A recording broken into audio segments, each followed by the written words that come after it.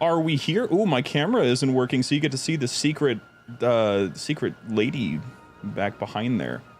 Is it going to work now? Ooh, is it working? Oh, nope, not quite. It's kind of frozen. Let me fix this real quick, gentlemen, before we we really get started. Enjoy my frozen self for the time being. Looking off to the left and all of that. Definitely what I wanted. Give me one moment, please.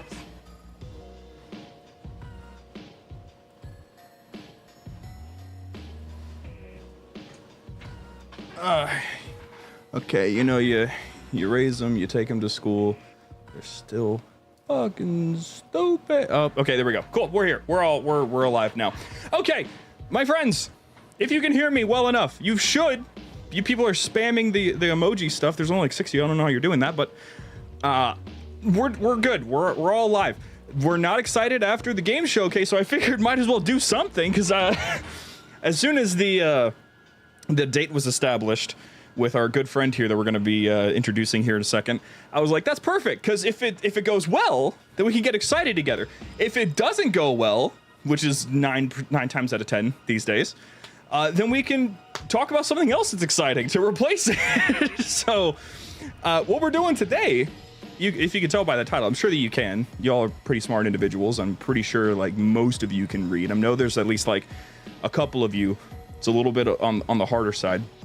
Mostly talking to my fellow hosts Shane and Connor, rip them, but we're talking about Cursed Halo today, and not just any Cursed Halo Reach, hosted by our good friend here that's in our call today, Gashnor. Why don't you go ahead and introduce yourself, my friend? Hi, my name is Gashnor, and I personally also cannot read, and I am responsible for the Xbox Game Showcase, so you're welcome to everybody. No, so I'm just I call myself an amateur modder, even though I've had some pretty good success on the Steam Workshop, but I feel like an amateur modder.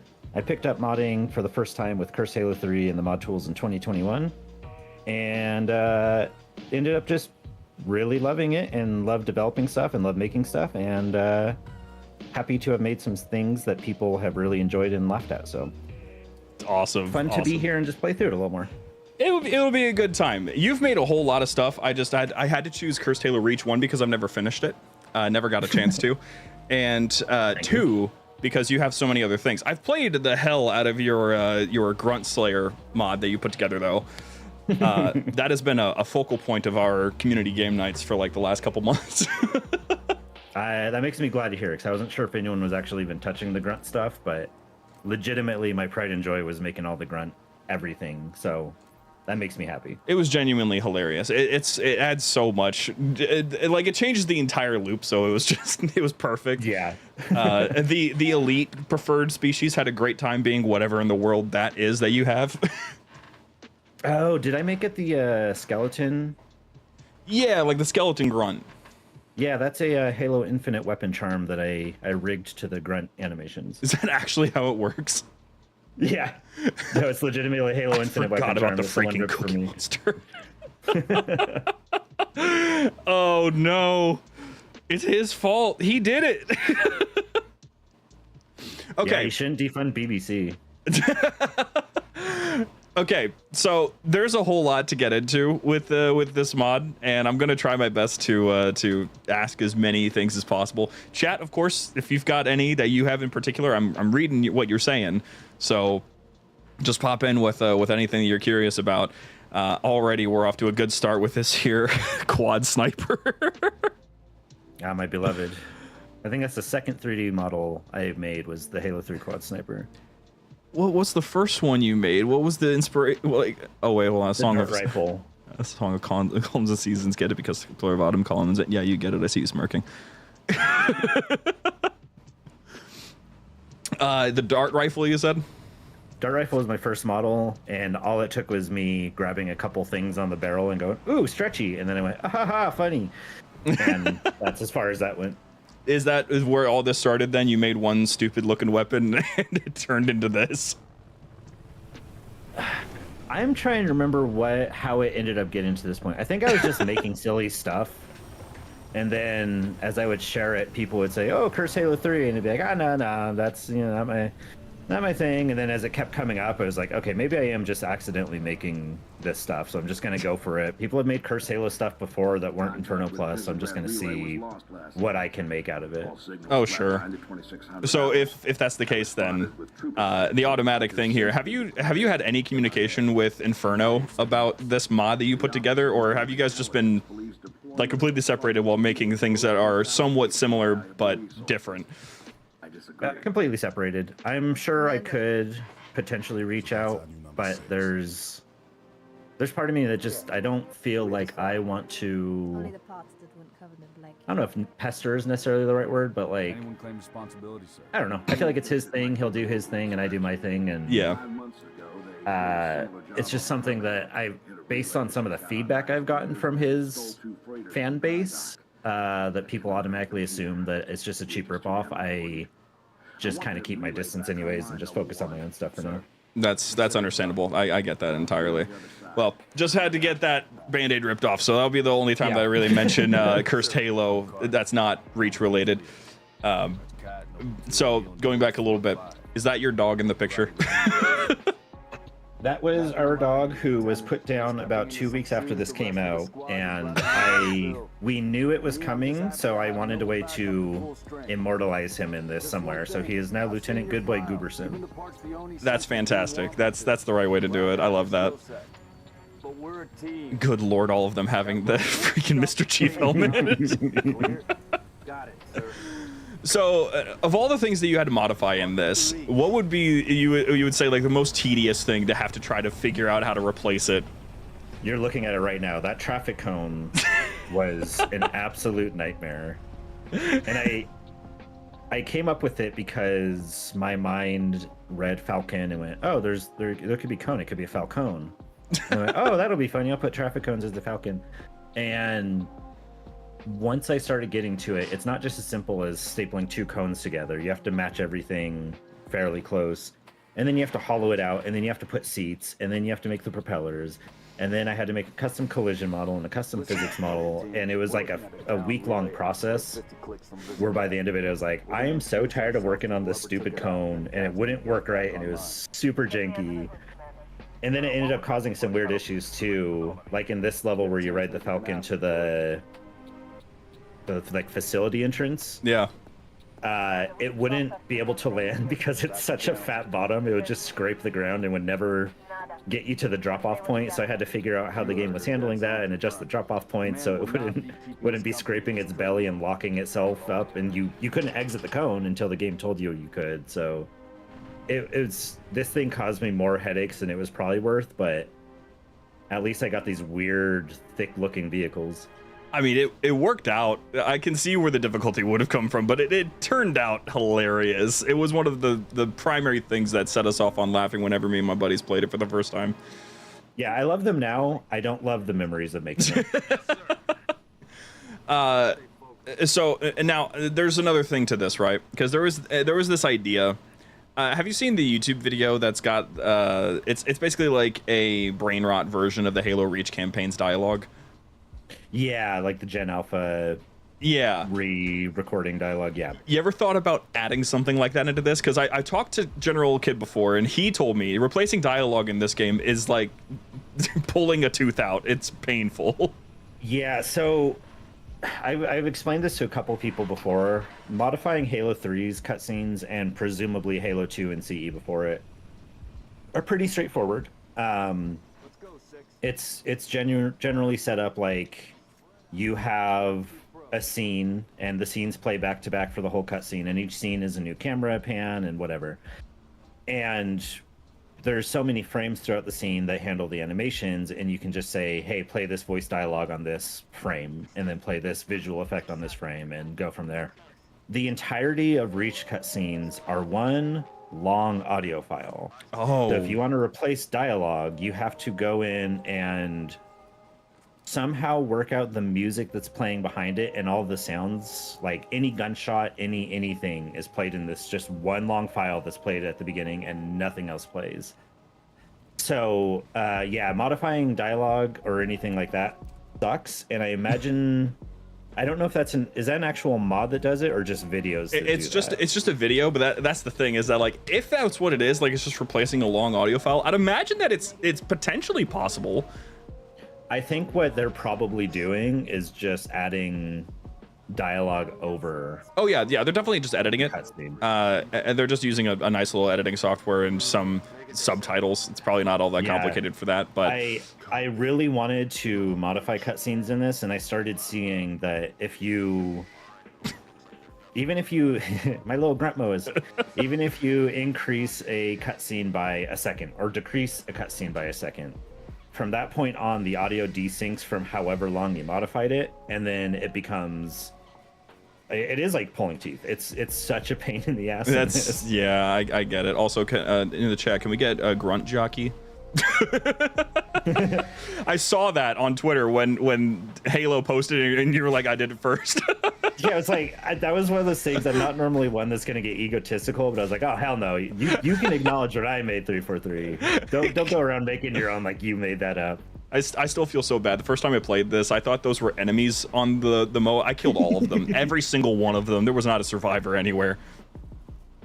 Not just the man grunt moas, but the women and children's too. Wait, did I miss this before?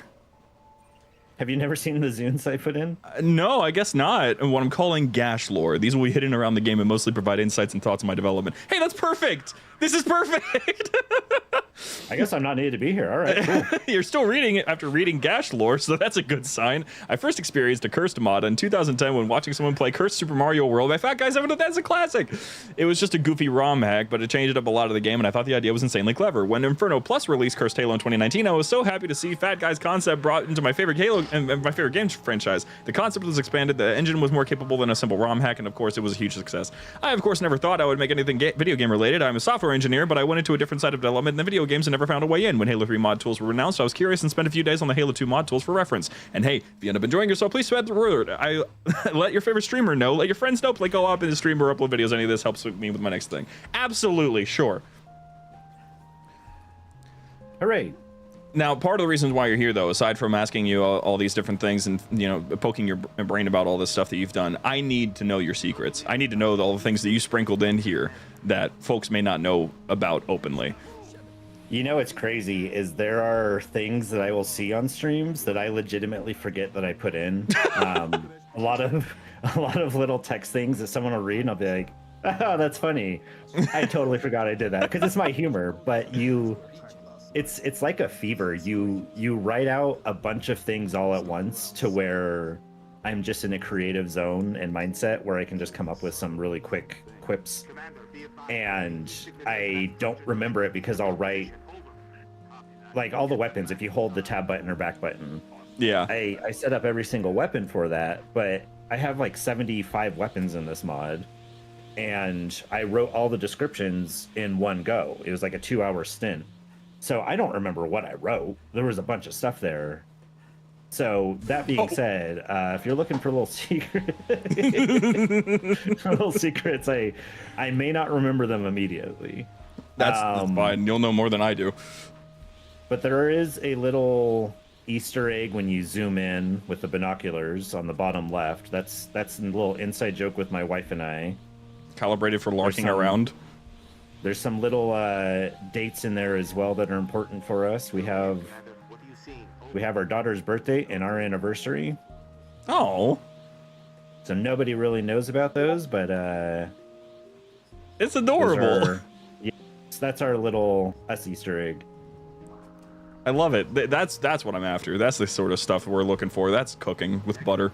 There's a hidden Xbox 360 back here too. What? Yeah. Oh my gosh. Just a Halo 3 Edition 360 that was almost lost on Reach. Like we gotta rescue that. Oh, absolutely. Yeah, 100%. Sell that on eBay for like $300. maybe even like 350. I actually have not used this thing before. I don't remember what it does. Oh, the freaking... Oh, man, I love these enemies so much. Oh, right, you have all these different, like, vault weapons. Oh, yeah. I added them all here just so people could make sure that there were variants that they could see. So I'm assuming you're a fan of Borderlands to some degree. To some degree. I haven't really played much of 3. I played a lot of 1 and 2. And then my wife and I tried playing 3, and the split screen on that game is god-awful, so we just never got through it. That's understandable. Yeah, this was a fantastic idea. I remember seeing it, and I was like, why does this assault rifle have cell shading? It was a little bit of a pain to figure out how to make the pop-up effect and not have it show while it's on your back, because otherwise it just intercepts your screen and you get blinded, basically. Wait, if I missed that, that Banshee is a freaking paper airplane? Yeah. With it also has a custom damage state, so if you damage it enough, it crinkles up like paper. That's amazing. Hold on, I want to hurt this thing now. What's the range on this 360? Questions you never thought you'd ask.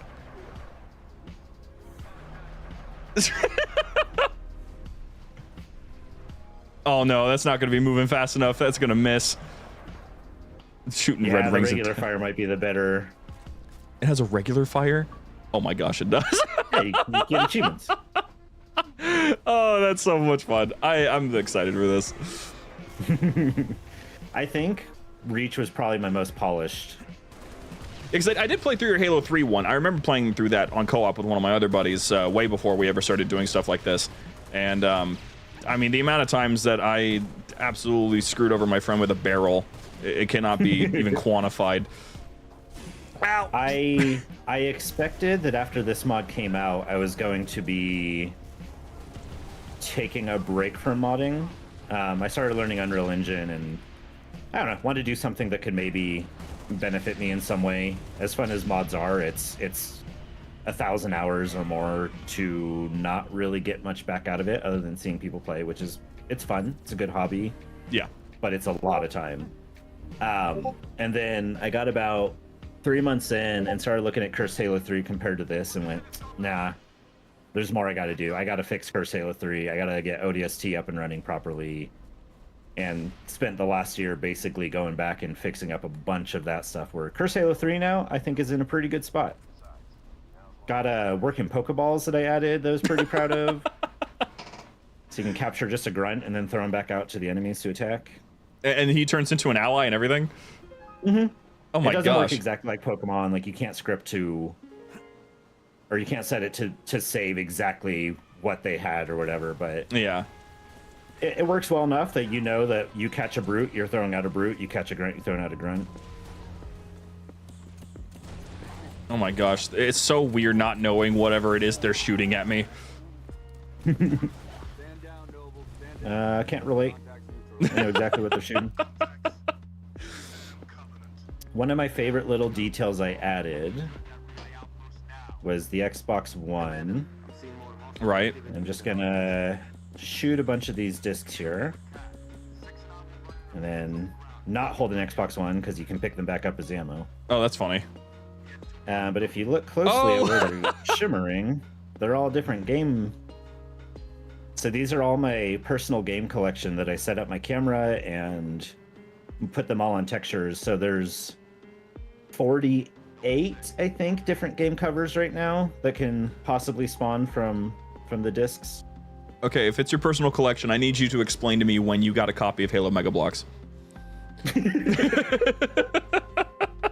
So that was of all for you to find as I'm saying that. That's the funniest thing.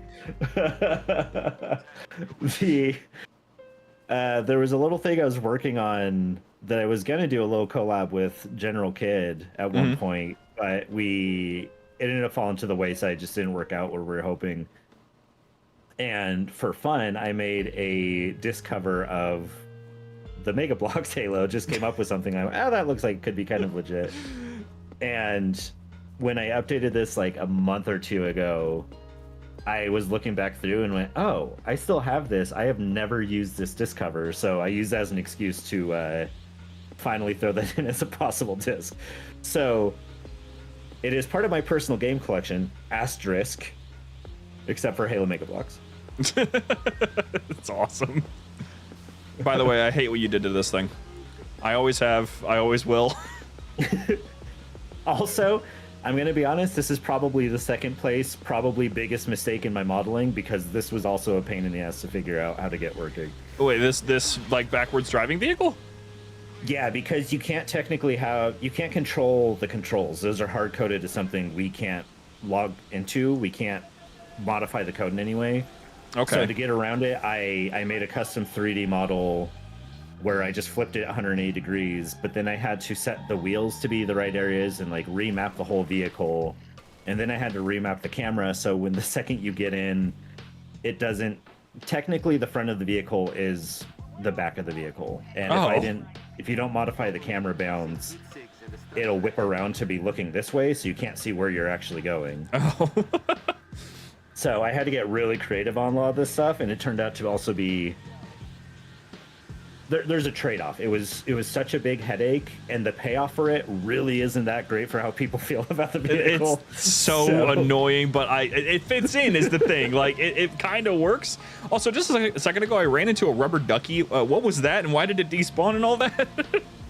If you look closely at what George is shooting, you see little rubber duckies attached to his projectile. Oh. So his gun just shoots out rubber duckies. That was the best I could come up with for him. That's awesome. Someone in the chat, in relation to today's game showcase, is asking if you're going to be adding the Xbox Ally to the Xbox Armory. Oh, that could be a good idea. I don't know what I would do with it, but that would be really fun. Because I had started out, I don't know if you care about the backstory of why I added I love all the backstories. The only reason these came into fruition was because I wanted to learn more about 3D modeling. I've never been a 3D designer, and I wanted to just get better at it. Yeah. And I had my Series X next to me and thought, I'll just try modeling that, see what it turns out as. And it turned out to be a really good model, where I was really proud of it. And then I thought back to that Phil Spencer meme when the Series X came out of him holding it like, I think, Rambo. And I went, you know what? That would be really funny. I'm gonna end up making that a weapon. And it ended up getting a ton of traction. I posted it on Reddit, and I think that's where it picked up a ton of traction. And I remember waking up like less than a week after I had posted it on Reddit and browsing through my Google News feed, and I saw some news article of Halo modder recreates Phil Spencer meme, and I was like, oh, wait, the thing I just made? And sure enough, yeah, it was a Yahoo News article talking about my post, and it just was such a cool feeling that I was like, all right, I'm gonna make another weapon. That's so I ended awesome. up. I originally thought the Xbox 360 was not in my modeling capabilities. So I was looking online for free models, couldn't really find anything. Online they were like $80 and way too high resolution to throw into Halo. So I ended up just biting the bullet basically and did it. And it ended up being one of my favorite models I made. The 360 I think looks so spot on, and I'm so happy with it that I'm glad I didn't find a 3D model. And once I had those two, I was like, okay, I'm just doing the full suite. We're gonna do we have a Series X, we have a 360. Let's do an original Xbox. Let's do an Xbox One, and just round everything out. And yeah, ended up just becoming one of my favorite little things of just doing one per generation. But the Ally could be a pretty solid addition if I can figure out something that might be fun with it to use. You've gotten a suggestion, actually, from someone in chat who says that you should just make it a melee weapon of some kind. But the original Xbox is already a melee weapon that uses the grab hammer animation, so I don't want to use the same. Spoiler. What if it's like a shuriken? Or boomerang, it comes back to you. Just chuck it at someone. I don't know how you could do a boomerang. You'd have to do some really weird editing, I think, on it, but it might be possible. I'm tossing out my 2 cents. You don't have to listen to a single thing this man who has never modded in his life. I like the ideas. I'm more openly thinking of how something would be possible and if it would be doable in any way. Yeah. It'd be Just a good chucking an ally at people would be kind of funny. Like, it does nothing. You just hit them with a hard object. Because it kind of reminds me of the whole barrel situation. You can throw a barrel at somebody. Yeah. There's a there's a weapon I had made in this, the box of shotguns, and I don't know if you had ever stumbled upon that. I've missed a whole lot of stuff in this. I wish that I hadn't, but like it was like I think it was because it was 4 of us. We made it like halfway through and it crashed somewhere, and we just ran out of time, so we just didn't go back and finish it. So I've missed out on a lot. No, that's fine. So yeah, there's a lot. I don't expect people to see everything even in one playthrough. Like I said, there's like 75 weapons in this. I went probably a little overboard. But I like it. I like what I ended up coming up with. But yeah, there's a lot in it. So there's a box of shotguns weapon where you basically have a box and there's a bunch of shotguns in it, and you just chuck a shotgun at somebody.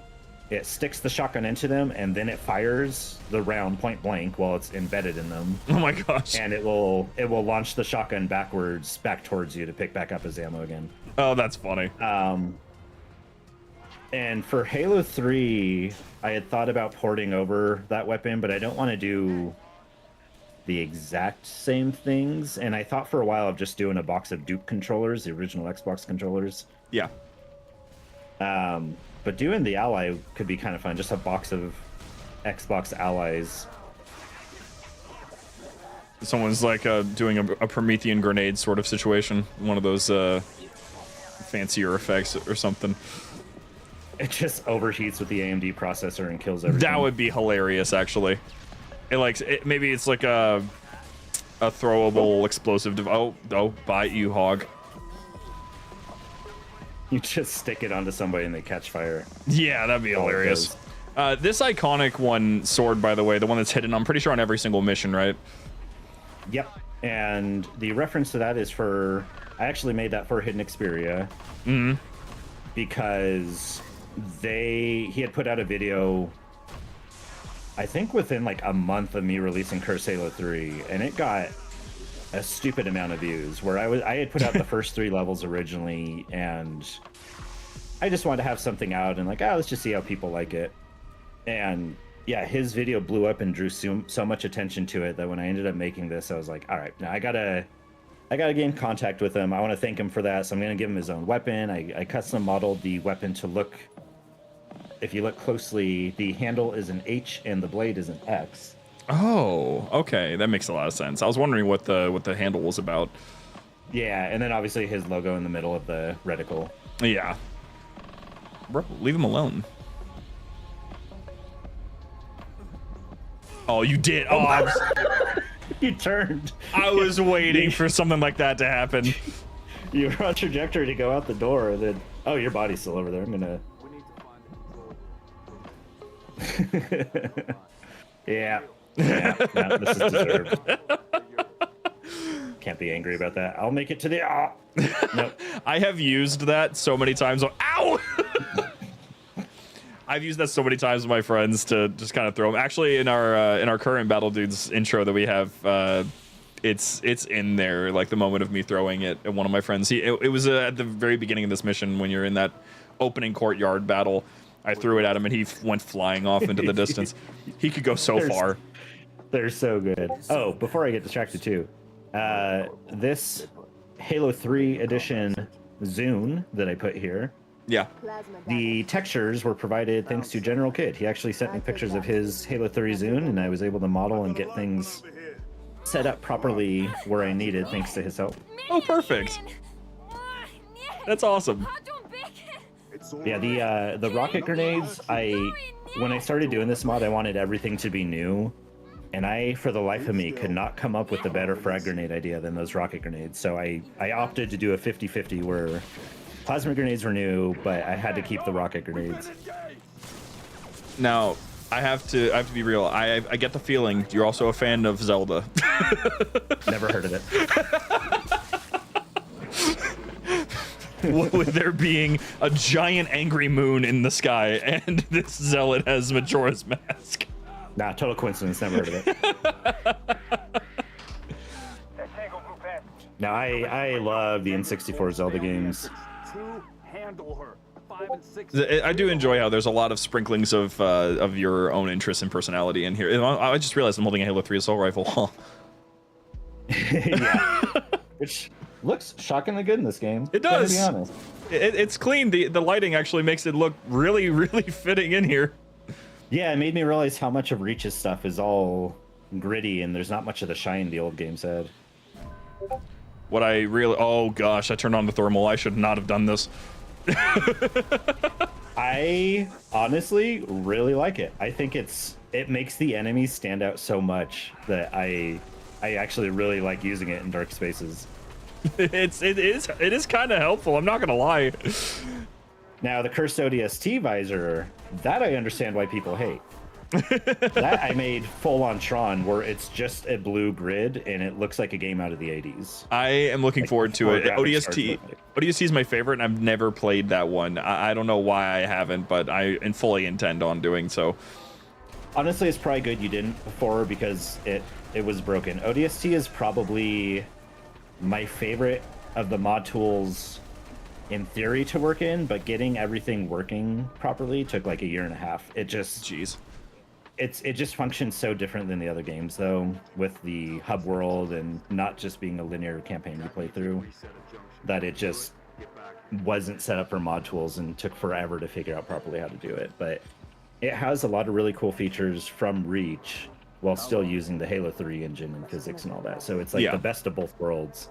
The question is, when will the station be back online? I'm trying not to get sucked into the dialogue because I want to be sucked into the story, but also her helmet looks so stupid.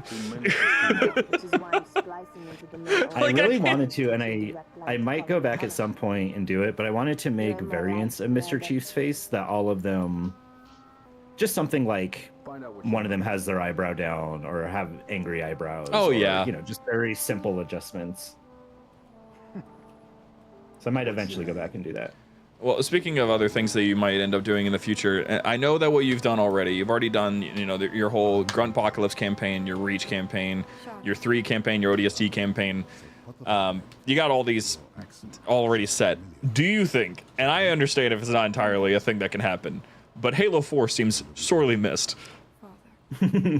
I recently was looking to see if Halo 2, I feel like I'd rather do Halo 2, but it's an older engine, and backporting is a nightmare for that. Like, even Reach to Halo 3 backporting works probably 50%. Some of the stuff works, a lot of it you still have to reset back up, but it's doable to have a blueprint of what you're assembling. Yeah. Halo 2 does not take Halo 3 stuff in the slightest, so it means rebuilding everything fully from scratch. So that was enough of a pain that remaking just the slip space pistol took me like 45 minutes. Jeez.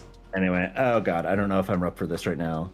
So then I thought, okay, Halo 4 uses a lot of Halo Reach's stuff. Maybe I can front port stuff. Maybe I can bring stuff forward from Reach to Halo 4 easily. They redid a lot of stuff, like the shader system. I have to redo things from scratch on that. Some of the things work. Importing the boxing glove instantly crashed, so that was fun. Oh. But also took a while just to get a weapon running, and then there's still a lot of work that has to be done. So I'm not sure immediately if I'm going to be doing that. Honestly, I am looking at Unreal Engine because there's a game idea I've had for a while, and I've been wanting to make a simple indie game, nothing too extensive, but I've been working in that a little bit because I feel like that's more worth the effort right now. But I would love to eventually come back and do either Halo 2 or Halo 4. I think Halo 2 would be my preference, though. Okay. That's completely understandable. I mean, I am excited to see what you will come up with, because with this sort of stuff, I'm sure that a lot of people are convinced by now that you have clearly some pretty good ideas on how to make something entertaining. So the idea of you making an indie title sounds like a great idea to me. I learned a ridiculous amount from this, honestly. And if I had the thought of, oh, I'm going to go learn Unreal Engine back in 2021, I would have no idea what I was doing. And there's so much that would be overwhelming, and it would be way too much to take on. But a lot of what Bungie has in this system is at least used to an extent in the modern engine, and it's easy to translate to that point. So I've been able to get a lot done. I've learned how to do some pretty decent 3D modeling, and I've learned the biggest thing was I got really humbled early on where when I released Curse Halo 3, there were things where I was like, oh, this is funny. Like the dart rifle would just stun enemies but didn't do much damage. And then every time people used it, I would watch and they're just like, this weapon sucks. I hate this weapon. And a lot of the ideas I had where I was like, haha, funny. This is so funny. And then people would use it and just express nothing but pure hatred, where I went, okay, maybe I need to take a step back from myself and actually think of how people play this. So if nothing else, these helped me. I dropped a marble and killed myself. Pay no attention to me. Oh my gosh. A phantom? What just happened? Did I blow up a phantom? Oh, that was the forklift. Never mind. Yeah. But yeah, so I learned a lot of stuff, and I learned to listen to feedback and identify actual feedback, and also learned where to stick to my ideas. Nice. Okay. I do see a question in your chat too that I was gonna address real quick. Yeah, sure, go for it. Yeah, just go ahead. You can go for it. Oh yeah, no worries. Yeah, I'm just gonna hijack this. Don't worry. I own Jumper Escape now, so please everybody address me. So Qdorian said, since you mentioned General Kid sending some models, how tight-knit would you say the Halo modding community is? Do you guys like work closely on projects or just help each other from time to time? I think it depends. I think there are some people in the modding community, most people I think you can reach out to and they're going to be very helpful. I've reached out to Rejected Shotgun for inquiring on something he had done in the past, and he was extremely straightforward and helpful on presenting what he had done. General Kid, obviously, reaching out to him was super easy. So I think overall the modding community is pretty easy to get a hold of. There are some people that are kind of locked down and a little standoffish, but also there are some people in the Halo community that will harass people for seemingly no reason. So I understand why some people are standoffish. So it's, for the most part, I think people are pretty welcoming, but not everybody is. But I don't think there's anybody that's like doing it because of their ego. I think it's more of just caution. Yeah, that's understandable. I've gotten a lot of those stories in the past from other folks as well. In fact, actually, other folks are already aware of this. This isn't like a secret or anything, but one of the things that we did recently, the server that we're in right now that we're recording this whole conversation is a private one that exists specifically for modders to interact with each other and talk to each other. And when I was pitching the idea to different modders, I first pitched it to... Wait, well, you can't, hold on, don't take off yet. You gotta get the best. Okay, what? Got it, good. What?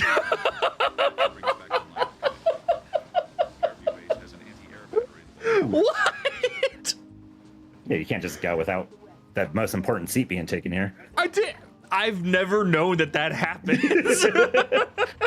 A lot of people will miss it because they think, oh, it's only a 2-seater, and then someone will sit on the front and they go, oh, it's a 3-seater, and occasionally someone will hop on that turret. That and is then the incredible. reactions are really good. It's a very hidden seat, but yeah, no, couldn't let you miss that one. I appreciate it. I really do. Oh wait, speaking of things I can't miss. Oh wait, it's not up there. Where's the secret hidden Xperia sword on this one? It's back here. You were right. Yeah, the face doesn't render in sometimes unless you're within proximity. Okay, I see it now. It's somewhere back. Oh, I'm gonna guess it's like back here. Yeah. Yeah. So we got the server kicked off, and I was talking to a couple of different folks about it. I remember I was messaging. I messaged to Bisquick about it, the Battlefront pack guy. I messaged a lot of folks, and one of the people that I asked was IDEO, one of the guys behind Sins of the Prophets with Choke Point. And I was just like, how do you think this would go? And I remember that I kind of left that message there, and then the next morning I wake up, like, I don't know what it was. I woke up super early in the morning, and I had this message. I guess I could just sense what had happened, and I check it, and it's like a book, a massive message, and I'm like, am I about to get like a stern talking to? And no, what it was actually him being like, you don't understand how much this is needed, actually. Yeah, and I will be honest, there have been people in the Halo modding Discord who are less than ideal to interact with. I'll put it simply. Yeah. There are some people. And there's not many. I would say like less than 1% of the community is like this. But there's a couple people I've had run-ins with where you post an idea or someone's new to modding and you ask a question and they respond in the most condescending, basically, how could you be this dumb kind of response, and it just puts off people from modding. I mean, yeah. And it started upsetting me to the point that I would just start calling out that person every time, and they remain completely ignorant to any wrongdoing, and they think that they're in the right for doing it. But I genuinely have messages in my Discord that people would DM me privately afterwards and say, hey, thank you for saying that to that person, because every time I try asking a question, they come in and they just make me feel stupid. So we need a welcome community. We need people to be able to reach out to each other, and there's people that'll reach out to me that I've never spoken to and they'll ask for help, and I'll help them where I can. And I think that's what's important, and we need a way for people to contact, but we also need to call out those other people who just think that their way is the only way that is going to work for modding Halo, and your ideas are dumb, and how can you not know this? And you need to foster a good community. So I think this is a good idea to get people connected and try to get people that want to help and want to get people who are... It's needed. It's just needed for Halo to succeed. That you need a good modding community. What just happened here? I want to apologize for dark. Oh, did you I did not do this. I would like to apologize. I was like, man, I have never seen this thing stop that fast. What the heck just happened? Oh no! Oh, what have you done? I'm sorry. I would also like to have Jumperscape apologize. Oh, what? No, I think it's a good thing. I think we need to have a place where modders can interact and not be intimidated. Yeah. Just show that, like, I've tried to tell people all the time, I'm nothing special. I made a couple mods, but like, I'm just some dude. I have a kid. I have a wife. Mm-hmm. I'm making little passion projects, but like, I'm not going to let this go to my head. I made some stuff with Bungie's tools, and I'm stoked I was able to do it. So if you have questions for it and I can help you, then cool. I'm going to totally reach out and help. That's exactly. I'm also not going to be the person that's going to hear your ideas and say, that's stupid. One example I see in the modding community way too much is if someone wants to make like a rebalance. You have Mythic Jaquise, the Mythic Overhaul stuff. And I think they're kind of cool. You add weapons from all the different Halo games. I'm scared to stop spinning.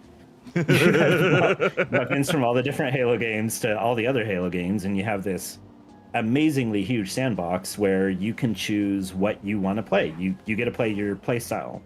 And I think that's awesome.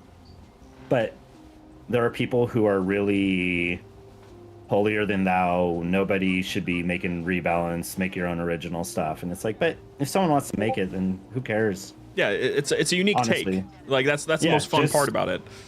Just support them making their style. And the other thing, kind of in part to that I see bullying this elite in a shop, because he's just waiting for his mom. He just wants his mom to come back. She went to grab bread, and he's been sitting in checkout for 5 minutes. Poor guy. Jesus, yeah. Oh my god, that was way more visceral than I expected. I'm so sorry. But the other thing people complain about is adding weapon variety. There are people that think Halo needs to have, like, having a DMR and a BR is too much, but honestly, I don't care. If you have both available as a choice, let people choose. That's all it comes down to. The whole point is just letting people choose to play their way. If you're going to force your way of playing on everybody, it's not going to be that fun. Nope. And that's the most interesting part to me is I've heard that before. People being like, you got to have an original idea. It's like, you are aware you're modding a game that you did not make, right? Yeah. It doesn't have to be original. I just want to encourage people that if you want to make something, you should just get into it and make the thing. Yep. It's the easiest way to do it. It's going, like, I I cannot express how much this helped at least confidence in creating something for me, of just having the positive reaction overall to my mods. And yeah, there are people that are mad that I made a curse mod. There are people that think that no one else should be allowed to make curse Halo, and So like dumb. I spent 1,000 hours on this. I'm sorry if you feel that way, but like this was still my time. I didn't rip his assets and throw it in here. This is just, I just want to make something. That's it. But by doing so, I've learned 3D modeling, I've learned game design, I've learned a lot of how Bungie optimized these games and how to make a low poly model look high resolution. Mm-hmm.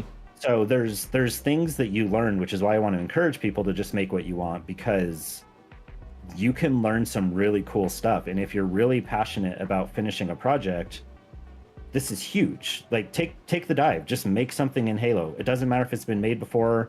Take cover. Oh god, What? Take cover. Huh? Just look where I flew to. It's never mind. Am I good? Am I alive? Yeah, no, you're good. It was a bad marble throw. It was a I'm sure you heard that alarm. But, I did. Yeah. Yeah, no, everything's fine. My back hurts a little, but everything's fine. But yeah, moral of the story, people need to just lay off people's ideas. If they're going to spend the time, I understand if someone's going to rip models and rip assets from other mods, that's not okay. I don't encourage that. But if you're going to make everything from scratch and make your own ideas, do it. Just make what you want to make. Let's get more content in the community. Halo mods are keeping Halo alive right now. Oh, for real. Can't be turning against each other. Connor Dawn being like, hey, wait a minute, this is an ultimate firefight. What's going on here? That's amazing. I'm gonna let Weaver have it so bad. Yeah, I don't know what that was. I switched out the thumbnail and everything because like a smart person reuses settings from previous streams, and I swapped out the thumbnail, but YouTube kept it, so I had to go and switch it again. A funny thing, actually, a conversation that I had with Bisquick a little while ago, whenever we were having a conversation about something that we might be doing for HCS. It's just rolling around. It's amazing. I'm just gonna share one frustration real quick, but just not to cut you off. Yeah. I do not, for the life of me, know how to get these elites driving the shopping cart. If you shoot near them or throw a grenade near them, they roll. They know how to drive it. They will not navigate this terrain, and it drives me insane. That's awesome. Love it. Anyway. Yeah. Yes. First, before I get into that, I actually need to know: does the Rally Hog Easter egg still work on this? Yeah, I didn't modify anything on that, but it should still work just like it was. That's awesome. I feel like it would be fun if I were to change the scripting on it to just make it use hyper hogs, just to make it a super rally. But no, I haven't touched anything on that. Okay. Hey, Connor Dunn, say that again. This is Ultimate Reach Firefight, Connor Dawn. I don't know what you're talking about. So the conversation that I had with the Bisquick one time, it was just genuinely about, like, I have this conversation quite often with creative individuals, not just with the modding community, because Jumperscape is tied into things like the artist community, the 405th community. There's a lot of connections that we have. We just really like people that are in Halo. And then every now and then someone who works on Halo will be like, hey, you guys are actually kind of cool every now and then. But when we were having our conversation, what I said was that we were talking about how we might have to do something to make Battlefront Pack work on Reach by the time that this thing happens. And he said, I've been super busy, so I haven't had any time to mod or anything. I should have some more time coming up, though. And I'm like, the pros crap. and... I'm sorry. Oh, gosh! That was another bad marble. That was a really bad marble. But I was like, the pros and cons of modding as a hobby. It's fun, and it's fun. And he's like, it's annoying and time consuming. Then after that, it's fun. And then I just kind of said, this is more draining than any experience I've ever had. I love it. So there's something I've told my wife or shared with her about just, I think, creative outlets in general, creative projects. Mm-hmm. And the way I've looked at it is I would say the first, I think like 75 to 85%, depending on the project, of what you are making is really fun. And the last 15 to 25% of the project is like 50% of the work because the first 75% of it is you're making all the content, you have these ideas, you're putting it in, you test it. This is really fun. Like the creative process is extremely fun. Optimizing and polishing and bug squashing and making sure it's a thorough experience is that last 25%. And like for me, I'm just a single developer. I don't have a team working with me. So I ran this mod. So are you using the Needler too? Sorry, not to... Absolutely. There is so much mail we are delivering right now. These guys don't even know. Oh gosh, are you okay? No, I am not. Yeah, so the last 25% of the project is kind of a nightmare. And I've seen that's where I recently increased the pull strength of those hunters, and I'm all about it.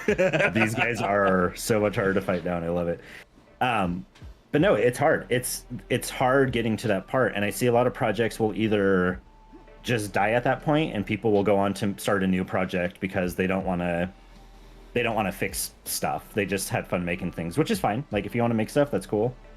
Or people will release a mod in that state, and then they aren't really reaching the potential of their mod because oh my god, there's a paper airplane in here. But they'll release it because they don't want to do that stuff, but then the mod doesn't really reach a good audience because there's bugs that you need to fix, but it takes so much time to do. Yeah. So it's kind of in the same thing of what he was saying. Like it's exhausting and I love it, but it's making something polished and a good experience is the exhausting part. But the set hold on. Hold on. I want to take him out of here. You dropped him off. No, oops, I'm sorry. It's okay, that's fine. He had to check his email. But no, it's so satisfying to oh, you killed yourself too. Yeah. It's satisfying to get a project out there, and the polish and bug fixing sucks, and I reran Cursed Reach by myself. Like basically what I would do is I'd run winter contingency when I felt that I was at a good stage to test, and then I would take down notes of every single bug I found, and then I'd fix it, I'd rebuild it, and I'd rerun winter contingency again, and I did it like 10 times in a row until it's at a good state. And then you run Oni Sword Base and you just rinse and repeat every single level. Where I've ran this campaign just with my mods probably a good 50 times, honestly, of just you run it over and over and over and over. But God, having the experience out, like this is easily my most polished mod, like I was saying earlier, and it's so worth it to me. I mean, it plays so well, and yeah, you giving insight on that process. I mean, that is the sort of thing that people usually miss out on. Is that, yeah, creating the good stuff takes time. It takes a lot of effort, but what you gain from that process is so astonishing. Yeah. Like getting crushed by your own creation. Yeah. If I hadn't done this bug fixing, I wouldn't have been pulled in by this hunter 5 times in a row. And there's a lesson in there. I'm gonna leave you. Oh. What are you, my wife? Well, the only person that's gonna die here is you. I hope you realize that. No, you can stay on the other side. You're still gonna die. That's messed up. That's insane. I made it on this mod. I think I need to fix it in 3. When you're the one that throws the grenade, you take max damage. Your allies only take like half damage. That's hilarious. So if you screw up, you're the one that gets punished. Also, it prevents people from accidentally losing a checkpoint. No, this is totally where Wraith spawns, trust me. This is vanilla. This is the Covenant invasion in full. You don't see this in any other Halo game. I love the silence and energy sword so much. It doesn't make any sense.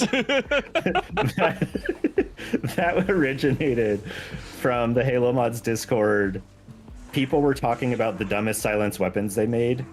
And I had already had the silence rocket launcher, so I shared that and was like, aha, you know, silence explosive is funny. But I wanted to one-up myself, so the dumbest thing I could possibly think of would be a melee weapon being silenced. And because the blades are sheathed in suppressors, I wanted to make sure it did basically no damage because you're just smacking them with some metal barrels. Yeah. Oh, it's amazing. So now I really want to know about this one. The interdimensional rift. Was that your first idea about how to summon these things, or did you have a similar idea to like did you have to figure out another solution to the D20 basically, or was this like your own concept you had to you put together beforehand? No, this came about because I was trying to think of basically when I'd already settled on the idea of Curse Halo 3, when I was basically towards the end of making my first major release, like the first 3 levels I did. I was trying to think of what makes Curse Halo so special? Like what's the replayability in that? And the D20s are without a doubt the best idea. Yeah. Because you can always have something different with it. So I didn't want to just copy a grenade directly, but I wanted to do something similar but not quite the exact same. Like I didn't want it just to be a straight ripoff, but I wanted to use the idea of creating random content because it's also in like chaos mods or doing what's the Twitch plugin that lets the crowd interact and I don't know what the name of that one is, but I know what you're talking about.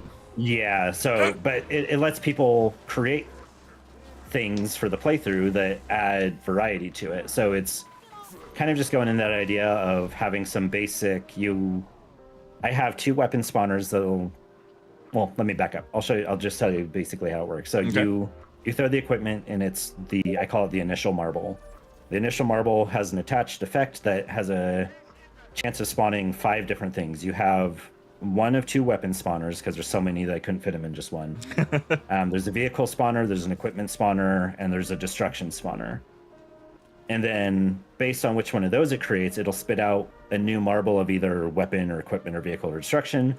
And then each of those has an attached effect that also will choose random things to create. The equipment will always spew out 3 different equipment items. The vehicle will always spew out 1 equipment. Destruction's always 1 effect, and then weapons will spew out a different amount depending, because if it's a power weapon, there's more of a delay to make sure you're not getting as many weapons, and it kind of keeps the focus on the better gear. Okay. So there's a lot of tweaking on it, but yeah, I wanted to make sure that you can not only get more weapons to play through with, but also get those destruction effects where you do have the risk reward of having fun just throwing these things around. Oh, sure. That being said, I just picked up insta-kill. If I push this button, is it going to be me that dies? No, it's a one-time use, and you can shoot me with whatever you want, and I volunteer as tribute. Why are you using yourself? Like, I could just go... There's enemies in the next room. Can you let me have this? Thank you. I wanted you to turn your back. I couldn't stand looking you in the eye. Have you ever broken George's shields yet? Broke his... I've never considered the idea. Let's find out. Oh. And then he just gets it all back. That's funny. Get out of here, George.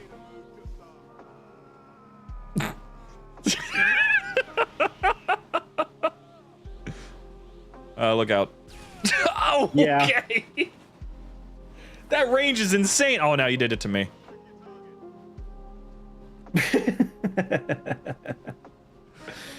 Yeah, the range is actually something I've been wanting to dial back a little bit. I keep forgetting to... It just needs to be like 50% of what it is. It's all funny. It's all making me laugh so far, so it's not as much of a need.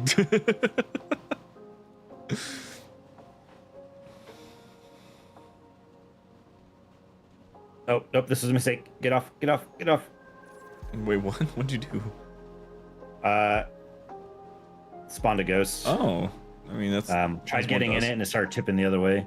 Oh, yeah. So, excuse me while I... Oh my gosh. I forgot about that boxing glove. Oh, hey, another insta-kill.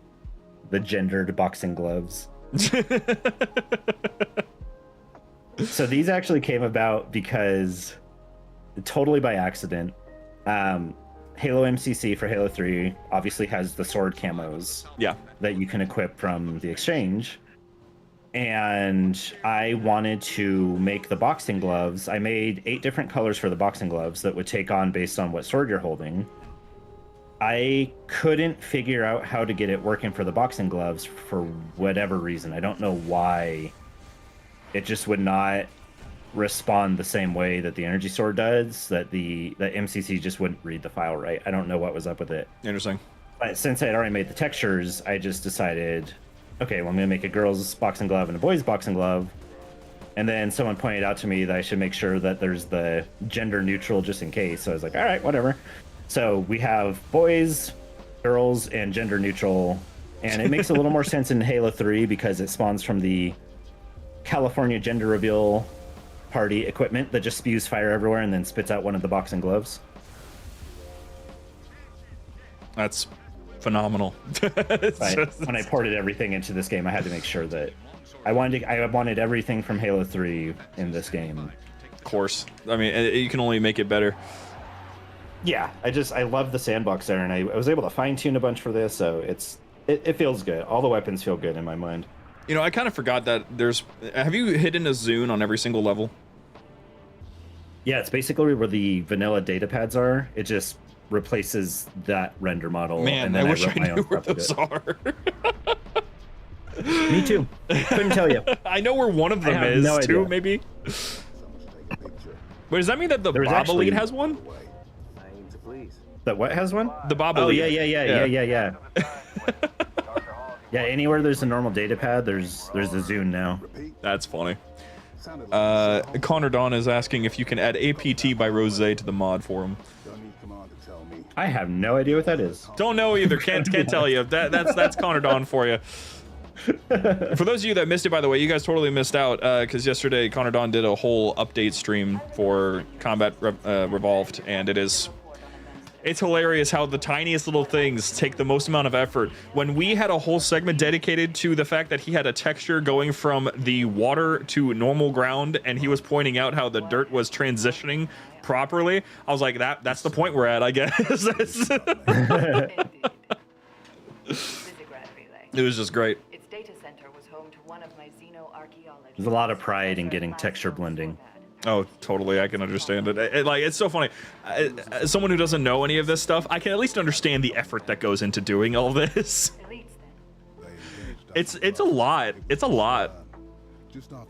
Yeah, there's a lot of focus and a lot of organization, but yeah, when you get those little things, you point those stuff out to people. You're so happy with how it turns out that you're like, ooh, look.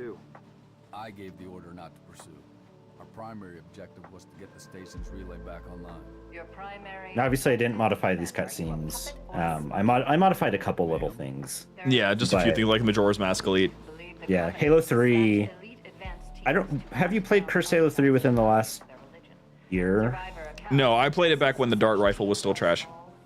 Okay, so I would say it's worth giving another shot. I balanced a bunch of stuff, added a bunch of new weapons, more vehicles and stuff. But I modified a lot of the cutscenes, and those are legitimately some of my favorite things I've done. More urgent matters. Okay, I'll give it another shot at some point. Maybe at some point I'll just have you back on and we can play through other mods. Professor Sorvat's That would also be good. I'm down for that. Should have I just replaced think Pulse with the Halo 4 cinematics Cortana. are so good. Oh, they're good. not a they would use lightly. I could not replace Halsey or Keys So, continue. because they're such high resolution models I was alerted the that moment you attempted the mod tools would not let me import them. Oh, weird. So I like, don't know how Bungie did it. so you can't even like upscale the res or anything like that to make it fit. Like it has to be a specific way.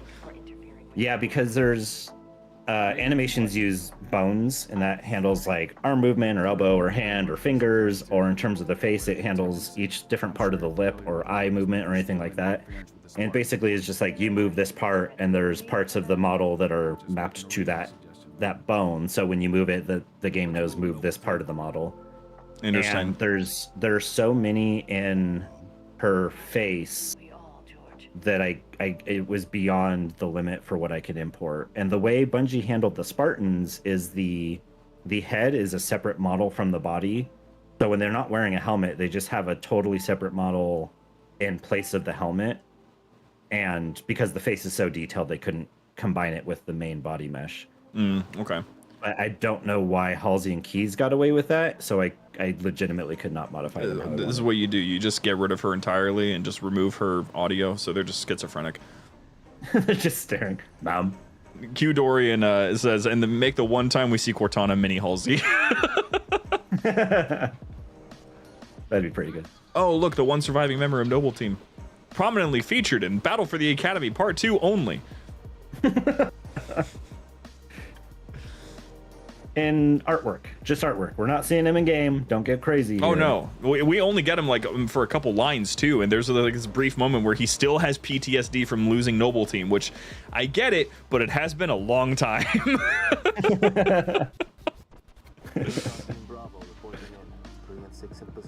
I always found this funny. And off topic of the mod completely, this cutscene angered me as a child because I thought when June was handing me a whole different magazine, I thought I was getting new ammunition type. Oh. Yeah, But- they do make it sound like it's armor piercing, like something special. Yeah, and I'm like, okay, cool, I'll use this, and I use it. I'm like, this seems completely normal.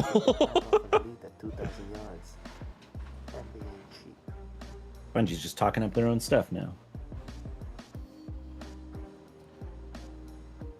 Look at him go. I'll be in touch. I do like what I did with the package cutscene where you get Cortana later in the game, though. Well, we'll have to see what you did there, huh? Oh yeah, I'm not talking any specifics here. Yeah, if any of y'all we ever run into any secrets that we can potentially pull, then what what the fuck? Pull out your secondary weapon. Oh, is this the suplex or whatever it is? No. No? Wait a minute. Oh my gosh, you've got to be kidding me. What? Playing some what? GoldenEye 007 here, man. It's the freaking golden gun. That's amazing. That's why the reticle is the GoldenEye red crosshair. Oh my gosh, and the reason why it like aims It for just you auto-tracks. Yeah. Yeah. It's not aimbot, it's Nintendo 64 compensating. If you hold the, I don't know if you're on controller or mouse and keyboard. Controller, I'm a controller boy at heart. Okay, so if you hold the back button, I actually kind of allude to the N64 controller and the frame rate for why you need auto aim. Debatably bad controller and a poor frame rate. That's so funny. Oh man. There's so many fun ideas that just kind of like, this is the fun part, right? Is like, I get that people are like, oh, you can't just make your own version of this campaign. There's already so many. It's like, yeah, but I want to see what people think is entertaining. See if it actually is. And like, I have my own humor. I want to make things. I love these original campaigns, but if I can make it in my humor, that's awesome.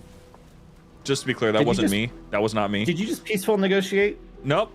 I didn't. I fired a Fibonacci sniper rifle, and the sniper rifle decided to do something else.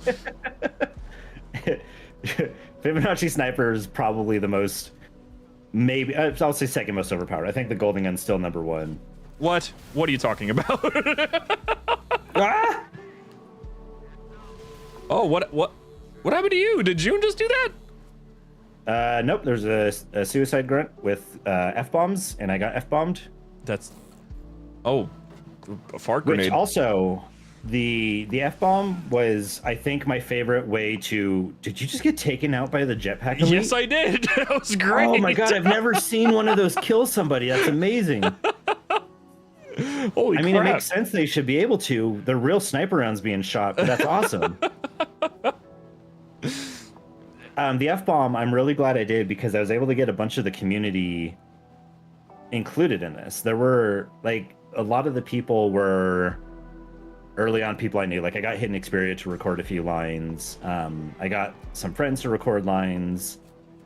And then it was pretty basic when it launched. But then after it launched, I was watching streams and I found like 5 or 6 different streamers that I reached out to and just asked, hey, do you want to record an F-bomb line for me?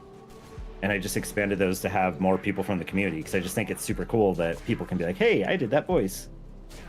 That's awesome. Hey, did you add the mutilator before Halo Infinite did? The double barrel shotgun? Yeah. Yeah, I did that. I made that about a year and a half ago now. These guys taking your ideas constantly. Yeah, 343 doesn't even acknowledge my mods, but they'll take my ideas. Typical corporate mumbo jumbo. Acting as if I'm on their radar in the slightest. Like they totally looked at your stuff and were like, "That's a good idea." Yeah. Oh yes, the giant grunt Gouda. My little gruntas. I was wondering if you were gonna call them gruntas. Oh gosh. If you pay attention to the checkpoint text, it references gruntas. Oh Oh, gosh. June's got a quad snipe. Nice. I was able to make these spawn in Firefight also, so one of the drop pods will spawn 4 gruntas occasionally. Oh gosh. I have not tried your firefight version of this because I actually care about my own well-being a little bit. But I'm worried about what I will run into. Oh, I'm just meaning that this is mentally draining. Oh, okay, that's all. Got it. I keep trying to get late night gaming and hidden experience for cameos and comedy revolved audio logs, but they leave me on red. I think I'm too cool for them. Connor, I can fix that. Just let me know. Hey Connor, if you want to message me, I can leave you on red too. One of my I don't know favorite. if I'll make you feel better, but I just want to offer. I remember seeing on a post that was like one of those really serious, like, you know, if you're going through a hard time, you can call this number, you can reach out to these people, all this stuff. And someone in the comments said, just so you know, everyone, if you text me, I won't be there for you. That's the kind of energy I like to bring to life. You already did, Gashnor. You already did. Ooh, Is there any reason to stay here, or can I do my fun Halo Reach skip on this part? No, you can do skip if you want. If you want to soft lock this section anyways, you can just shoot the Phantom with a golden gun. Really? Yeah, there have been a lot of streams that think that they get stuck there because they accidentally blow up that Phantom. That's awesome.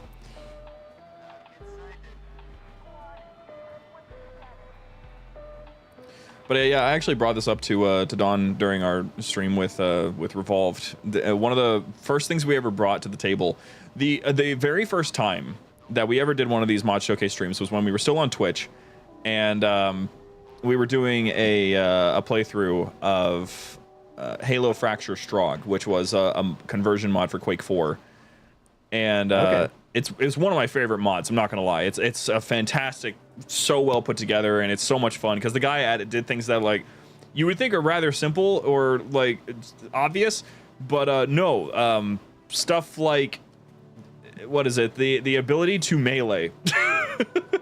Stuff like that. Yeah, there is no melee in Quake 4, huh? No, not at all. He added it as like a secondary fire mode. It was funny, but with that in mind, the whole concept of that relationship started with us on the main account just DMing Valkyries, the creator, on Twitter, and being like, "Yo, this looks like a really cool mod. Hey, let us know if you need any voice lines, because we have like an army of almost 100 voice actors and actresses just kind of standing by waiting to do something, and they'll be happy to, you know, bring your mod to life if you don't have that yet." And he was like, "That's actually exactly what I need." And he thought that we were a scam.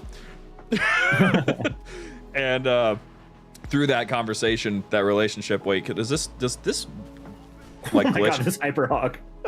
Oh, that's what oh gosh.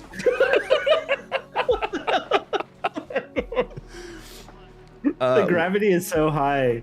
I had to make the suspension on this thing insane so you could actually drive it, but Oh my gosh, it's just lost you away. I don't know if I'll be able to drive this. I'm gonna be honest. This thing already is like 6 times gravity. So well, I'm being cooking in so. already.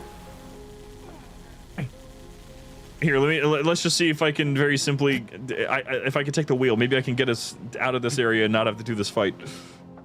This is so hyper. I got this. Trust me.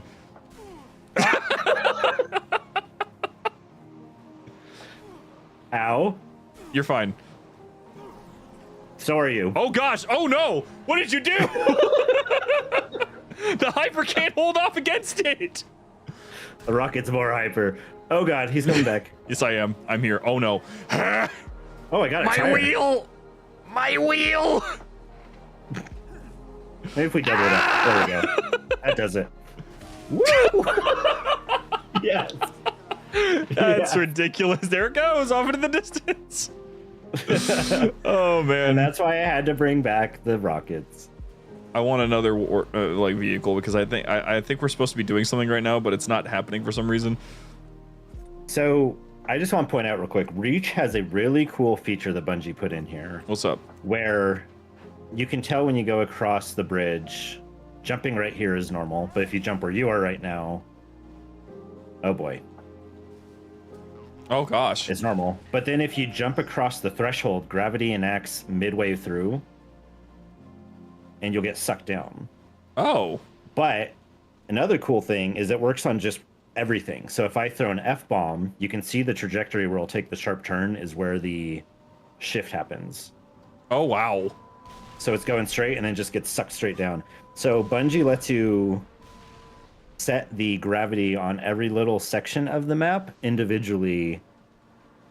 And that was just my little gimmick for this level was I'm going to make everything wild so you don't know what's happening on the next section. That's so weird, but also really cool. It's really cool. And then, gonna be honest, what pissed me off was when modifying Long Night of Solace, the space level. That your marble dropped a lot of rockets. What actually happened was I found myself a I found myself a projectilinator or whatever it's called. Oh yeah, that's not good in this area. The gravity is just gonna suck everything down. But you know what? You do you. That is my most chaotic weapon I've ever made. Oh man, if it's on this mission, is the gravity better in the next area? Yes. Okay, then I'm gonna hold on to this, and I'm just gonna see if I can summon us another vehicle, because I think we might be actually stuck here. We should be able to just progress through the normal stuff. Everything looks like it's like sped up when it falls in this high gravity. Yeah, right. By the way, this like weird warping effect you added to the ball is insane. I have no idea how that's even a thing. I had the original Halo 3 effect in Reach, but when you build shared maps, which is the way to basically optimize your stuff to make it smaller, it removed that effect entirely, and I have no idea why it just will not play nice. So I ended up just giving up and making a brand new effect. And honestly, I think I kind of like it more. It is really I nice. love little swirling distortion. It's pretty clean. I remember seeing it for the first time whenever I was playing through the Halo 3 version, and I was actually like stunned for a second. I had to like watch it because I was like, how did he do that? Well, the Halo 3 effect is really weird because it's the only game that lets you see it through walls. So every time people play it for the first time, there's always the question of, what is this warp in space-time on my screen? But it doesn't work the same way. Reach kind of handled it the same way, but then it just wouldn't show in game. So I was like, all right, screw it, I'm just making something different. But I love the Halo 3 version because you can see it everywhere. You can always tell when there's one thrown out. Dear Lord. Oh man, the increased gravity, it keeps getting me killed. It's so brutal. I don't remember what I set it to, but it's high. I think this is the highest gravity section in the game. Where's my projectilinator? I need to make sure that I keep that thing safe. Oh, I had moved it forward a little bit so it wouldn't get despawned because we got to grab it once in a while. Oh. But I worry that because we didn't have it still, that it might have been... Reach has a really aggressive garbage collection system. Oh, I found it. Oh, nice. I'm keeping this. I'm just gonna run away, not worry about it. Yeah. Wait, that reminds me of a part from my favorite mod, SPV3, but the cool terminal. Oh yeah, we don't need to talk about that. Yeah, there's some interesting eggs out there in the mod community. I've already opted to like I don't intend to what just happened to you? I've never stuck myself with my own rocket before. It can happen, I guess. So I made the hunters have a 90%. Damn it, the gravity got me. The hunters have a 90% chance of deflecting your rocket grenades, so only 1 in 10 will stick. Oh. and I threw one at a panic up close as he was meleeing me, and it bounced back and hit me, and I killed myself with my own rocket grenade. That has never happened before. That's awesome. There's a lot of firsts happening here, and I can be happy about that. Yeah, this is a good thing. This is great. But yeah, straight up, I actually have like no intention of ever finishing SPV3. I've tried many times, and I'm pretty sure like I have 2 bottles of whiskey in my office here. I could make it happen, but it would require those 2 things, because I played through Pillar of Autumn, and then I was like 3/4 of the way through Halo, and I'm like, are we still going? Those missions go so long, and that is my biggest gripe with that mod. I think it's well made. I think it's a good idea. There's some definitely questionable stuff, as we all know. I walked in front of you. That was totally my fault. But okay, that one I was not in front of you. I didn't even need you to do that. I'm glad. But I remember doing Assault in the Control Room, which is probably my favorite level in all of Halo. Mm-hmm. I just love Assault in the Control Room. And it's already like a 45-minute mission, and they doubled the length of it. And by that point, I was like, okay, I can't do this right now. It's so long. There's a reason why Halo missions are at the length that they're at. Yeah, you gotta have that balance.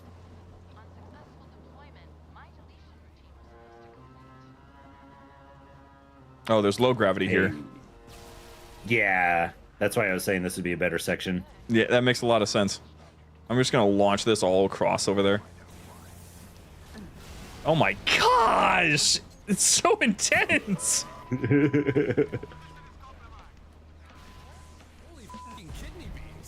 Who went holy fucking kidney beans? That was a streamer that I found. Actually, he has probably the most viewed video on TikTok for Curse Reach, I think. And it was strictly the reaction to him finding out someone can ride on the turret in the last level what I had just shown you. That's and funny. I reached out to him and got him to record a couple lines. So he has some pretty good ones. That's awesome. The kidney beans one, he said, was just a joke that he didn't expect to get used, and I was like, no, that's what I want. I want these weird off the just riff ideas that you come up with. I don't want everything just be the same. Dear Lord, it's such a funny idea. What, and also ping weapon. Why ping weapon?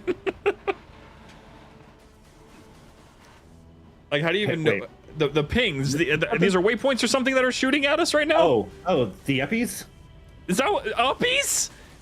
Get hit by the uppies. Oh my gosh, I'm going up. I've dodged them so well. I've never known that was a thing. I had the ground hugger plasma rifle that pulls you down, and I wanted to have a contrast to it. Which, by the way, if you get shot by one of those and someone has a ground hugger, they basically make a makeshift suplex. And it is not fun. I love this suit. I think the suplex pistol is actually my favorite weapon in the entire mod. I'm not gonna lie to you. Yeah, no, I think that's one of my best weapons. It's weirdly satisfying and really painful looking. It seems like it was more painful to get working. Actually, not. What? But like you had to like, what is it? You had to reverse gravity, then increase it again? No, so there's an effect used on vehicles. The Scorpion tank is the one that uses it most prolifically, where when you shoot the tank, it kind of, the whole thing recoils a little bit. Yeah. And it's basically the game applying an acceleration force to a part of the model, and that acceleration force just moves it some direction for a brief period of time. So I basically did that and used there's an up marker that you can use, which literally just is up in the world coordinates. And so when you hit somebody with it, it sends them in an acceleration force up for, I think it's like half a second. And then there's a quarter second pause or so, and then it pulls down at an even greater force for probably the same thing, about half a second. Oh, dang. So it's just using the logic of the Scorpion, but reapplied to a different direction. See, that's the thing. This is what I think people, this is why I want to talk about this stuff. no one's going to assume that that's the answer. Like, they're not Right? going to think that that's what it is that you're doing. Yeah, and it's just by playing around that I was like, oh, that's kind of cool. What the fuck? You don't remember Bungie doing that? That's weird. What? So, fun fact. What do you mean fun fact following that? What fun fact do you have from that? Oh, I gotcha. We're gonna have a fun fact here. I I legitimately looked up in lore when Miranda Keys' birth date was. Oh my gosh. And set it back roughly 9 months from that point for those pictures. Oh my gosh. What I'm saying is this is the night that Miranda is conceived. Oh, good. Any other lore questions? Thank you. This is great. It's accurate too. Thank God.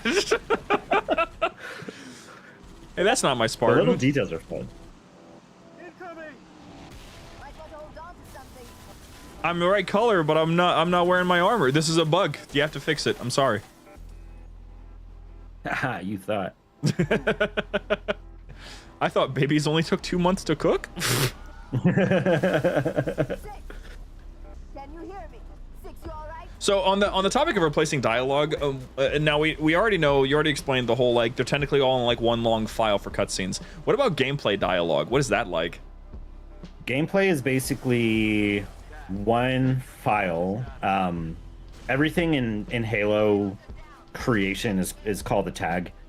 So a tag refers to a render model or the model that handles all these things, or collision models or physics models or the bipeds that we control or weapons or literally anything in the game is a tag. So there's a tag that is made that handles the references for everything. And then those point to all the different audio files specifically. So then you just have to set up basically saying like combat, threat and foe, I think is one. There's a variety of them. There's like 15 different types of audio. So you would just need to set all of those up with your own audio files, connect them to that tag file, and then you attach it to the character model, I think. And that'll tell it what it's supposed to be speaking. It's either that or the AI tag. That sounds like it's equally difficult to do. It's a bit of work. It's doable. I just didn't get to do that because I was already running on fumes by the time I would release this thing. Oh sure. Also, Oh my God. I'm alive. I hate to ask. Why am I a grunt?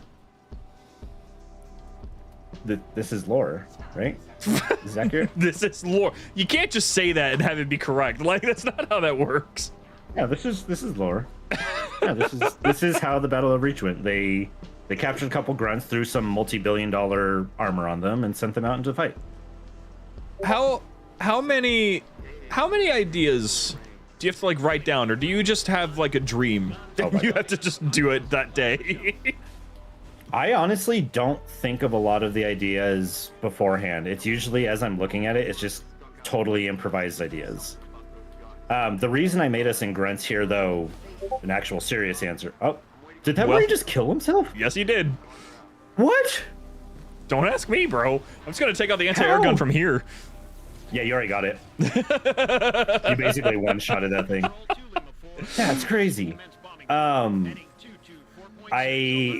I loved what I did in the Gruntpocalypse mod, and I wanted to include as much of that as I could in here. There was so much time making custom first-person grunt hands and first-person grunt legs that I didn't want it confined to just that one mod. I wanted to make sure that it was thoroughly seen.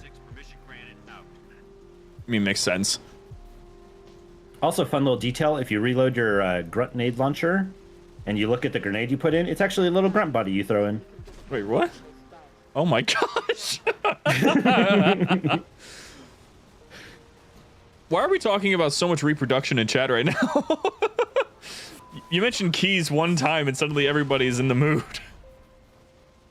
Miranda's got that effect. What can I say? Whoop. Oh, that shopping cart is gone. speedrunning a family of 6? Yeah, what's going on? What do you think I'm talking about? I'm being for real here. This just became a topic. Also, I gotta say, I think out of all the vehicles, the grunt shoes are my absolute favorite. I love my little ghosty skates. Yeah, so basically my idea for Curse Reach was I wanted to bring over as much of the Halo 3 stuff as I could. The original plan was to bring over all the Halo 3 stuff until I realized that Reach has memory limitations that were pretty severe at some points. So I settled on probably like 75% of the Curse Halo 3 stuff. But I wanted everything vanilla in Reach to be replaced by something brand new. Except for obviously the rocket grenades, which not replacing those things. So yeah, the ghosty skates were the best idea I could come up with on replacing the ghost. And honestly, absolutely love them. They're so ridiculous. They're hilarious, but hold on, I'm confused. Halo 3 has a better memory storage than Halo Reach does? Yeah, at one point, 343 actually went back and gave it was 2 more bits of memory, which sounds insignificant, but is actually a ridiculous amount of memory increase that it got. And you can add an insane amount, and the maps just build like it's no problem.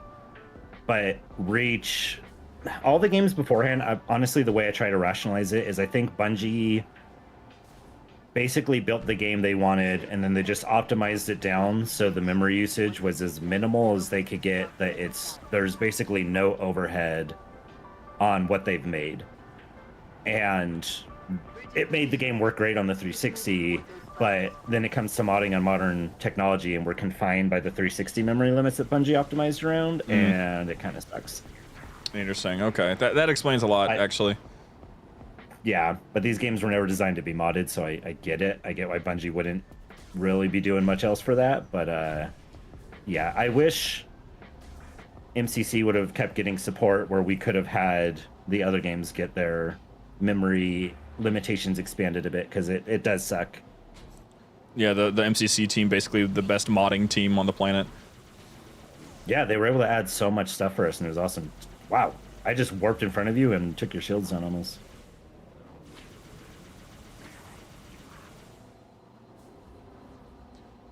Ow! Oh, it killed you. I was trying to get in front of you, and it killed your ghost. You know. That's fine. I can walk. It's all good. No problem. I love how I just realized that there's custom UI because I'm a grunt. Yeah, it uses the Gruntpocalypse UI. Yeah, basically when I found out that you can set each map to have a different playable character, that's where I was like, oh, I'm using the grunt again. I'm gonna use my Gruntpocalypse stuff. If it's that easy to just tell this map, hey, we're using this thing. Uh-oh. That was a lot of rockets. Stay out of this area. That was You got it. Some bad marbles. I'm just watching you go in there. Just I got upbeat. Hold on. All right, I'm all right. I'm just watching you cook. So just keep going. We're good. It's just so freaking tiny.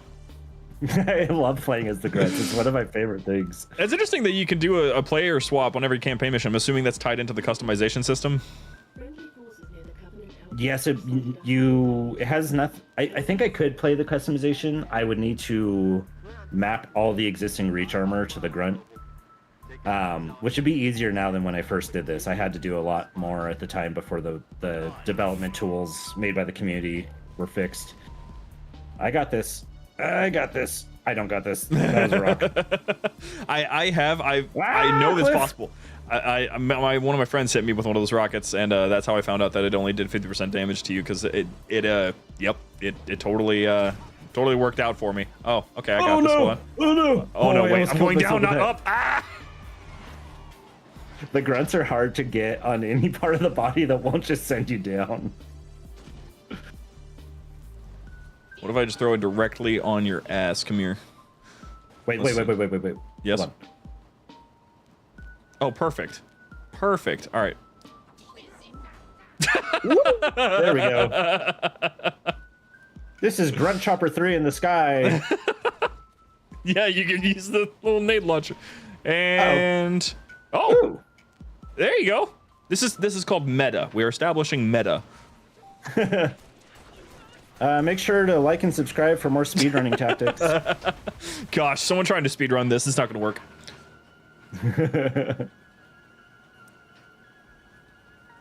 I just watched Jumperscape give Gashnor a prostate examination with a rocket grenade. That's the kind of quality content you expect here from Jumperscape. Please leave a like and rate.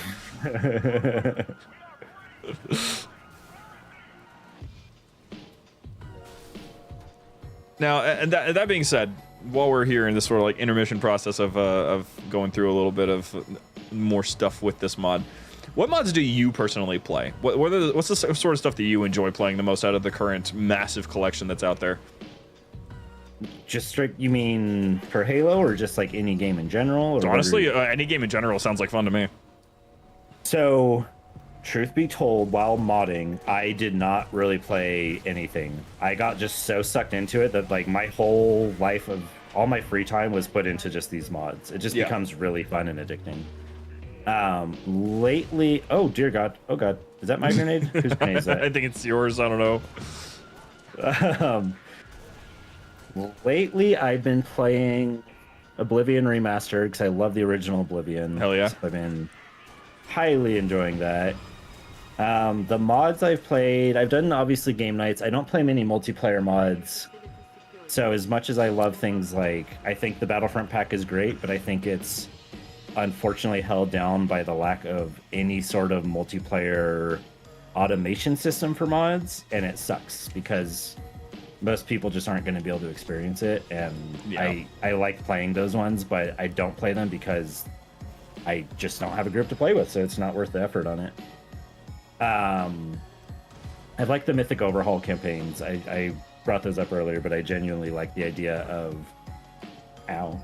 You want to hop in? Can you hop in? There you go, and get some Oreos.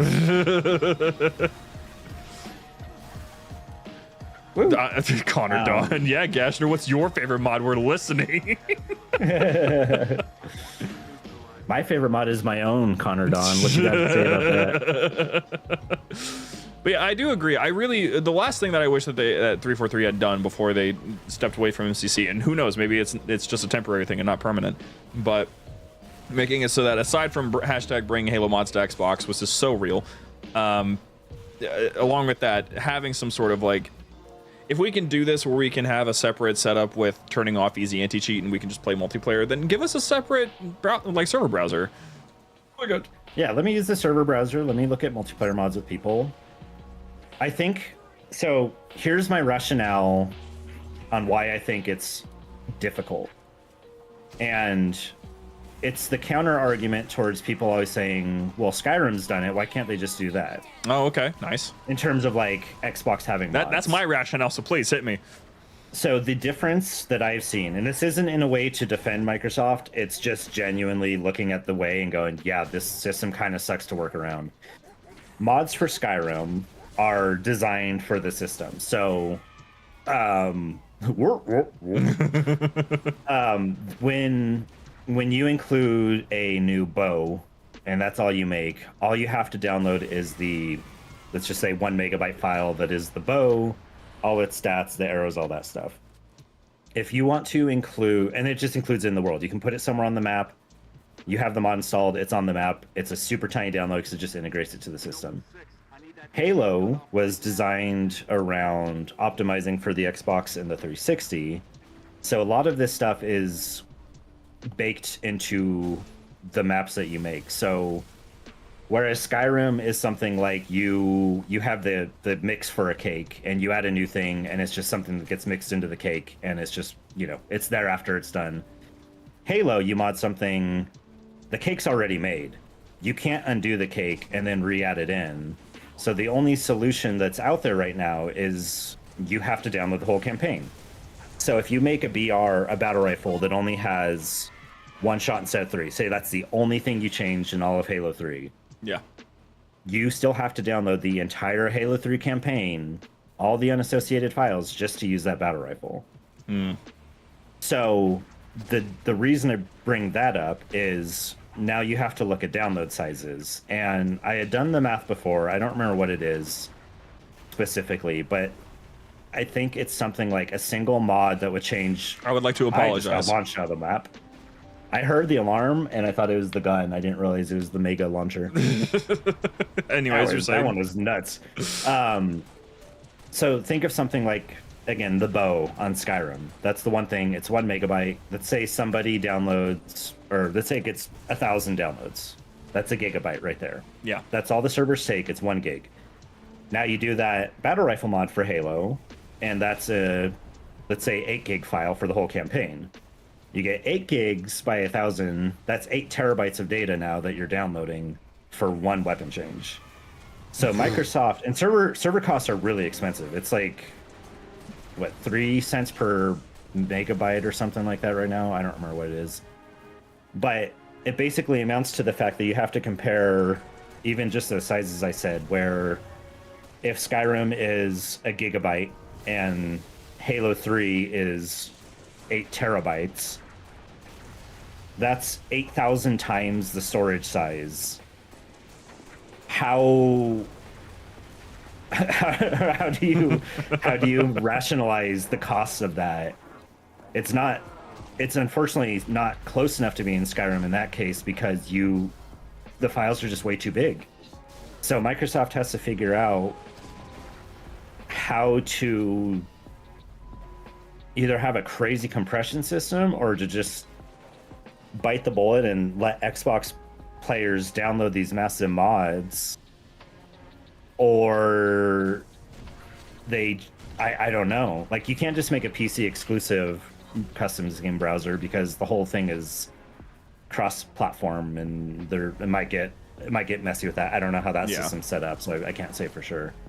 But my rationale on it is that they haven't done it because they haven't found a properly cost-effective method, because it is absolutely insane to think of how much storage they have to use, which is why they use Steam Workshop. Now, if they could do what like Portal 2 did on the PS3, where you can integrate Steam Workshop into the game, and Steam's okay with hosting the data, that might work okay. But fair. I don't know how likely that is. Also, before I forget, those grunters earlier were adorable. I love my little grunters. That was actually the first grunt model I made before even the Spartan model. It's perfect. It blended so well. Yeah, no, it looks, all the armor on Reach for some reason looks so good on a grunt, and I don't understand why. I get it's because the art style's consistent, but like an elite armor on a grunt should not look as good as it does. Hunter armor on a grunt should not look that good. It's just that whoever was behind the idea, they were, where this is a grunt launcher from start to finish. Okay. Oh, this is great. This is gameplay.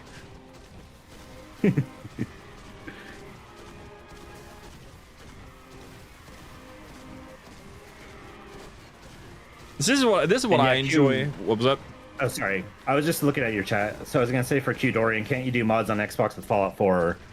I don't know if that was before or after what I was talking about, but it's the same logic for Fallout 4. It's designed around mods where you can throw in a new weapon, and it's just the size of the weapon, but Halo mods require the size of the full map, because it has to bake that weapon into the map before you can use it, and it's just not in a state right now that it's easily playable, and that's the downside. Yeah. Makes me wonder Live how tag patches would be awesome, but I don't know how likely these hot fixes would be. The other hard thing of like the other issue with a live tag patch that'd be hard is something like you need the AI to use it, so you have to make sure all the tags that are associated with that weapon are uploaded properly. Yeah. Potentially. Where's the world premiere equipment? World premiere. World premiere. That was one of the first times that I ever like sat back and I was like, I'm just gonna learn how to do a voice. I love doing the world premiere. It's so funny. My wife and I were watching it. We're just like, hey, if everything's a world premiere, you guys don't need to say it every time, because it's getting a little redundant. World premiere. It was even better whenever it was like every single time that they would have it would be play a day one with Game Pass. Yeah. I'm actually just going to make a little thing that when you sit on the toilet seat, it plays that sound. World premiere. That's amazing. See, like seeing this sort of stuff and hearing how the process works, it makes it that much more like wizardry to think about how modders used to do it back in the day on consoles. Oh yeah, no, I have all the respect for people who had to figure out, because it's not just that they were able to change the stuff. That's its own issue. But that they were able to reverse engineer the code and what's running in the game to figure out what's what, and to know that, like, hey, this affects this weapon's projectiles, so if we change this, we can do this. It's nuts. Qdorian's out here hitting you with a math problem. Gashnor, you start with some magic beans. Each minute, your beans double, then 7 are eaten. After 3 minutes, you have 25 beans. How many did you start with?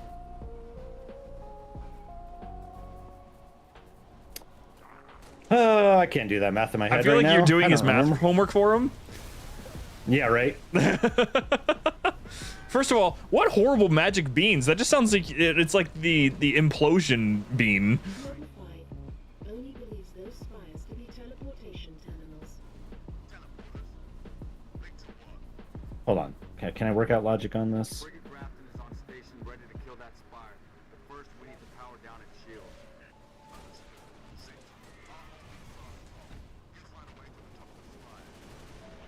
I will get to the top of the spire.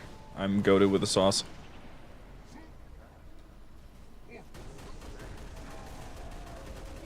Oh, it'd be 8. You'd start with 8. Oh, it was your homework, wasn't it, Qdorian?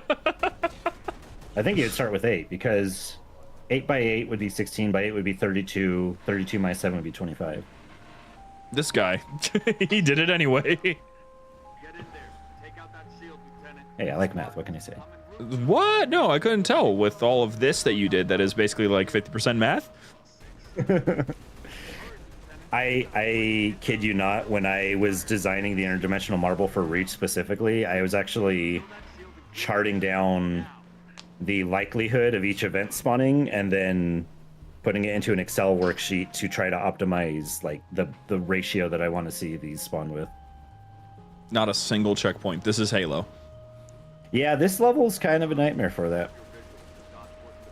I'm gonna go grab my marble again. Thank you. I'm passing algebra 2. This is why we do this. Not to talk about mods. We're here to help people with math problems using smart people. I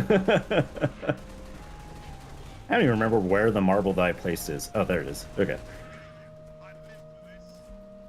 I tried to hide marbles all around the map so you could play with them more. But I also recently increased the drop rate of them from grunts and elites. So I did notice that they've been dropping a lot.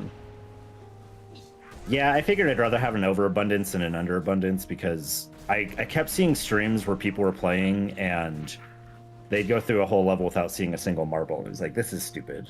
Yeah, I mean, Like, that's this half is the fun of this. This is quirky, silly, fun time. I need my quirky, silly, fun things. Yeah. Like, how am I supposed to live without my ghosts? Yeah, the little ghosty skates. You need those. I was talking to somebody about it, and they were kind of in the same logic I was early on in the mods, where trying to come up with ideas for something, and we were talking about the marble. Oh, it was when I was talking about maybe doing Halo 2. And I was trying to think, well, how do you do the marble in Halo 2? Because there's no equipment, you only get 2 grenade types. What would you do? Yeah. And they had mentioned, like, well, you don't want to give people unlimited marbles. And I've realized by this point, I actually counter them with, honestly, I don't care anymore because it's their play experience. If people want to just keep throwing marbles out, who cares? Like, Reach lets you put on the bandana skull and it gives you unlimited marbles anyway. So honestly, if they want to do that, power to them. There is an excellent clip that exists of me and one of my buddies, Shane, playing Cursed Halo, and we realized that we could turn on bandana.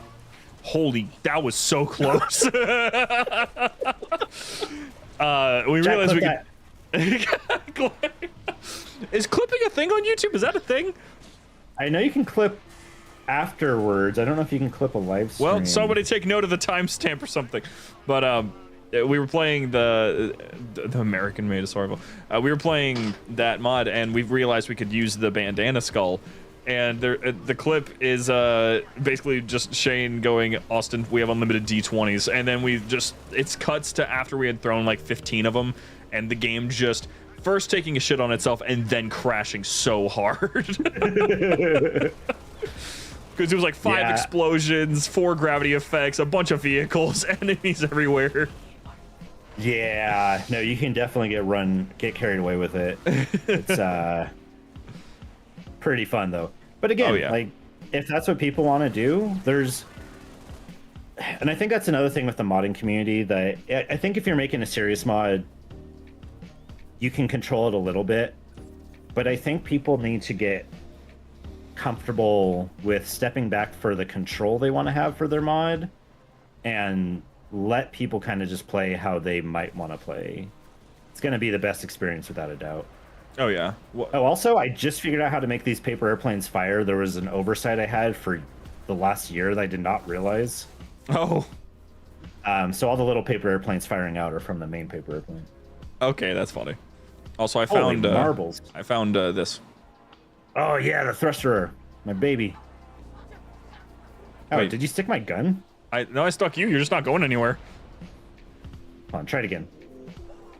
Shoot more. Oh, it builds. Okay. Yeah, it's not as strong as the rocket grenades. Only because you can stack so many on somebody that it amplifies. That I didn't want people. I don't know if it would break their game, but I kind of held that one back. And that's the type of control you should have as a modder. You want to make sure it's stable.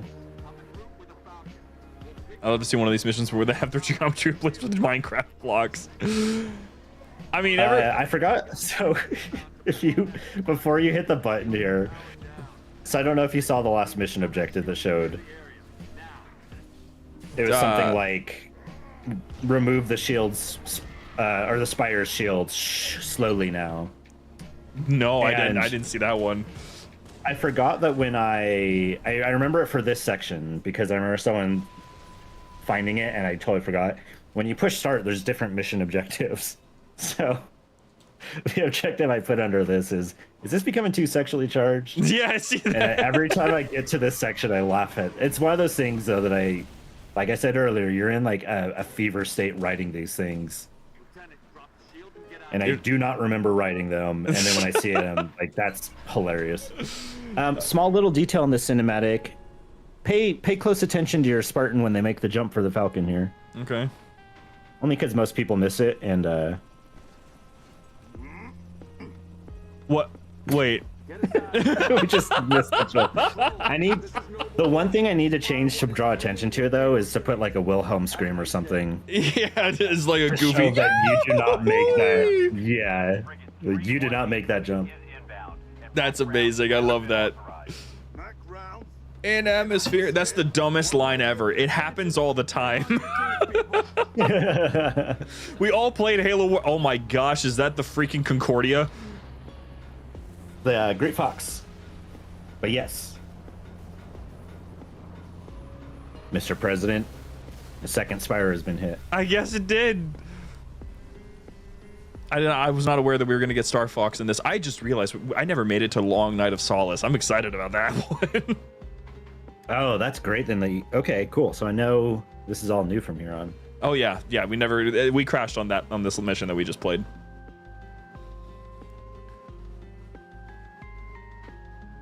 Battle for Space Normandy. That's so funny. Is it possible to change the text that tells you where you are? Oh yeah, I have it in the day trip to reach Tahoe. I changed that stuff. Because I'm just like, it'd be so funny to just have it say like the most out-of-pocket stuff. Maybe it's like an ongoing dialogue with the player that's like, wow, I can't believe you made it this far. Anyway, how are you doing? Oh, there's one in Curse ODST you would love then. You know how each level starts with the black screen and 3 lines of text that flash in? Yeah. I have one that just talks to you for like a minute. That's awesome.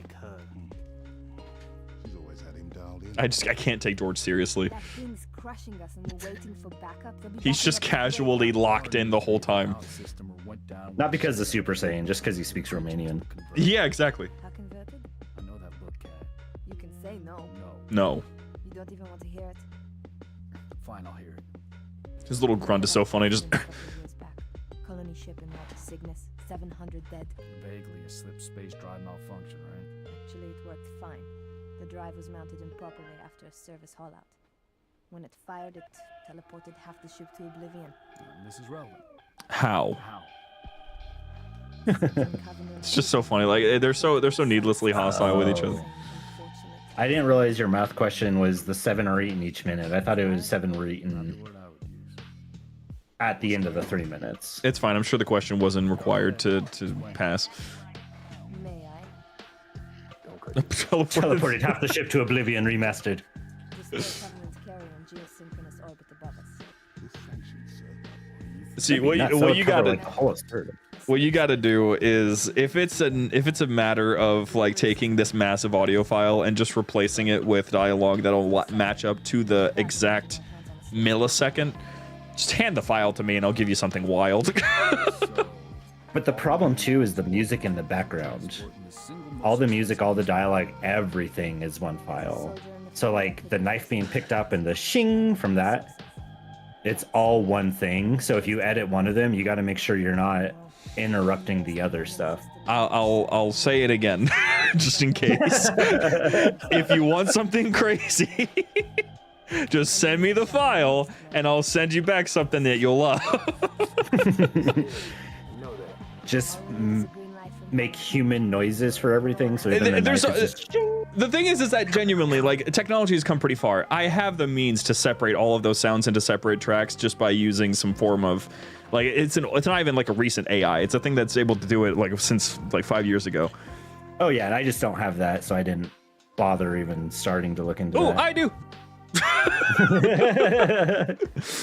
And listen, like, I love these conversations. I love talking about the mods and all that. I do try to find ways to contribute any way that I can because I do enjoy and like bringing really funny ideas to life. I remember actually at first, one of my first things that I wanted to do was actually help General Kid replace the dialogue in Halo Reach with, like, we wanted to write our own stuff because we have people that can impersonate Noble Team entirely.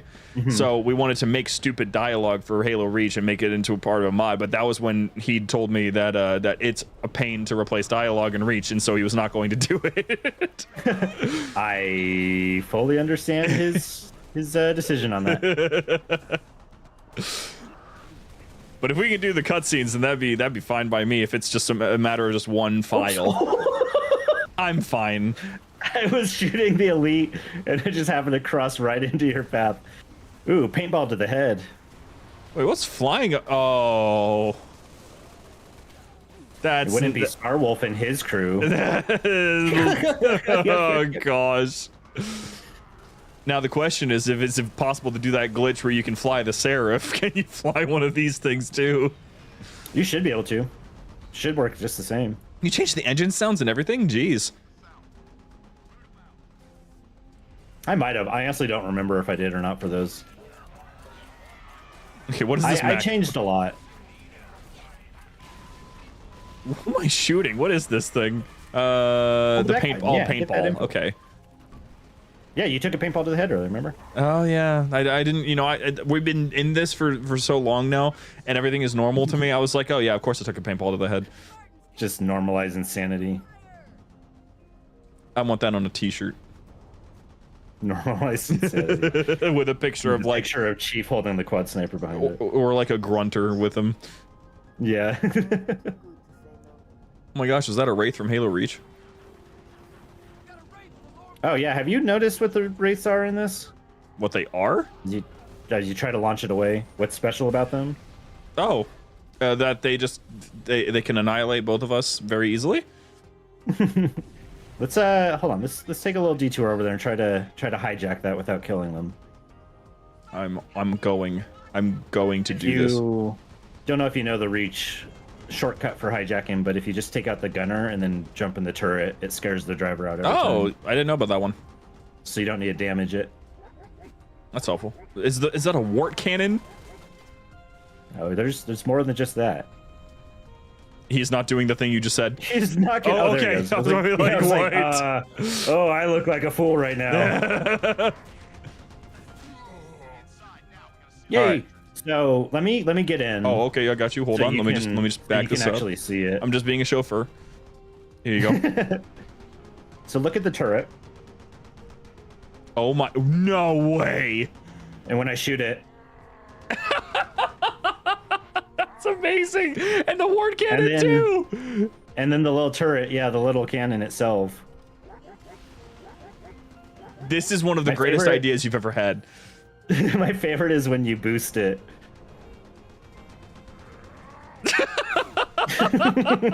Oh god! Ah! We're fine. I'm gonna make it. But yeah, Oh, you it's just can, Return to Battlefield. That's not bad. I'm surprised that you didn't know about this, Connor. But then again, I don't know what many people know about these campaigns, because I straight up one of the reasons why I love mods so much is because I've said this so many times. I'm just gonna get used to saying it all the time. I have like 212 days of playtime in Halo MCC's campaigns by themselves. I love playing them, so playing mods is like breaking my brain every time, because I have this expectation of what the campaigns should be, and then you people go ahead and just throw all that out the window.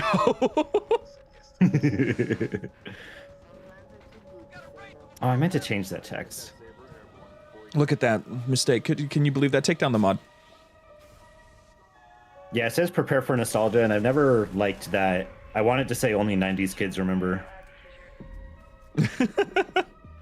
Remember our Fractures conversation? Fractures implies the multiverse. Multiverse implies every mod is canon. This is all canon in a Fracture. I hate it. Thank you Hell for yeah. reminding me of that conversation. There's a reason why they ditched Fractures after 1, okay? They never did that again. They saw Super Saiyan George and were like, nah. No, this is too far. Everyone, they did probably realize that. Steal the Grunt Jockey, steal the double barrel shotgun. We're done with Fractures, though. Oh, yeah. Do you want to see the box of shotguns? Yeah. Come here, Marine. That It's was kind of funny. brutal, honestly. That was. It made it look like he just. Ah! I don't know what happened. The Marine shot a... Did the Marine have a grenade launcher? I guess I don't I think know. when he died, he shot out a grunt. And Well- then it blew up on me and killed both of us. Where's the box? Oh, there it is. Right there. Okay, let's try this again. This time on a noble team member. Wait, that's dropping a grunt. Did that actually drop a grunt? Yeah. Oh, there might be a bug I need to fix on this. Never mind. Give me a second. Hold on. Let me try shooting George. Yeah, it's spawning a It's supposed to grunt. drop. That's hilarious. It's supposed to drop a shotgun. I guess I don't know what happened. I You haven't crossed touched the that in stream. ages. What did I just say? Take down the mod. Yeah. No, this is over. There's Oh, well, nothing now you can do. Now you can just throw a shotgun that explodes and then drops a grunt on them. Sounds good to me. Oh The my best part gosh. of mods like this is it still seems consistent. What? Wait, Like, it's not abnormal. Did you see the freaking Star Wolf ship falling behind you? No, I have the stream open to the side though, so I'm gonna keep an eye out. It's just a little bit behind. I wish I could make it more Oh, it like is, yeah. within seconds, but I can't do that. I don't know how to do it. Yeah, it's okay. And make sure I won't miss it. Yeah, it's I do before we like get the in. little. This cutscene has, I feel like, the moment that just captures the insanity of this mod for me most. This is Like it just encapsulates visually. Okay, now it's at that part of the stream. Oh, yep, and just a wolfen pops in. Okay. yeah. This is nuts. I mean, I love the R-wing, so I'm down for what you're pitching here. Just wait for it. Whoa.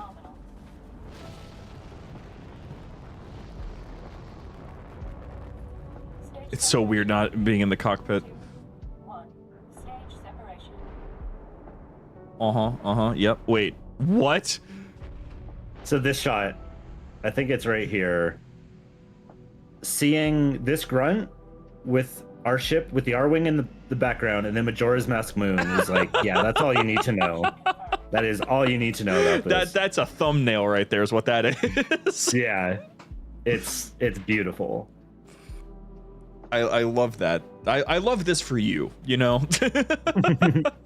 Also, all the decals, like I put Noble Team's decal on the back of the R-wing there. I but just I made noticed sure it was just as low resolution as the original N64 decals. it. Oh my gosh, this is awesome. Also, figuring out how to make the lighting look like the N64, where it's not smooth, That is another thing I'm very proud of. Okay, hold on. Does this have proper? I'm gonna bump into this thing real quick. No way! You changed the physics on it too? Yeah, I made a custom collision model on it. It's not exact, but it's... Why would you do that to It also yourself? it says Gashnor on the side. Oh, that's cute. So Yeah, make sure to do the tutorial, by the way. Wait, okay. Secondary afterburners, got it. I don't ever do this, so... Yep, I got the blaster cannons that I love. Toggles between lasers and smart bombs. Very cool. What?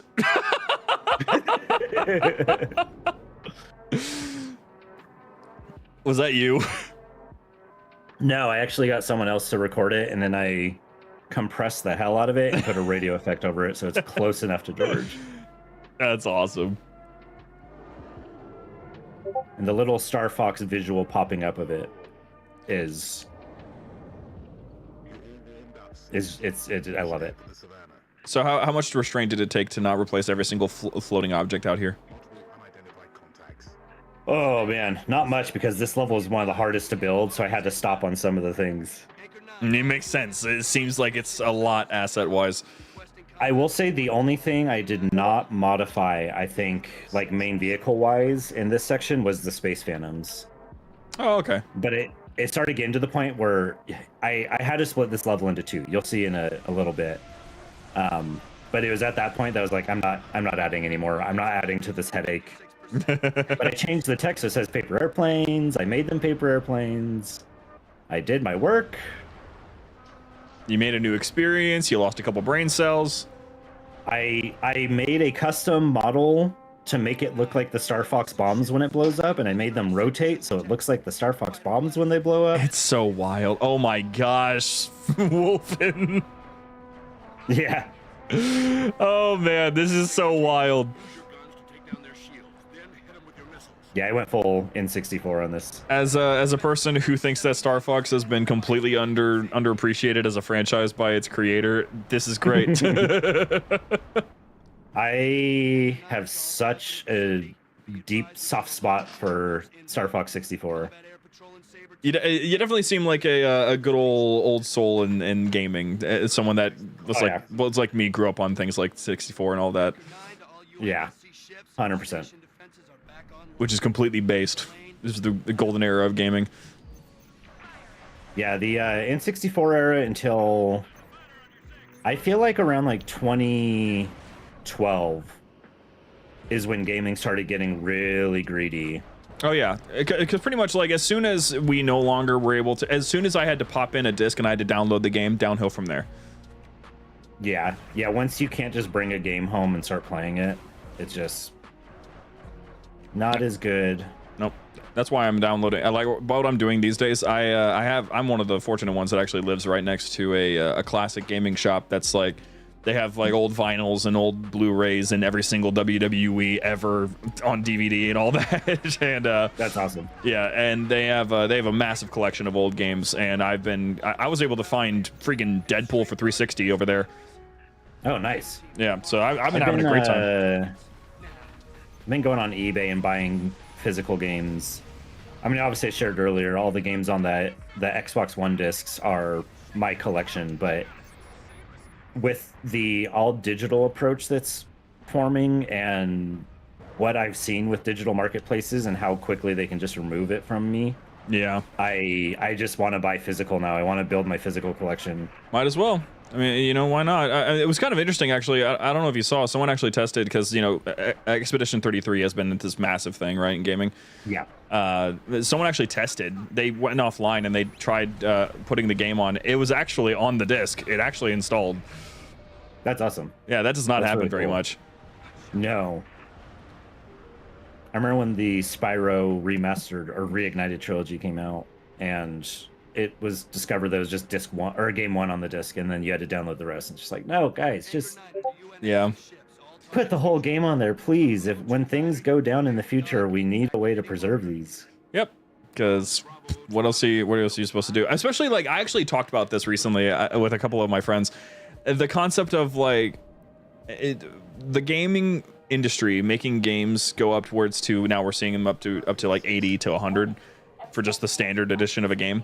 Yeah. Doesn't make a whole lot of sense because the original cost of gaming products was the offset of building the physical product, the case, the booklet, the disc, all of this stuff. Yeah, that doesn't games exist. Should not be this expensive. Yeah, it's just digital. So like, what are we paying for other than just the ability to download it? So I was sitting there thinking, what can you do to bring it back? Because in my opinion, I think the only way you're going to be able to save the console, one of the best parts about the console was that it wasn't like PC, because even though PC was equally handy back in the day, consoles were just, you put it in, you play. PCs, you could put it in, but then you had to install it and do all this other stuff. You had to know at least a little bit, and kids don't know a whole lot about games on PC, so like, and you it still wasn't have to as big. diagnose stuff all the time. Exactly. PC has problems like every other week. It's like just recently my PC has been asking me if I want to run software, and it never does that. And that small thing, I'm like, okay, what's going on? What's wrong? What's about to happen? Oh, puppy. But yeah, the dog goes back. So what I was thinking is, like, if we're going to have consoles come back in a big way and have gaming be this like big thing again, I think what's going to happen is have physical media in a way that's like, you bring back that interest in collecting the games, you bring back the interest in just putting in the game and playing it. Entirely possible, since we have optical drives now that can read discs that hold terabytes of information. You know what bugged me was I had a hope for a brief moment when the Switch came out of them moving to cartridges, and the thought of cartridges would be perfect now, because it's all just on there. You just put it in, it reads it, and it's great. You could have a small little solid state flash drive basically that holds the whole game on there, and that's all you need. Yep. And instead they're going full digital, and it's just like, ugh, no, I want my physical media. Yeah, I'm not sticking around for all this stuff. I'm having a good time just kind of staying behind a little bit, letting the kids have fun with their digital stuff. I say as a 25-year-old man. Yeah, no, my biggest gripe with the Oblivion remaster was that it's pure digital. I wish they released a physical copy of that. Right. Have you tried licking the Switch cartridges? I'm glad that we both got that on our recommended. Oh wait, I forgot to do. Oh, I always do the thing where you fly straight underneath the ship and just start spawn killing all of the ships. Oh yeah. No, hold on, it's way too much fun. I'm sorry. Oh no, no! Oh, checkpoint just then. Oh, I hate it. That's funny. Why does this feel so much better than the Saber? I don't know why. It's so fun. Oh, I did change the lasers so they don't fire. Like the machine gun fires alternating, so it's yeah. But I made it so both lasers fire at the same time, so it does feel definitely. I tried to make it feel like Star Fox somehow, but I feel like it is more satisfying somehow to play.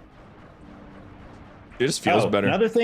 Another little detail I'm real proud of, on the top right on your HUD where it says R-Wing health and the shields, I made a custom top-down R-Wing icon. Oh. And when you get shot, the shields also reflect that, and they also go in around the R-Wing. Damn, you did all of that? Jeez.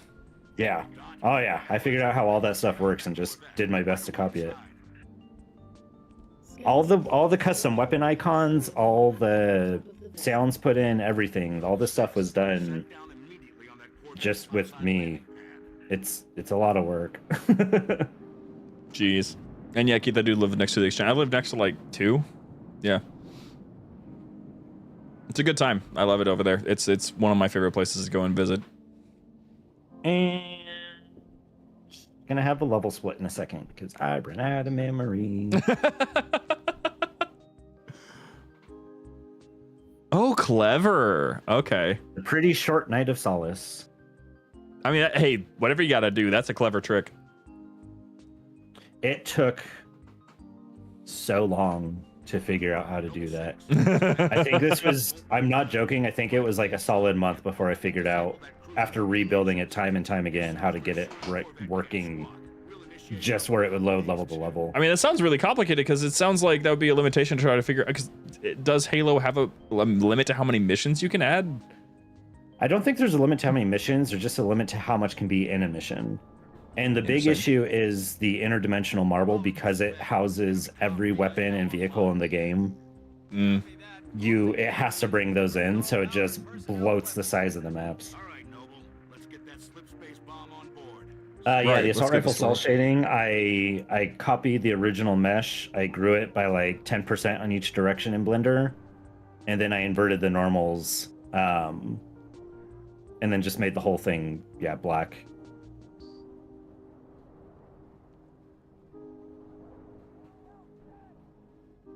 Colonel, on our way to the hangar. Noble 5, meet him there. Affirmative. Oh, damn. I did that for an entire CE map. Toon Gulch. Very cool. Very expensive.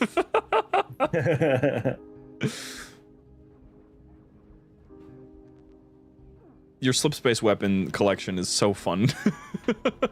They're hard to use, but when you dial them in, they are really satisfying. I like it more in Halo 3. Reach's physics engine definitely got degraded. Halo 3 still has the best physics engine in my mind. I mean, it's so ridiculously broken. I don't know how and like no one's been able to replicate it. Right? And Reach got dialed in, which, oh, my marble spawned a bunch of rockets. George, don't land there. George, no. Jeez. That's hilarious. Copy that. 6. Get your fire team to the bridge. The Corvette's refueling. It's just his aura. Yes, sir. One of the My two favorite dialogue. thing with George having the Saiyan hair is it looks like he has a little emo-over thing going on with the swoop that's in front of his right eye. I had no idea that was not intentional. No, it's just where I attached it to, and I didn't have the textures loaded in Blender, so I couldn't fully tell. And then when I put it in, I was like, oh, that's perfect. I'm not changing that. Now, hold on. Is this still a thing that I can do? 1 second. George is gonna go beat up Frieza while listening to My Chemical Romance. Hey, I have a request for your mod. Make this Change the something. turret. Yeah, I had thought about it, but I didn't know. Ah! Enemies nearby. Ah. Now look what I did. But what did you say? I was running so low on ideas by the time I got to the end of this. Porting all the Halo 3 weapons and then coming up with like 20 new weapons. Holy cow. I stuck him.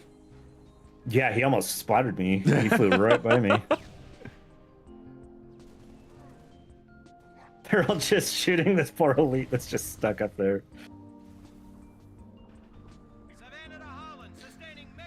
Because I'm probably going to Oh. use that trick later if I can. to This get in section, when you get to the window, watch the Great Fox here.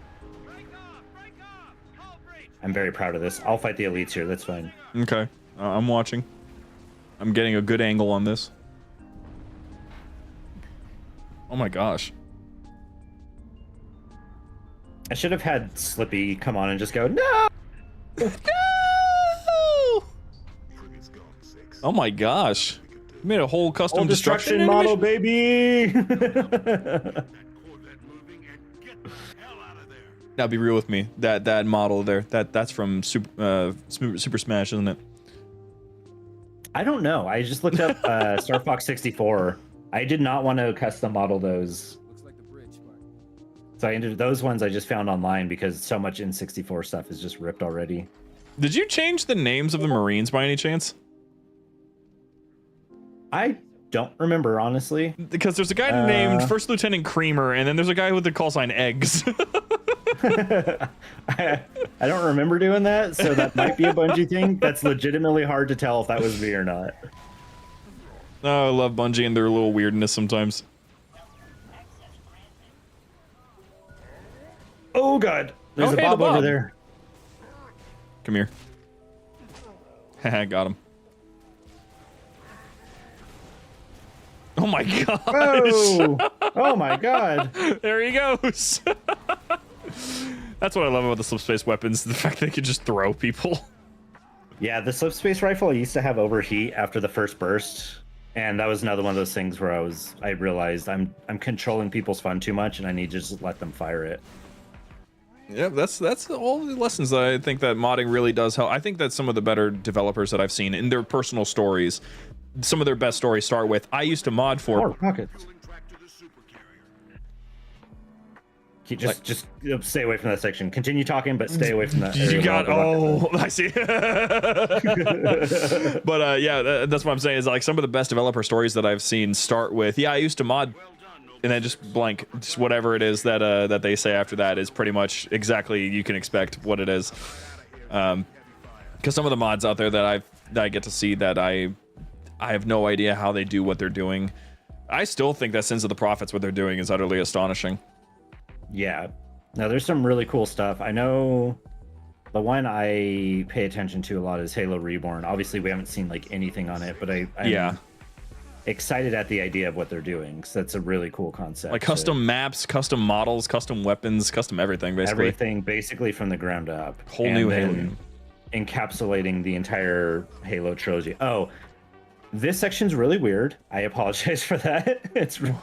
I think it's because of splitting the map that there's a weird side effect of like a loading zone there. Oh, interesting. Okay.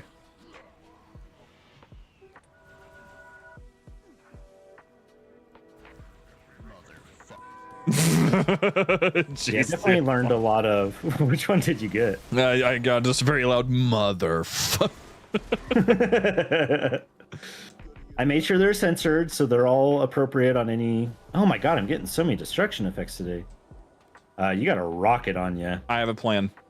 Please work. Yeah, you might die. That's okay. I'm curious if you're immune in there.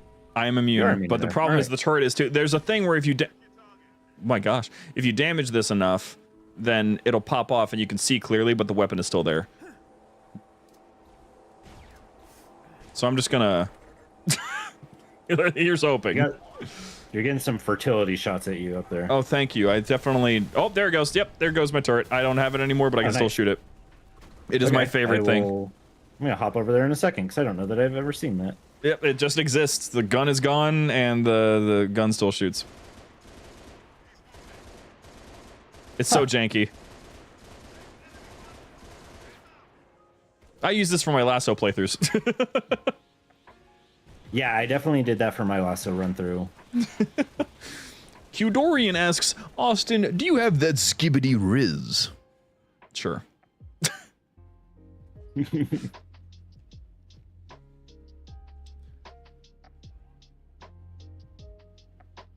I hear a grunt somewhere in the distance. I have no idea where he is. Got him. Is there another one? Oh, there's an insta-kill.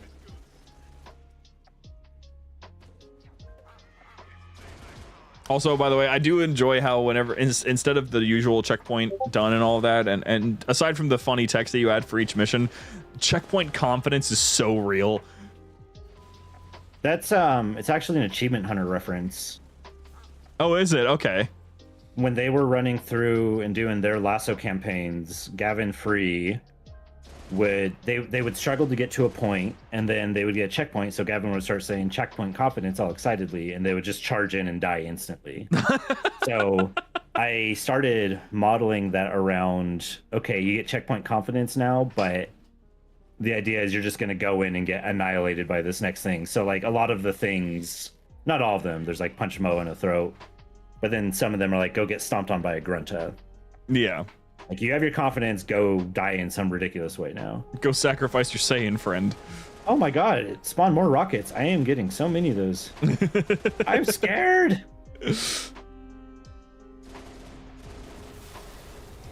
Yeah, I love being able to change the checkpoint and loading text for every single level. It's an impressive little trick. Also, fun fact, now the gun is gone, now that the gun out, you can't get back in it. I have no idea why it does that, but that makes sense. It's just gone now, but it was there just a second ago. It's interesting it doesn't kick you out from it being gone, but it lets you... Yeah, no clue. Lets you just be in there. 76 seconds to endpoint. See if you can swap out sounds in the cutscene situation. This would be the moment where I swap out what happens to George here, this unfortunate circumstance that he totally survived. You swap that out with the bomb that Boba Fett has in Star Wars. I was thinking it'd be funny to just add to the cutscene of George Super Saiyan flying down away from the ship. So you just see like a gold trail going away from the ship. That'd be funny. Bad news is, time is fried. Oh my gosh, it's so hard to take him That's a seriously. one-way trip. Is his armor slightly low quality? Gonna need you down there. I don't know why it looks so low res there. I did Time has come to return the favor. have to. Don't deny So every other Spartan and Noble team uses the player model basically, so you can just swap out the helmets.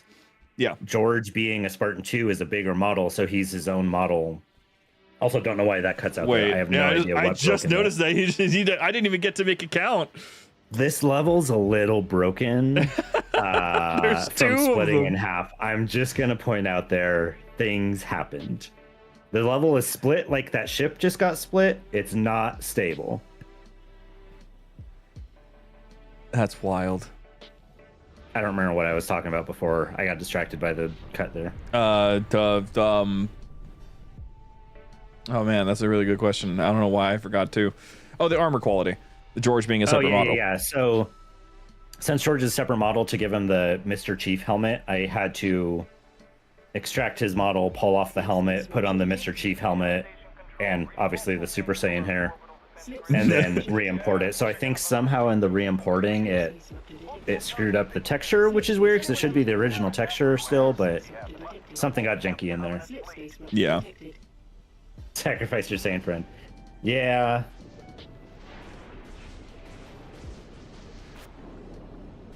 Slip space rupture detected. Why am I hearing screaming? World premiere. World premiere.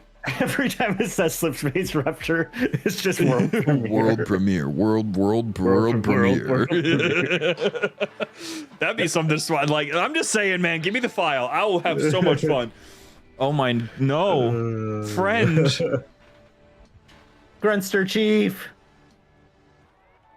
Okay, hold on. The Easter egg. Okay, that's something to know about. In the future, we're going to be able to go to the tribute room. Did you do anything to it? I did do the tribute room. Oh, okay. That's exciting.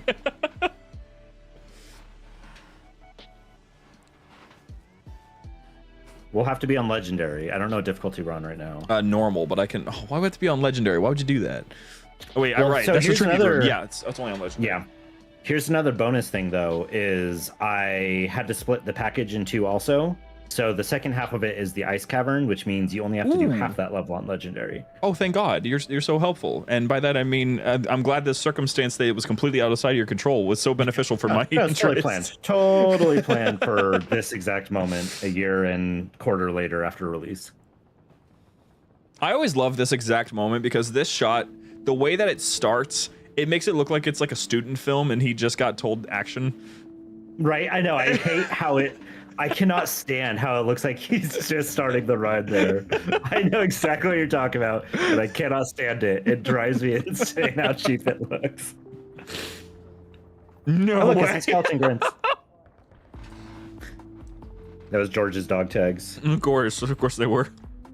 My lore is that he bought the Halo Infinite Battle Pass and he wasn't able to complete, so he gave that to us to complete his Battle Pass when we get back. Thank God. Okay. Yeah. I'll get to tier 100 for you, buddy.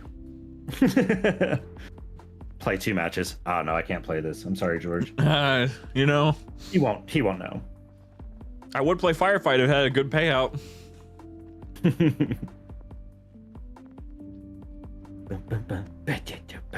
It's so funny because I don't have my music on because I have lo-fi playing in the stream. So, because a little fun fact, my favorite thing that we've ever produced, we have a 24/7 Halo lo-fi playlist. There's a marble up here. Sorry. Go, keep talking. That was it. We have a 24-hour Halo lo-fi live stream with like our own little animated lo-fi girl as well, an Oni outfit. That's cool. It's awesome. Yeah.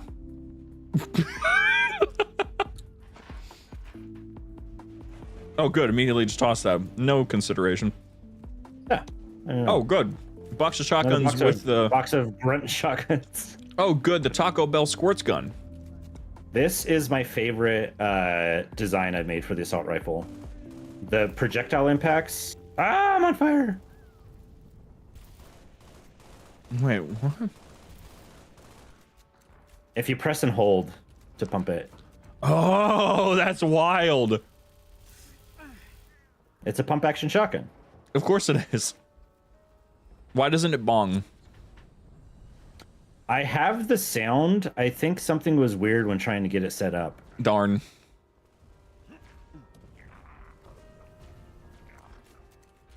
This is so freaking funny. Woo! Got that cheesy gordita crunch extract. I'm more of a Chalupa Supreme kind of guy. I can tell by that fire stream. Gotta be kidding me. Got a jetpack already back here. Oh, look, a marble. Why is that lowercase? Dear Lord. What was I lowercase? missed that this entire time. The first word push was lowercase p for some reason. Oh.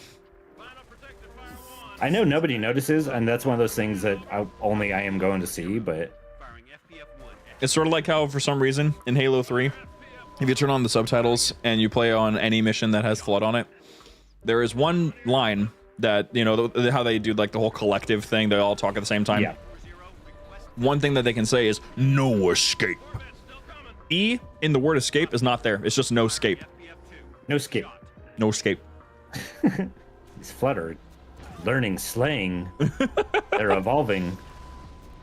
Yeah, it's because I used a calc. I'm just, it's short for calculator. I'm just using slang, chat. Write that down. Hidden Xperia is going to need more videos while we're on this Halo drought. Oh, poor guy. The Flood and their slang evolution. I don't know.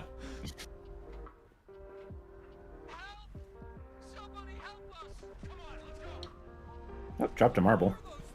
Oh, we're finally fighting brutes. Hey, George didn't die in vain. I want you to know this. Oh, thank God. For George!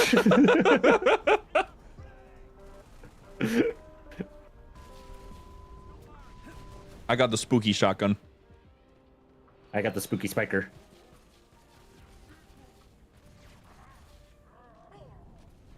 Or is that the shotgun? Yeah, this is what you're using. Never mind. I appreciate that that you took Halo 5's design logic and decided to make a lot of weapons track. Yeah.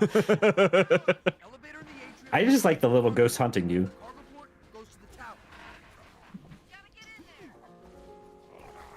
I don't go in there. Don't not yet. Well, I guess I mean, you I'll be can. fine. Yeah, I won't be. Look at me!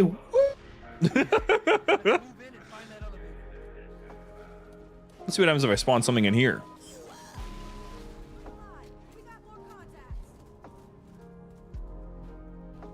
For George! Oh my gosh!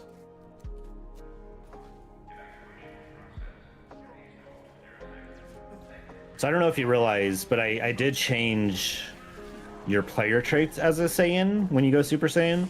So it's actually a one-hit melee. So you could actually jump up. You jump higher too. So you could jump up and just punch a phantom and blow it up instantly. I mean, you're going Super Saiyan. It just makes sense. Yeah, exactly. You got to be super strong. Is there something up there? There's just a brute hanging out up here. I go Super Saiyan and jump up there.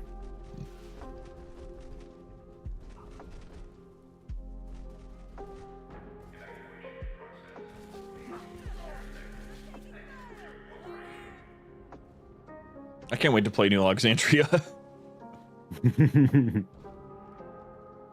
I want there to be so many things wrong. Brute grunt back here, but I guess I despawned. Oh. Just so you know, we're gonna get teleported into the elevator when it gets here, and it's not because of you. You have my interests. It's just a little trick. It's nothing. That's like, I'm not doing anything fancy. Oh wait, check this out. Let's see if I can do this. Wait, whoa, whoa, whoa, whoa, whoa, whoa, whoa, whoa, whoa, whoa, whoa, whoa, whoa, whoa! Oh, it's an invulnerable phantom. Oh yeah, you got the back smasher. What do you mean? Is that Plan a not visit to vanilla? the chiropractor. Continue frustration. I think I remember this. This was also in Halo 3, wasn't it? That was a Halo 3 turret. I couldn't think of a better idea for that one either, so I just kept that. I love it because actually I remember in the Halo 3 one, in the, which mission was it? The Storm, after the surface has been glassed, There's a turret just before you have to go into the ship to supposedly secure Cortana, but we all know that's a lie. Yeah. And there's a turret there, and you can use it to get out of the map because it'll just float away slowly. Yeah. No, it's the back smasher is also, it's fun to include because it's such a weird speedrunning tactic. Oh, you haven't seen this yet. New weapon for you. Ooh, new weapon for me. Wake up, babe. New weapon dropped. Literally. Whoa. Literally new weapon just dropped. Oh, hello. Oh, And the this is- X-Bonk! This is why I couldn't make the Xbox Ally a gravity hammer melee. Come here, you. Oh my gosh, what did I do to him? He's gone. I hope you can hear the audio. Yeah, I can. Yeah, it's the original Okay. Xbox startup. Yeah. I'm not gonna And lie. it mimics the green blob from the Xbox startup too. That's amazing. The jackal grunts that you made, by the way, are so funny because the grunts having mohawks is one of the funniest things I've ever seen. But it looks good. It I don't know why it works! looks good. I don't get why it's like. Is this why there's a grunt campaign? Because everything works as a grunt? Yeah, so that actually started because I did the hunter first, and then I was like, oh, that looks really good. And then I made the Spartan model. And then from there, I was like, what would happen if I just threw everything on there and just slowly worked through the whole everything? And then thought it was hilarious when I got to the Gouda to not make it grunt size, but just make it a Gouda sized grunt instead for just that one. Oh, I'm gonna have to leave my marble around. I got mine, don't you worry. Deploying. Oh gosh. I'm oh worried. gosh. I'm worrying. Get the jetpack and go. There's much to worry about. So more than 3, 2, 1. And they didn't make it. That push. Well, I'm That glad push I was didn't really jump. good. Something got screwed up in the text file. I'm realizing, because earlier it said something like push whatever your primary trigger would be. So like right trigger _ secondary to use the thing. And it shouldn't be saying that. So Oh, I gotta interesting. figure out what the heck happened there. Well, I hope you're taking notes from this definitely legit playthrough that we're doing that was entirely designed for you to do bug testing. Oh yeah, no, totally. Now I had fixed some stuff recently, and one of them was with the shared maps because I was trying to figure some things out, and I added some different files that weren't included originally, and I think that's part of the issue. So there's something, I don't know, outdated or who knows. Yeah. Qdorian, that's because I'm distracted by. It's like I just need something to grab my attention, and this is like the best thing to grab my attention, so I don't feel bored enough to kill Marines. However, we did kill a Marine just a second ago with a good old rocket, so they're not completely safe.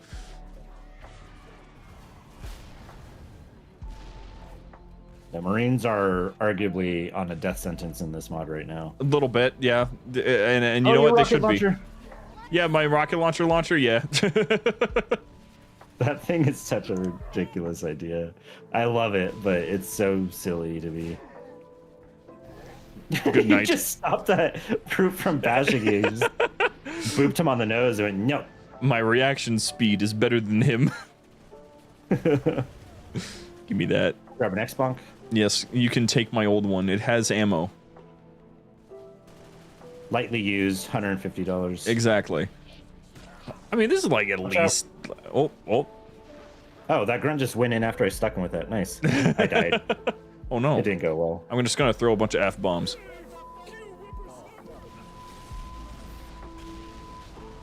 I had 5 of them. Wow, that guy's Behind you. smart. Behind. Oh golly! Get out of here. Ah. Oh, you got spooked. Little ghost got you. I'm scared. Oh no, we're back here. Is this where the rockets were stuck on the? Oh no, never mind. We're at the midway point. Yeah. Woo!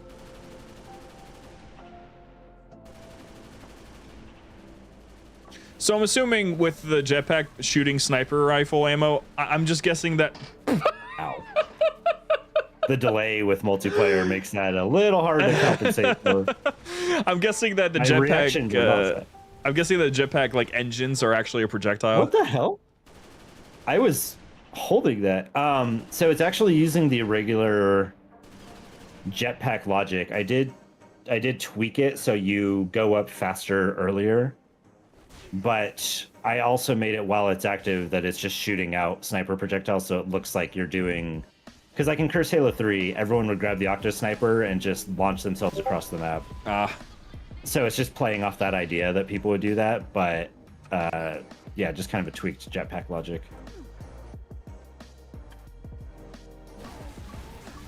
He keeps dodging my rockets. Hey, you're not dodging that. Oh my gosh, Bye-bye. I just realized that the Xbox 360 reload animation is you swapping the hard drive.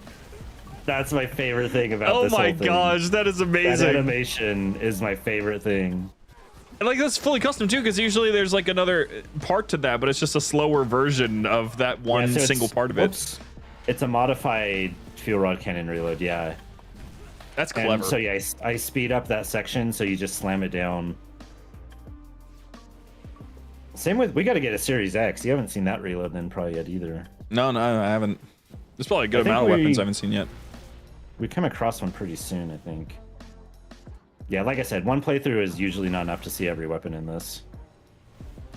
And it's really funny to me how even having you here in the call is actually not as reliable as I would hope it is to find them all.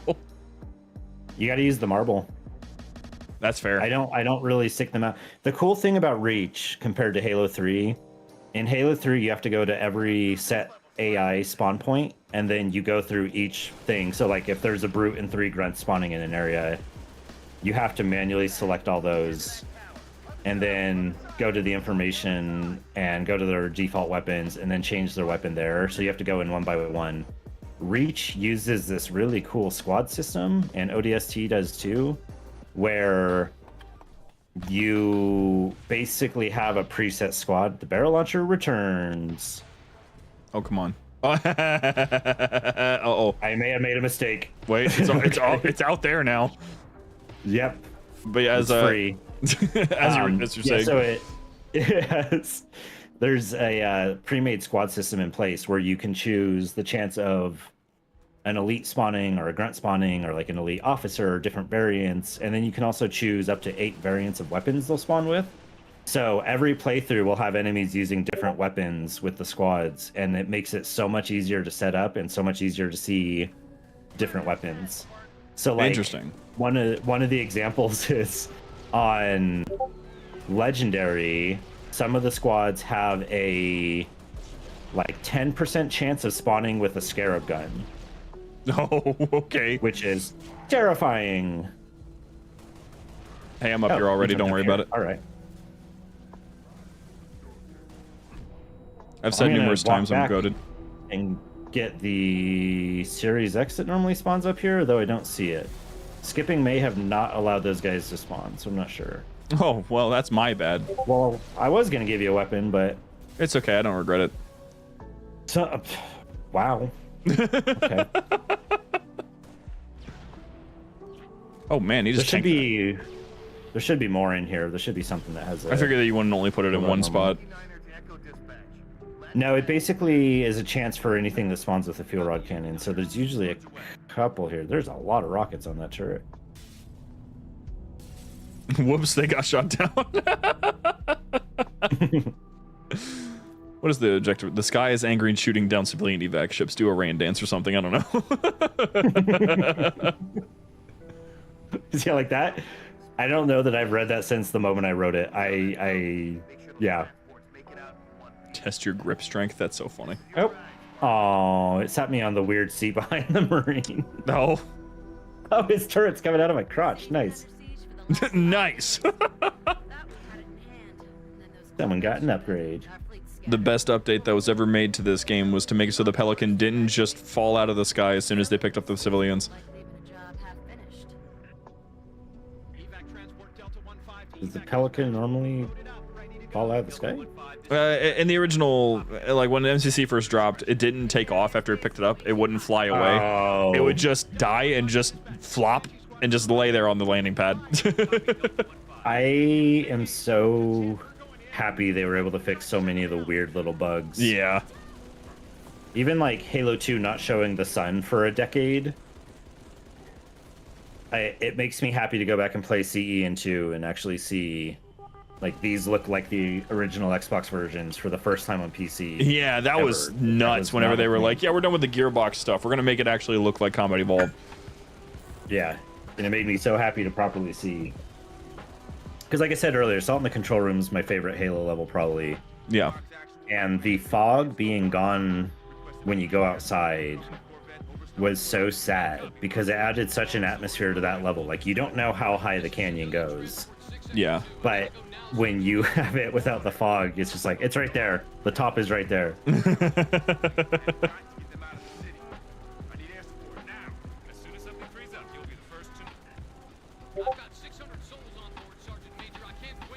This part will make me sad regardless of the fact that I am currently in a flying traffic cone shooting at elite vehicles and getting attacked by paper airplanes. In fact, I could just go for, like, at this part where this ship's about to get shot down, just a wow, wow, wow.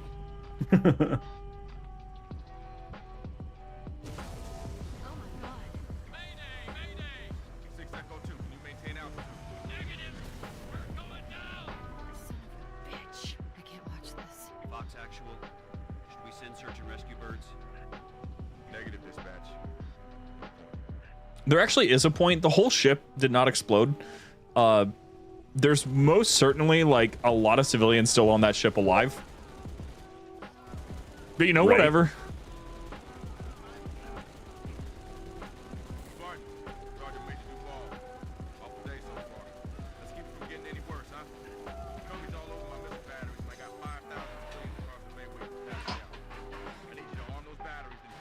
I'm just gonna sprint through this because whoa, I'm going up. Why are we going up? Why are we going up? For some reason, there's a bug where if you sit in the side seat, you can get out early. Oh. So I was able to stick a couple rockets on I missed. I hit a Marine instead. Hey, fellow Marine. Oh, right, he's invincible. I do not have a...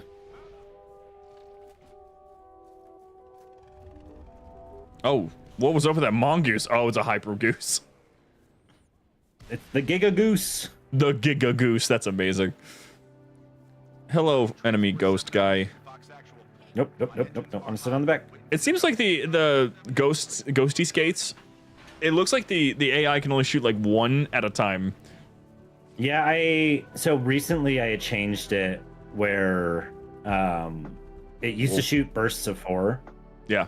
And I made it so you can just continuously fire, but I didn't update the AI usage of it, so they're firing 4 shots, but since there's not the burst anymore, they just shoot 4 shots at once, and I don't know why. It's a weird little blob. Odd. It's okay. I'm only here to point out your mod Series flaws. X over here. Oh, that's okay. That's what I'm here for too. I'm just here to make you think about how many problems it has. Yeah, I definitely didn't realize that the last update made some weird text bugs that I was not. And I guess also grunt spawn with shotgun. Right there. Oh, I missed it. Oh yeah, the grunt thing too. Okay, this is funny. What? Oh my gosh. Oh, this is what was shooting at me earlier. Oh. And then check the reload animation when you get a chance to. Oh, that's funny. Wait, what did I put in there? Well, that was a 360 copy. I missed it. Is it just using... So every Series X has a random disc. The discs don't randomize like the Xbox One, but every Series X uses one of those discs for every reload. Mine is Halo 4. Yeah. Oh, a drop shield. Okay, what is this, dude? You've got to be kidding me. It does heal. It does heal if you get nice and... It works. Also, the is this inactive not covering me? Is this not protecting me? Come on. In a way, also the inactive camouflage is my least favorite thing you've made. Oh my gosh. Ooh. Yeah. Ouch. Have you ever used the Super Suplex pistol? Super Suplex? There's one right there. It's the bright red suplex pistol. The bright red. Oh my gosh, what is up with this reticle, my guy? Use it on the Wraith. On the Wraith even. Because normally Okay. the suplex doesn't work on vehicles. Yeah, it like kind of pulls them a little bit. Yeah, wait till you do this though. Whoa, okay. Oh god, you hit the bridge. Ah, try it again on the debris. On the debris. Okay. Let's just see how high we can. Holy crap. Okay. Oh, that's phenomenal. I was like, wait, he liked the suplex pistol. Let's get the super suplex. I out here. love this. It's still my favorite. It's so much fun. Oh no. That was dumb. I don't know Anyway. what I was gonna. No, my marble, you're being chased by ghosts. Oh no. I'm fine. I'm just gonna go up here. We'll snap that ghost following you. I'm just up here now. There you go. You're fine. Hooray! The carcass shall be left behind.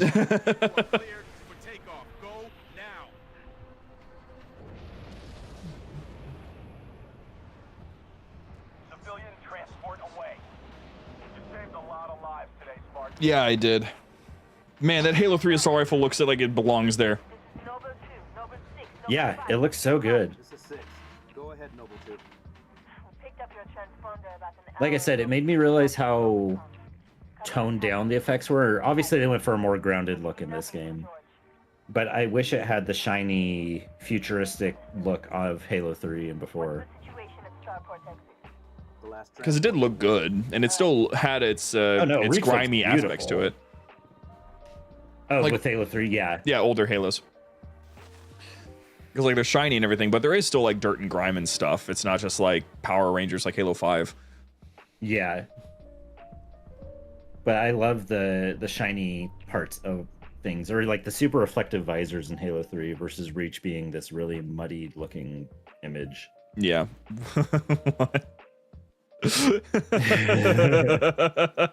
Okay, so did you do something with the club Easter egg on this then? I didn't do something with the club Easter egg, but I did something with the final cutscene. The final cut. Okay, all right. And I know you're asking, what does that have to do with the club?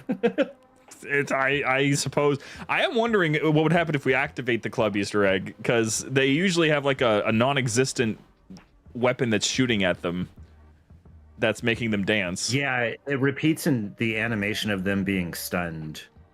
So it's just looping that animation. the Except whole in time. MCC, it's broken. Every now and then, a grunt will just die from it. Yeah.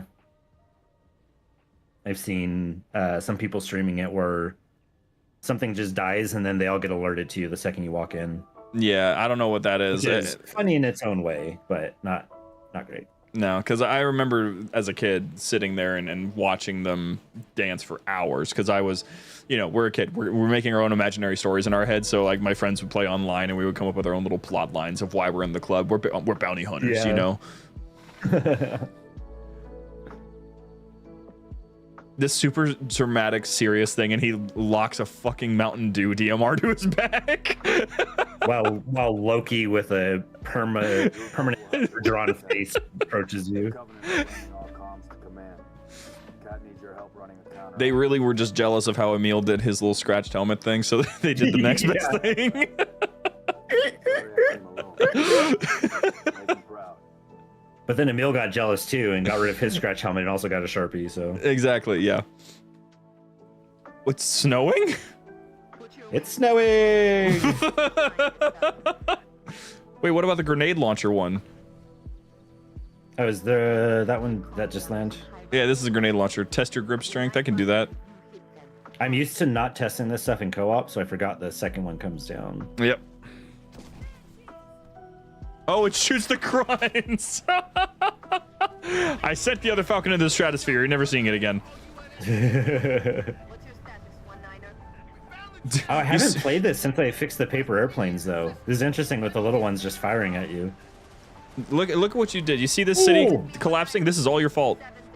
Oh my god, they do so much damage. I mean, they don't do a ton of damage, but it's just enough to just... Oh, jeez. Are you Ooh, sure? I think a grenade got lodged in the Falcon. Oh.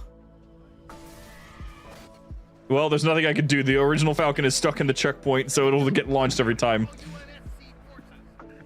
So if it'll get stuck, then I should probably hold my fire then, right? I don't think it was you. I think it's the Marine. Oh no.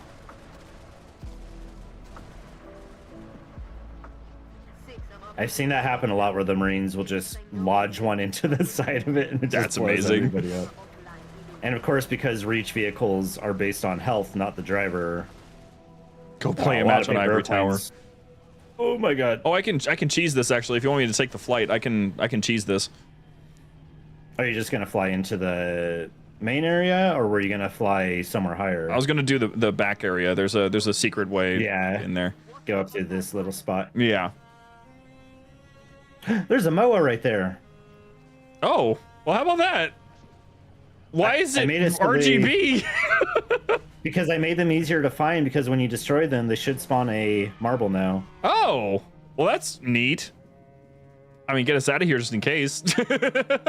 No, it's spawning weapons. We're good. Oh, there's an this cone's a little thick. I gotta find a different way in. Fair enough. This looks... I think maybe right here looks doable, though. It's I so just got funny. distracted by the MOA. I'm There we going go. in. Bye now. These elevators are the single most impressive thing that they've ever done, even though you're not actually making contact with the floor, so it doesn't kill you. Yeah, the bug of high frame rates in Bungie's engine causing that is kind of sad. Yeah. Because Destiny 2 has it too. If you go at high frame rates in some areas, you do the same thing where you're just floating. Oh, that's funny. Go clubbing into the wee hours of the morning. And it's fine because all they need to do is, I think it's the animation starts playing too fast. So I think all they need to do is slow the animation down by a little bit, and then it'll be fine. But I don't Gotcha. know. Oh yeah, have you seen a grunt bugger yet? I just did. I got rid of them, but I saw them. They are horrifying. A grugger? Grugger. That is actually what I called them internally too. Oh, perfect. I made it. You did. I'm sorry. I would have tried harder. Yeah. Oh my gosh! Okay, Do not. Didn't miss a rocket. I didn't miss a rocket. Nope, nothing's. No. Why would you even suggest? No, you're like something like the all-powerful mod author here. You know exactly what you're doing at all times. The wonderful wizard of mods. I call grunt and bugger. Rhymes with grug.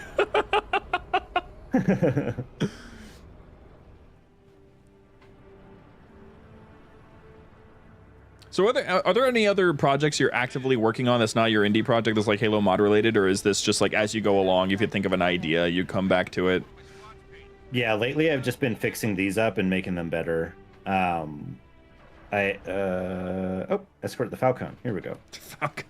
I've just found more fun in getting these perfect. So here's my main thing. I made Curse Halo 3, and then afterwards I thought, okay, well, I'm going to port to ODST because it's the same engine basically.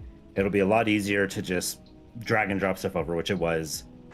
But even at the time that I started it, the mod tools didn't actively support going back and forth between Mombasa streets and the normal levels.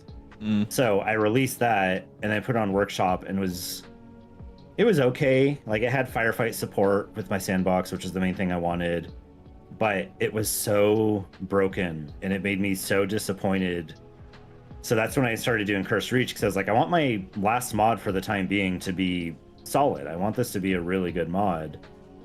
But after Reach came out, my whole thing has just been, I'm just going to get everything hyper polished into a really good state, and then I just want to support these for the time being. Mostly because that 1,000 hours you have to dedicate towards a new mod is a lot. Like, that's like 4 months of 40-hour weeks. It's so much time. And it's fun, but I hope I can make an indie experience that people enjoy, and then that could help me become more of an independent developer, where then I could come back and do a Halo mod and not have as much stress about time and money and everything else I would need for that. Understandable. Shoot the Phantom.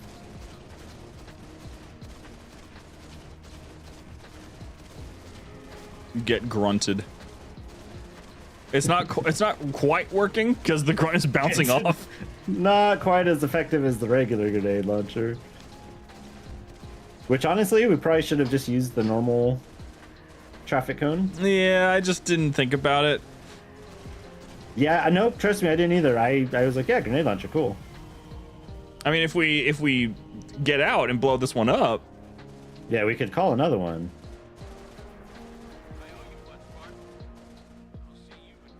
Get it? Play ODST today. I still can't get over you that you're the only other person that's ever brought up the terrible running intro animation of and action.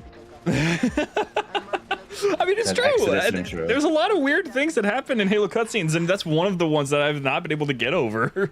Halo Reach actually has a lot of the ones that I can't get over, like with George being like, "Mac rounds in atmosphere." It's like, yeah, of course, why not? Like, there's nothing wrong with that. You're in 2. You've experienced it.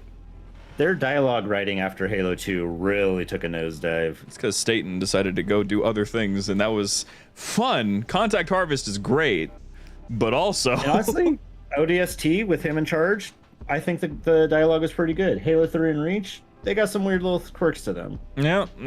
I don't even want to know what Halo 3 was going to look like if Joseph didn't come back in at the very last moment to fix some things. Yeah. But we still have the to war line, so... Right. To war. Ma'am, that's not a destination. I really would love if someone did just a very simple All right, mod of bye, him bye, looking up and be like, huh? Oh, you're getting rid of the... Okay. They're heavy. Okay. Ow.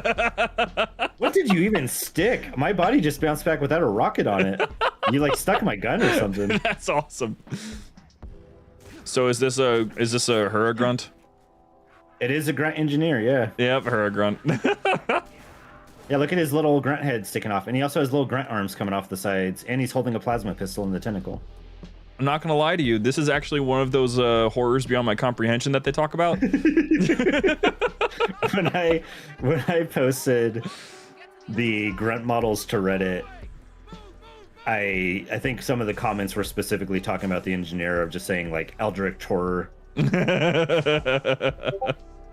That's not an example of one of the cute ones. I'll tell you that much. No. But to me, he is. It's like every parent loves even the ugly child, so of course that little thing. Oh, man. Oh, sweet. We got another orb. Let the fun begin. There's another Xbox One disc I photoshopped over here. Hold on. That's funny. I got an insta-kill and another orb from the orb. Oh, nice. Do you have an Xbox One equipped still? Yes, actually. Yeah, so don't come up here just yet, because you'll pick up the ammo. Well, hold on. Let me come around, because I can probably zoom in on it from over here. I can just juggle this to you. I got you. Hold on. I can see it from here. Banjo-Kazooie? Hell yeah.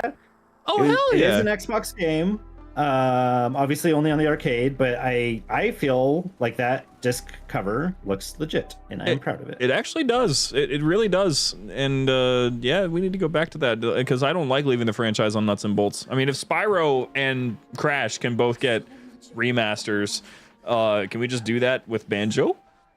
I would love a Banjo-Kazooie and Tooie remaster. It would be so freaking good, especially since the controls are still a little bit like not completely where I would want them to be. Yeah. I will say the unpopular opinion. I think Nuts and Bolts is a good game. I don't think it's a good Banjo-Kazooie game, but I do think it's a good game. Well, I've heard that sort of stuff before. Assassin's Creed.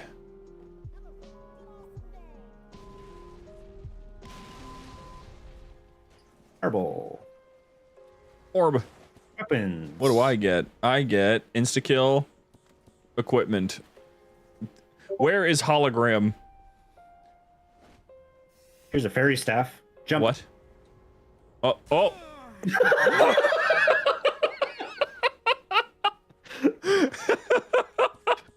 What?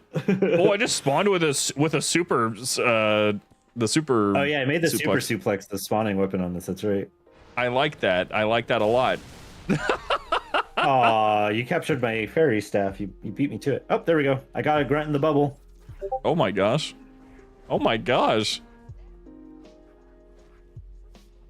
I would ask like about certain specific weapons and stuff, but I would imagine that it would just be like in a late night stir, I just decided to make staffs. So this was one that was actually planned for a while, and I just wanted to think of how to do it. I was going to try to do. I love the grunt brutes. They're so funny. The I was Groots. going to try to do wands where you're holding a little like magic book in your left hand, but the same thing where they have different abilities for it. And by the time I got to the staves, I just wanted to use the existing animations and stuff, so I just ended up using the gravity hammer and just made my own little custom model to look like a wooden staff. It worked. It worked a lot. It works great. I love the staves.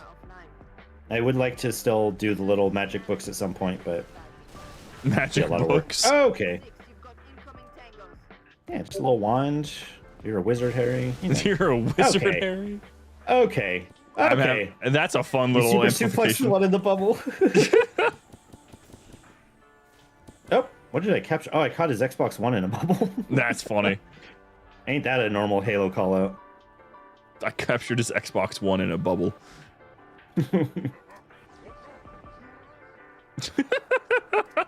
I love the rocket grenades so much.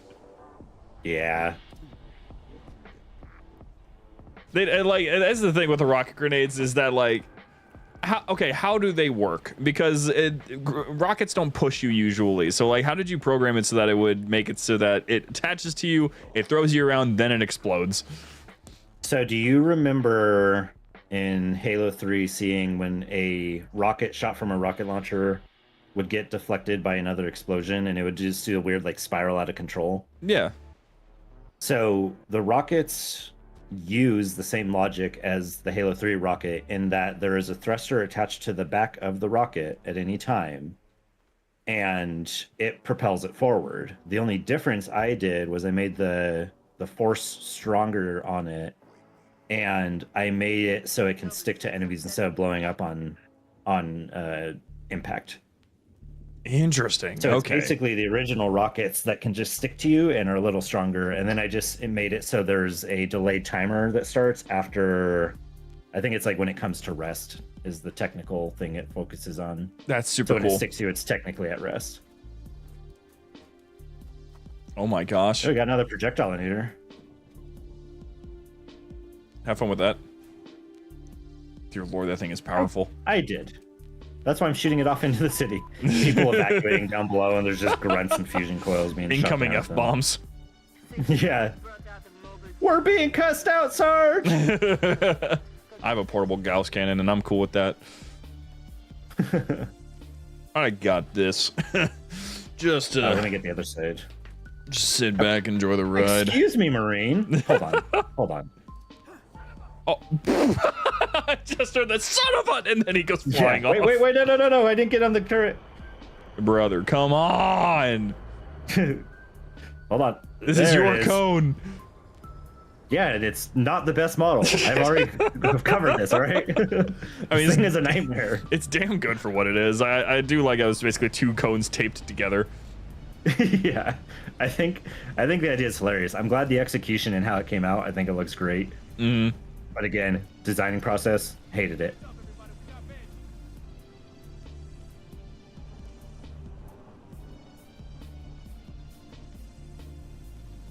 What would happen if we did the Pelican and Phantom Easter egg with this?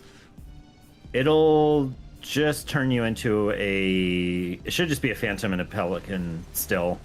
I didn't change anything on that. Darn. That's understandable, but also darn. Yeah. Now, there were so many things I wanted to do, but again, started running on fumes where I was like, And probably so the other game too. thing was, yeah, the game was definitely struggling. At the time, so we have a kid that's about to turn 2. Yeah. And so by the time I released Cursed Reach, she was just about 6 months and like just starting to get mobile. Mm-hmm. So at the time, I was able to work on stuff fine and just put her in like a seat or whatever and work on things. But as we started seeing her get mobile, I crunched myself so hard for the last month because I needed to get everything done before she started crawling. Yeah. And that combined with our dog's health going downhill and everything at that point is like, that's the objective? Yeah. But yeah, so I was really burning myself out. I'm sure I could have extended development another 4 months and been probably fine. But I just wanted to get this done so I could focus on other stuff for a little bit. Oh, sure. I mean, it's a hobby. You don't want to overstress the hobby. Yeah. But I also had such a desire, I was going to say a knack, but a desire for the quality level I wanted to be at. By your own declaration, you do not have a knack for this. Yeah, I don't have a knack for this at all. This is all a fluke. I see. You say, well, I'm actively shooting musical notes from Halo 3 ODST at people.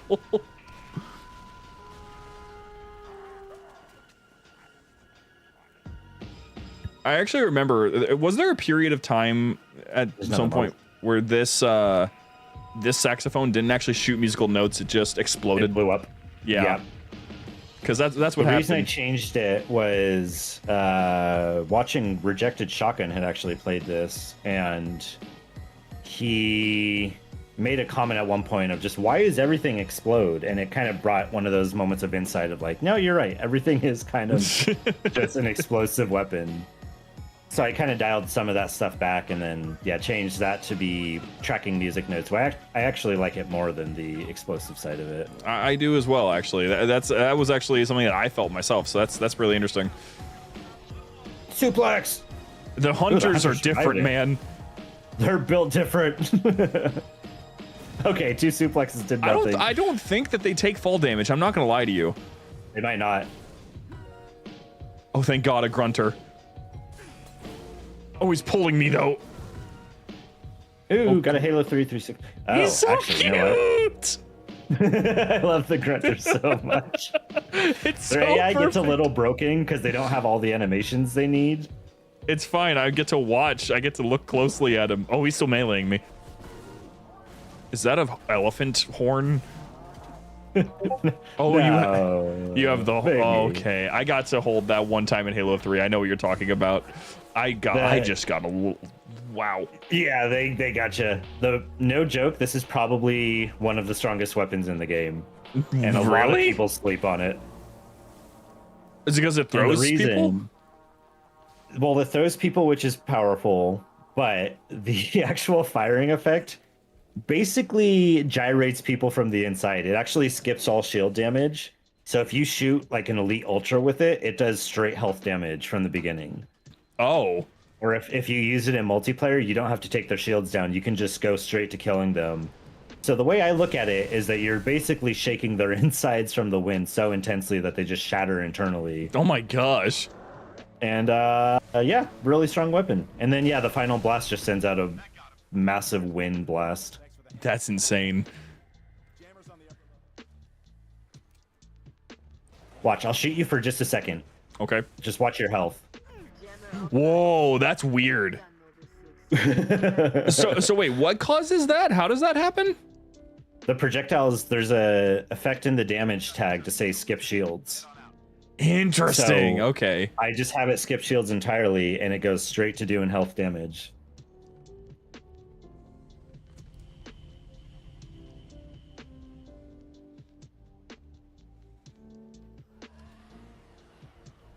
Oh my gosh, the scarab gun. My baby. So where is exactly the hologram? It should be in the equipment spawners. Also, I'm going to advise you to not get in vehicles on this level that you spawn. Oh, Why? there's a Halo 1 pistol if you want that.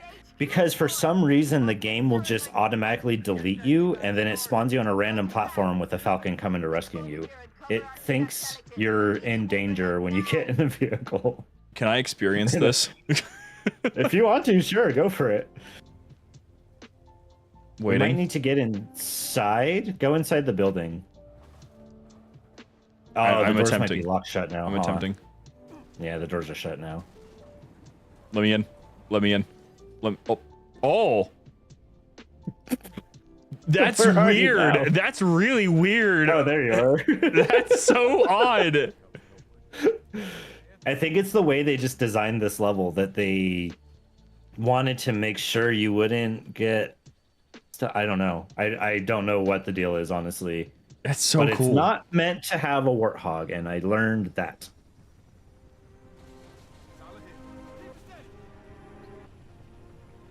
And Kudorian, yeah, the hologram, the one where you can deploy a photocopy of yourself.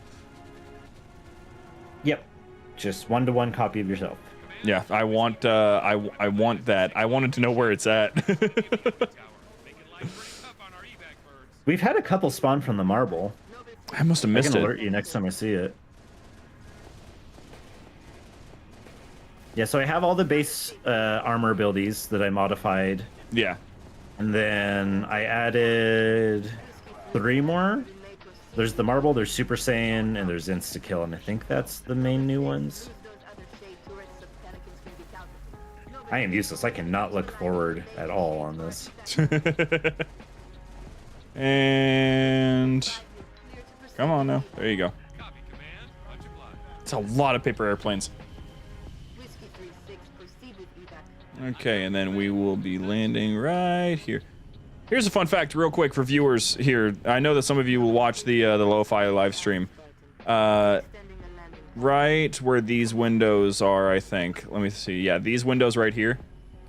Does this perspective look familiar at all? These windows right here? We didn't do it without planning.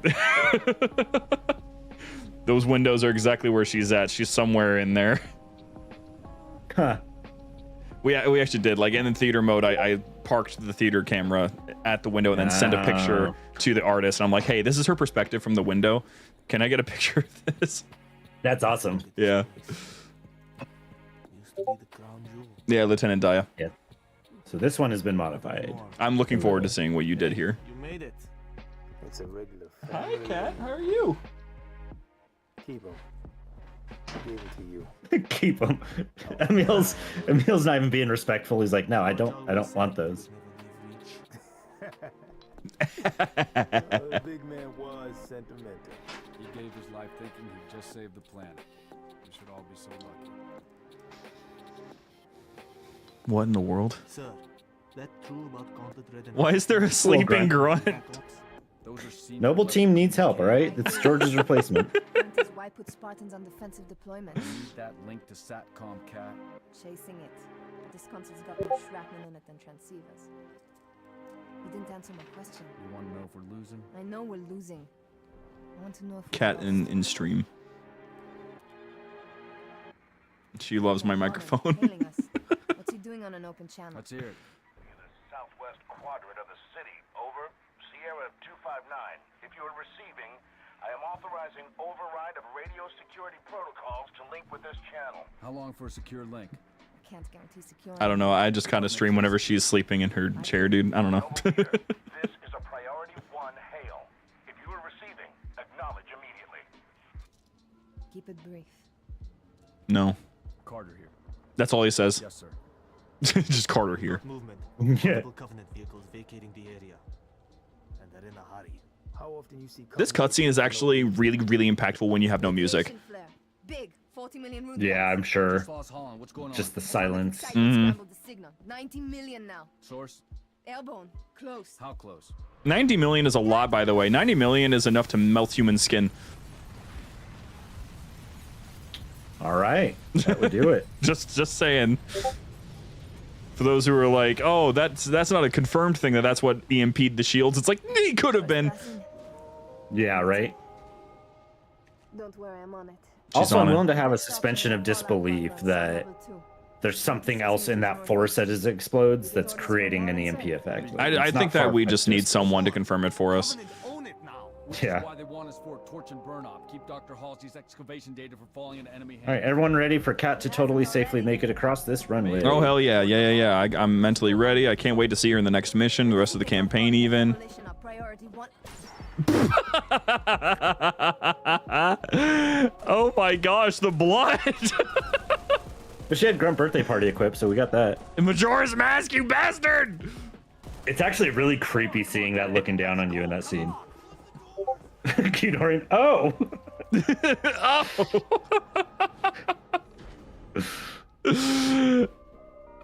Jeez.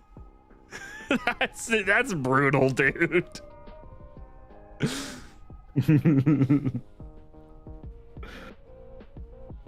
Jeez. I did something in the same vein, but worse in Curse Halo 3. What in the hell? Oh, the little grunt buddy. I forgot I put that down there by the brute. He didn't make it out down the elevators. Damn. Second Noble 4 lost in the last day. That's fine. We have a new Noble 4 clearly right here, this brute. Yeah. It's funnier that there's no music. He's just going. It's not great with the slow music anyways, don't worry. Does not fit. Why is my cat rubbing on my microphone so much? Stop it. She's trying to get my attention because she is wife is visiting family right now, so she hasn't been home for like a whole week, so my cat is inconsolable at the moment. Somebody love me, please. Yeah, really. She's like, you've been sitting here for so long and I can't interact with you while you're here. Global warming. We're in California during the wildfires of many years past. Heat wave, everything is fine. Told you you could change those. I love it. I'm so happy.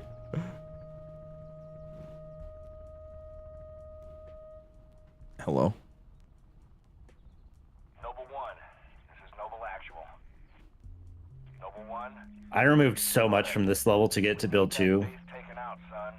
So, just as a heads up, the middle cutscene where you ride the gondola down to Halsey's lab, had to cut that entire thing because there is so much detail in the gondola tracks that it would not build the level otherwise. Oh, damn.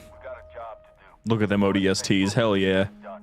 Someone had told me, though, that the amount of detail in that gondola, just that gondola cutscene, has more polygons than the entirety of Halo Combat Evolved. Oh my gosh. Which I firmly believe, because there is way too much detail for a 1-minute cutscene. Oh, you get to see the Scorpion tank. Oh, finally, yes. No, this is a good one. This is not a like goofy, oh, it's not playable. This is a really fun vehicle. No, it's not playable. Look, even read the objective text. Use your map. Oh, okay. Look, I even made fun of the line you've been making fun of all night. Yep, indeed. I like the foreshadowing I did completely on purpose. I knew what was coming. Ah, uppies! A statement never before preceded by a scream, I'm sure. It's classic Noble Team call out. Noble 6, did you just say uppies? Yes, sir. Oh, wowzers. Golly, I love the Borderlands weapons so much. Yeah. Oh, this one reloads Morrowind. Perfect. Would it be possible to make the ODSTs into Helldivers? Like, actually from Helldivers? I think it's what he's asking, yeah. Probably. As long as I have the 3D model and the textures and stuff, yeah. That'd actually be pretty simple. Then you should do it. Yeah, that thing is nuts. Listen, you want me to just send you a note, like a message of just like, this is what you said you could do? Just because I said I could do doesn't mean I'm gonna do it right now. Let's get that clarified right now. What do you mean? This is all easy and simple and you have all the time in the world. I have a passion project I want to work on and not get distracted by Reach for another month. Oh my god, you almost flew into me. I am doing my job. Now, I just think it's crazy because when I went back to fix Cursed Halo 3, it was, no joke, 4 more months of development that I did. Oh my gosh. That's insane. And I added like 20 new weapons. I did all, or not all the cutscenes, but I did cutscenes on every level. So there's something on every level now. But it just takes time. I mean, sure, everything, like, it's like I've already mentioned to a lot of folks before, because what's really funny to me is I have seen, like, social media posts where people are like, why isn't this mod gotten updated? And I'm like, are we serious? Like, it's a mod. I should show you the review I got for Cursed Reach like a week after it launched. You should. Let me open that up and I'll send you the screen cap of it. Yeah, I'll just one shot the freaking turrets real quick.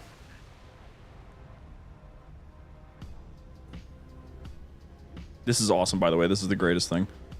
No, that tank is insane. I'm actually It kind of. also made me realize how strong the mech cannon is, that it can one-shot their turrets. I'm actually shocked that the model looks so good.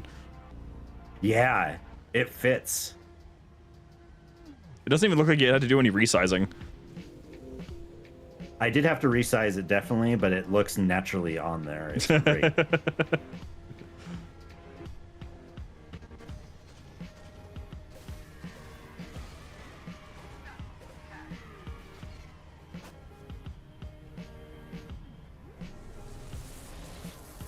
Ah, here it is. Read it to me. From Ellie Newfie. Blows my mind that somehow this is an absolute downgrade in every way from your previous works. Like, for real, did you forget more of something doesn't make it better? Your Halo 3 Curse mod was fun because it wasn't a headache to play through 90% of the levels. Seriously, I am not going to recommend anyone download this mod because of how unfun it is. Do better, Gashnor. I know you can. What even? Sir, this is a free mod. And then there's two comments replying to it. One of them, bro, it's not like you're paying for the mod. It's literally free and you're so pressed. Like, come on. The only way you can genuinely say this crap is if you go make your own cursed mega mod. And it's subjectively by the community, better in every way. And even then, the attitude in which you said it is abhorrent. And someone else said, take a chill pill. It's a mod. It can be tweaked a little. If you really have an issue with it, then don't play it.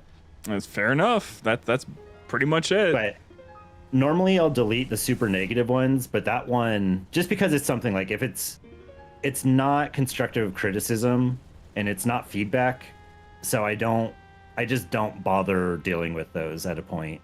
Oh, sure. But if there's someone that says like, hey, I had an issue with this or this, like, I'm going to keep it up. That's fine. If you give me actual criticism, all about it. That's fine to keep up, but yeah, just don't be blind.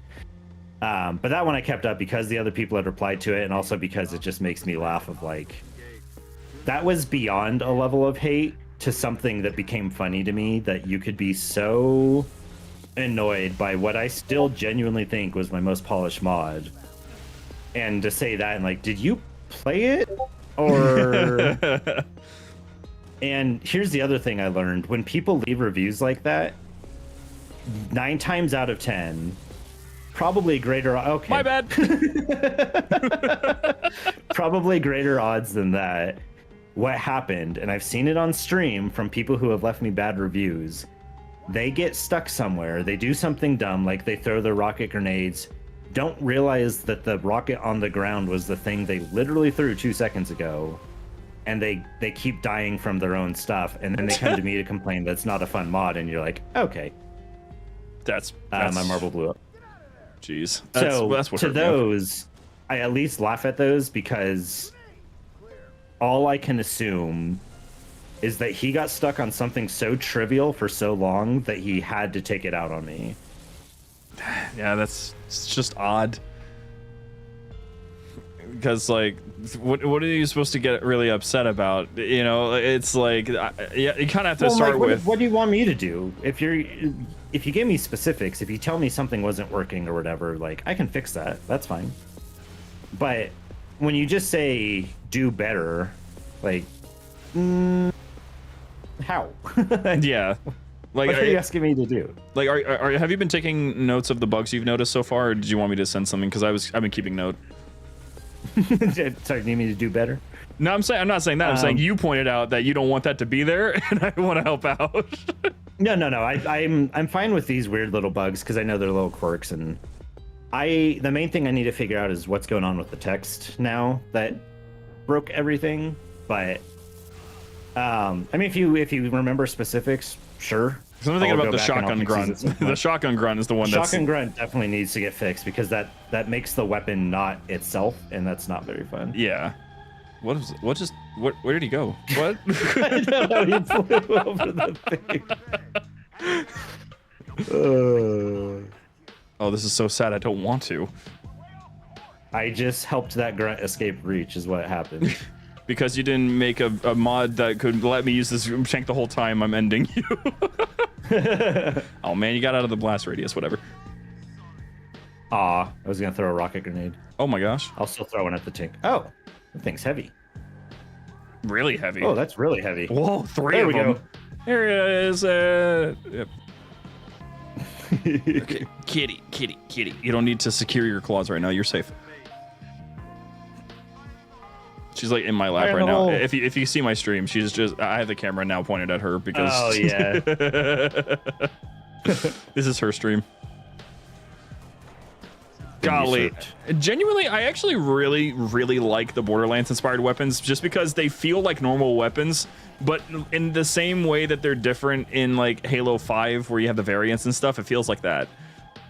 Yeah, and that's what I wanted to do. I didn't want them to be like an assault rifle that shoots battle rifle rounds or something. Like that's, to me, that comes off as too lazy at that point. So Yeah. I wanted it to feel like just that. Yeah, they're all assault rifles, but how can they be weird versions of assault rifles?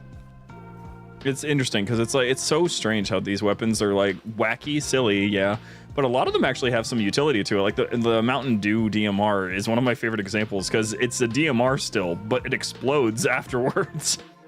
And it shoots a can that drops after you fire it, so it It's has so some fun. bullet drop to it. Oh right, we have this weird little door thing. Hey, look, a hologram. A hologram.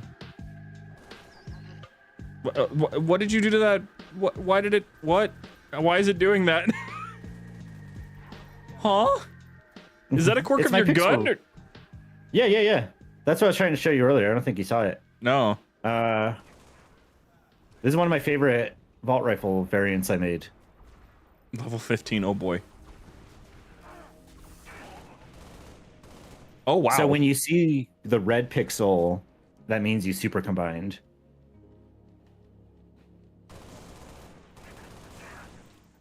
This is this is wild. Super combine also bypasses shields, so if you get that on a shielded enemy, you can kill them faster. Oh my gosh. I got thrown. Oh, they hit you with the thruster carbine. I love how you're just rattling off the names of your weapons. No matter how many you've added, you just know these weapons names. Dude, if you knew how much time I spent going back on all of them and fixing them. Right, let's activate These the hologram. just become like this whole thing is so knowledgeable for me. I get it. I can deploy a Grunster chief.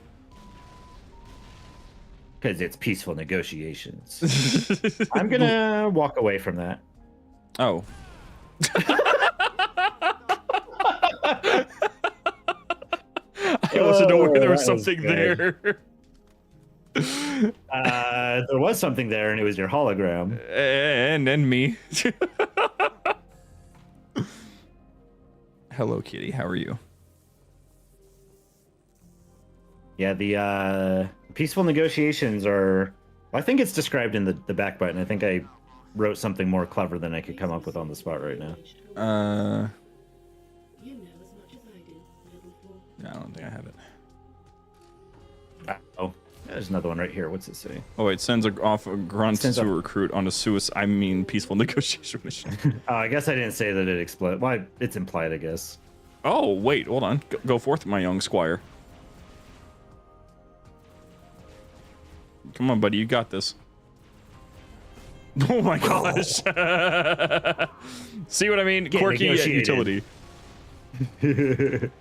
No, that was my main goal. So after Cursed Halo 3, a lot of the jokes I had were, like I mentioned earlier, there's the dart rifle that was bad. And it was funny thought in my mind, but then people didn't enjoy it. So I started on this one in particular, porting even the weapons from Halo 3. The first thought was, is this playable? Like, you got to make sure everything is usable this time around. Yeah. This is the And honestly, end I think of it is. Yeah, so this will skip to the next level. Yeah, which will, yeah. So Oh, I'm there's gonna- a Zune right there. I will cut it back. That's all fine. I'll cut it out, and then we'll go back into the mission, but in Legendary, so we can get that Easter egg. Okay. I'm sure that this mod is completely balanced on Legendary. You spent a lot of time making sure that it wasn't unfair. I mean, there's super suplex pistols we'll be able to use, so that's nice. Hello, small cat. How are you? And from what I remember, you wait until Halsey, when everything's done, and Halsey says, "Okay, go ahead and come on in," and then you go find the switch. Yep, it's after you've killed everybody, basically. Okay. I love how she just did this. Like she's just been so attention starved this whole time. And you need brushed. Oh my gosh. She's the reason why we have air purifiers in every room of the house. This long stream. Yeah, this can be a whole stream. The Connection whole lost. thing. Hey, you're still here, ain't you? Oh, that was your old one. Yeah. I just saw the stream. I forgot it's delayed and was like, oh no, what happened? Nah, it was nothing.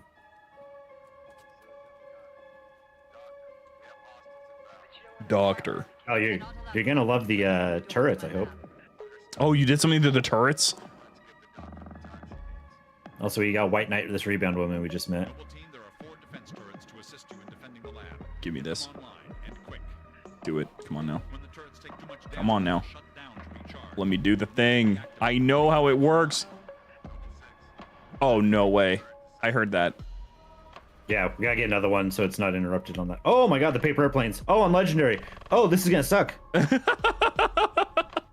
See, again, I just fixed them. I haven't done a playthrough since. Oh, it is the turrets. What are you? Of course. Of course. Oh my god. These fire so rapidly on Legendary.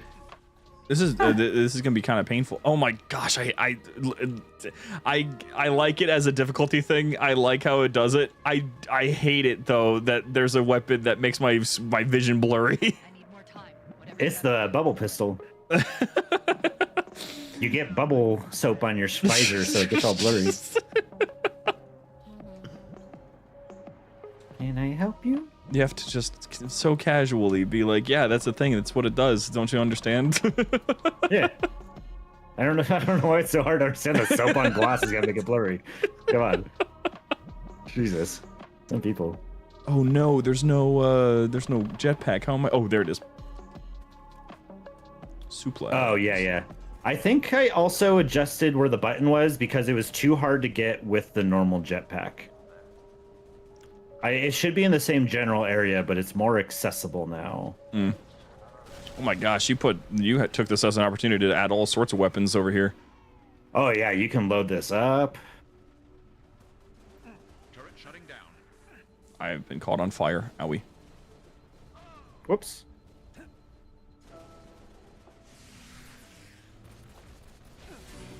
I only need one round. Golden gun. I want to shoot those paper airplanes, but I don't want to get close enough to them yet. Are you? Can I- The cat is trying to get my attention. She's like stretching on me, trying to get me to look down at her.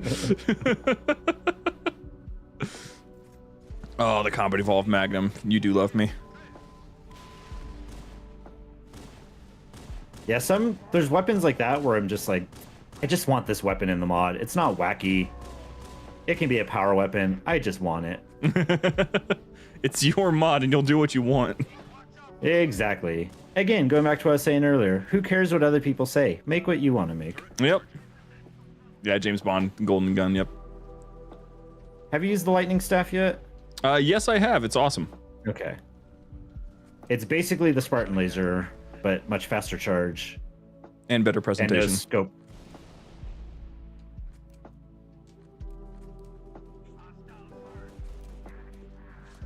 I'm So trying what to if be I s- cautious about what weapons I use here, so I'm not losing the best weapons immediately.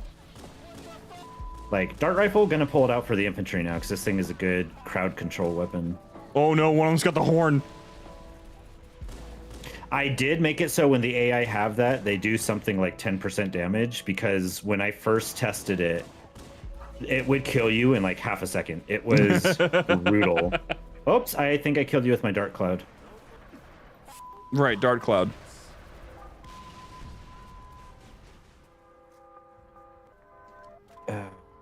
Okay, let's see here. There's a paper airplane over us. Getting bubbled. I want the only unfortunate thing here is my usual play on this level to make it easy is I Banshee. grab I take the Banshee. You can't really do that in the moment. I mean, you could get one. They're actually really strong in this with the paper airplanes. I want one. I EMP them so that I can get them down easier. And Yeah. I don't got That that ain't one. easy. No, so I'm gonna have to wait to see if I can get one to get up and close to me. Ow! I don't even know what killed me there. I think a brute shot or brute scoot. Yeah, Oh, what there's is a little tiny brute. How does that brute scoot thing work? What is it doing? It just bounces. It tracks onto people, but it bounces super rapidly. So interesting. it just kind of glides along the ground until it gets somebody. and That's sticks what it it's and goes doing. up. Because I was like, it doesn't look like it's hurting anybody when it's going across the ground like that, but then it'll It explode. just goes- Yeah. It's also really annoying in Halo 3 when it goes in the water because it makes the water explosion sound on every impact. So it'll just be going.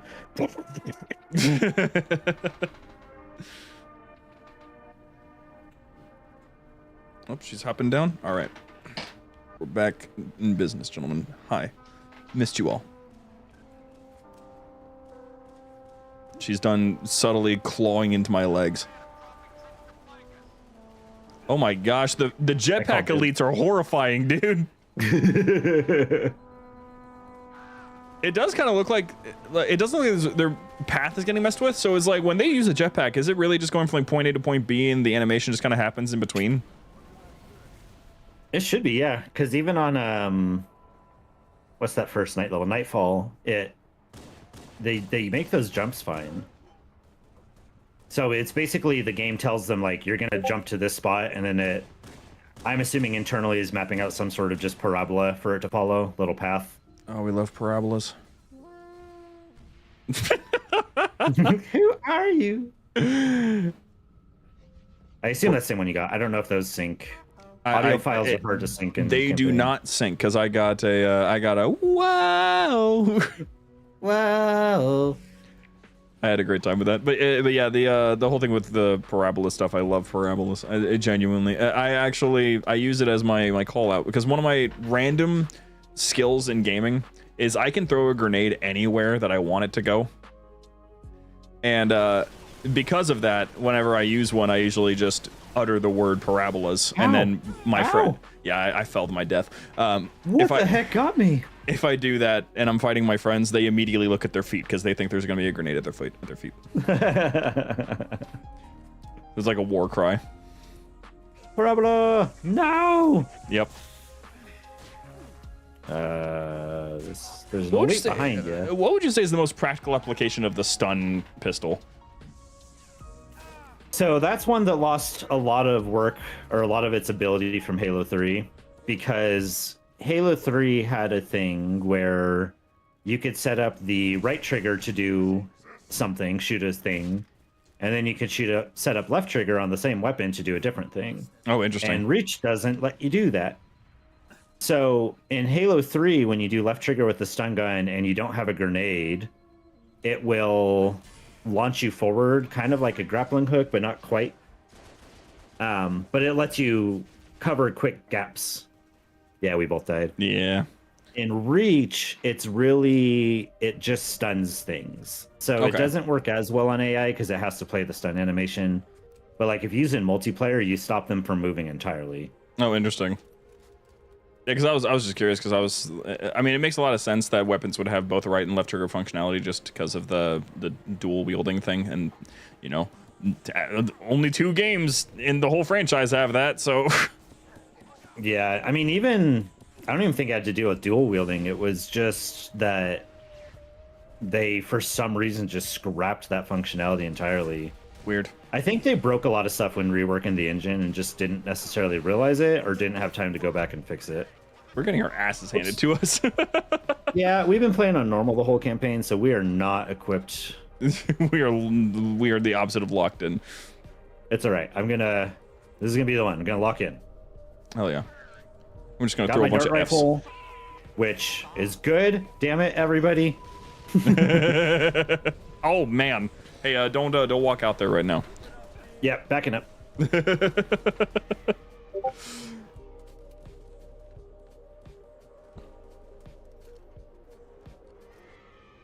I'm actually gonna take advantage of the fact that the box of shotguns has explosives that it shoots.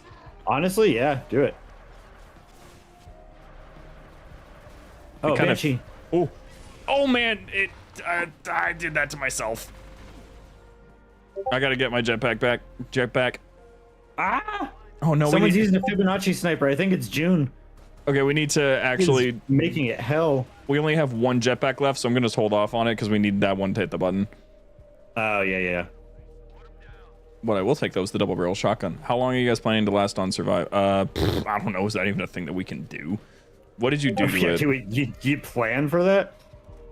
I didn't do anything. It's just the normal, normal, quote unquote, the mod normal sandbox. So, you know, you got to survive against that.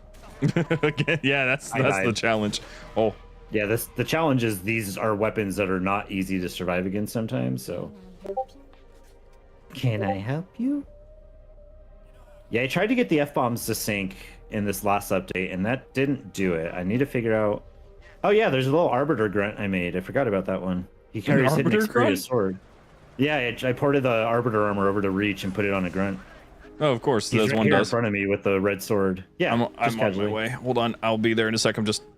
I'm hoping these turrets. Doesn't quite know what to do with me, but I don't want to get too close because he can melee me.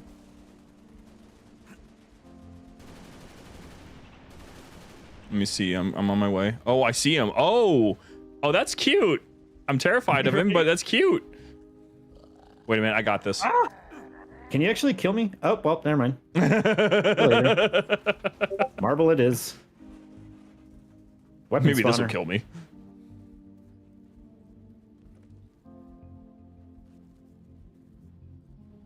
Checkpoint confidence. Go slide off an icy cliff. Oh, there's a grunt jackal over here. A grackle. Grackle. That's actually great because if you live in Texas, you love grackles. The hell's a grackle? A grackle is a bird, and let's see. You're over on the. Are you in like a coastline or no?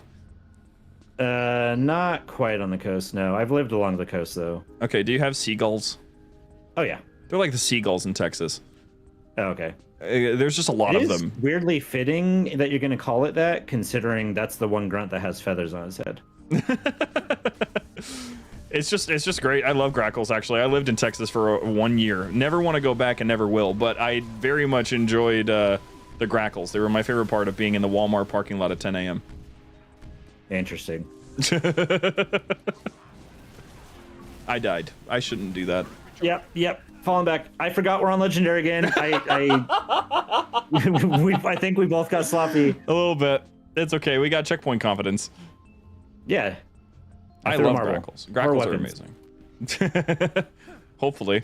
Maybe let's, is it possible, like, do you have any wacky vehicles that could pop out of that aside from the Hyperhog, or is that just unfortunately all we've got? No, it is possible to get a paper airplane. It's possible to get Warthogs, Hoverhog.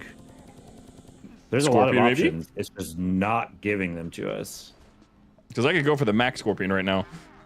Okay, who's got the sniper? June, get out of here. Oh my gosh. I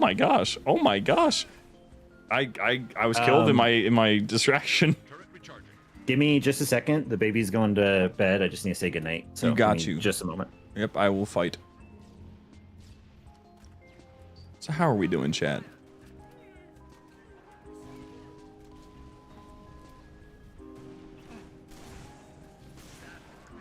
You say you love magpies and yet you don't watch Magpie Leon's content. How interesting. Package is almost ready. Just a little more. What are you doing back here? Get out of here. There goes June. Oh, he's out of here. He's gone.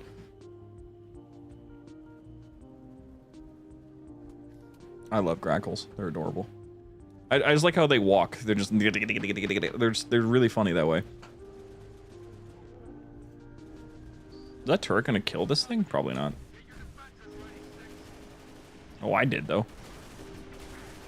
Uh-oh. F-bomb. F-bomb. No! I'm so young! What? June just spawned back here. How in the hell? Get out of here.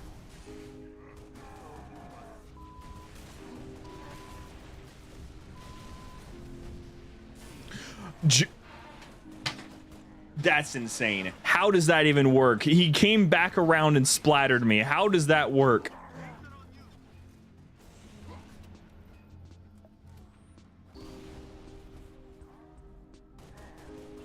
Well done, Spartans. I'm opening the laboratory door.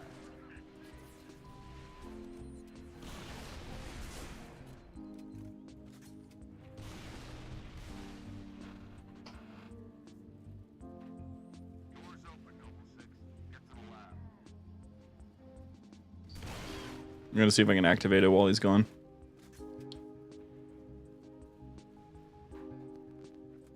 We're gonna first get rid of this wraith that's over here, though, because it'll really get in the way of my plan here. There it is. Let's just grenade and oh, there it goes. Oh my gosh.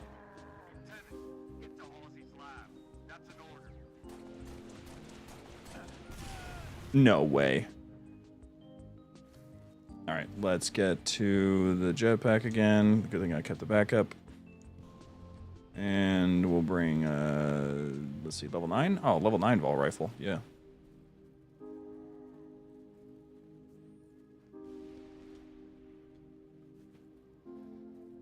What, you mean the one where she's in a nightgown? The one where that's horrific and has Keys getting slowly infected and losing all of his memories?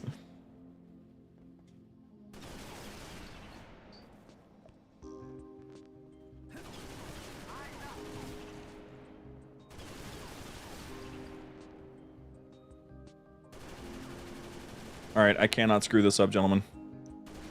It is not an option. I have to make sure that I get this button first try. We'll use the logic that I use whenever I'm working out. If I don't lift this weight, the world explodes. If I don't hit this button, the stream ends.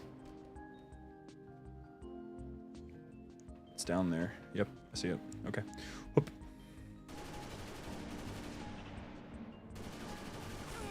Got it. Still got it. And we'll know for sure if... Uh-huh, yep. Oh, absolutely not. Oh, absolutely not. Jeez. Oh, no. Oh, please spawn me on him.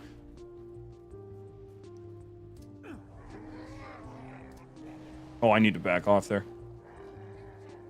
This little scream.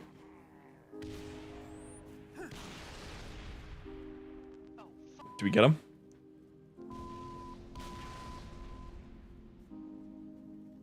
Okay, yep, alright. Then, there we go. Oh, they were holding iconic ones. That's funny. They had boxing gloves and stuff. Yeah, so that was gonna hurt. Anyway, I'll bring this with me just in case. Let's spawn in the hall. Okay, we're gonna wait for him here. Hey, chat, if he comes back, can you just leave a little message for him that tells him that I'm currently in the Tribune room and he can meet me in there? I'm gonna use the bathroom real quick. I'll be right back.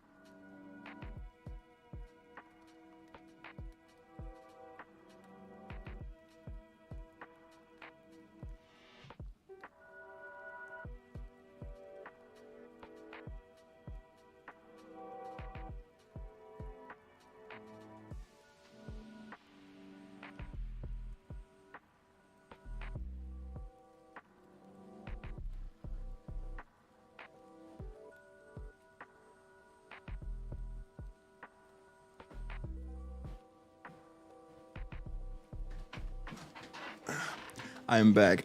He's in the walls. I beat him. I beat him back. I don't want to go down there until he's here. That isn't right. I think. No, that's right. Yeah. I'm just trying to gauge without actually going down there.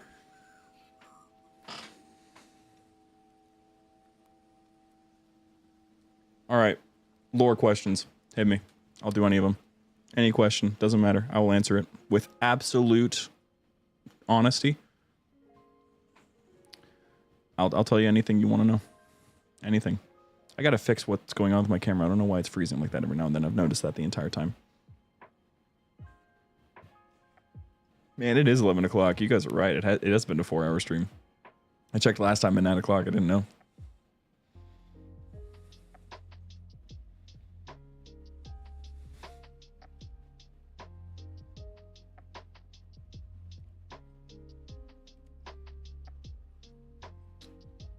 What's with the sandwich in Halo Infinite? Master Chief was hungry. Unless you're talking about the one that's being worshipped by the grunts. That one was a Forerunner artifact that was left behind. The grunts are over there worshipping it because, obviously. Name one of Last Light Weaves Living Song's children. I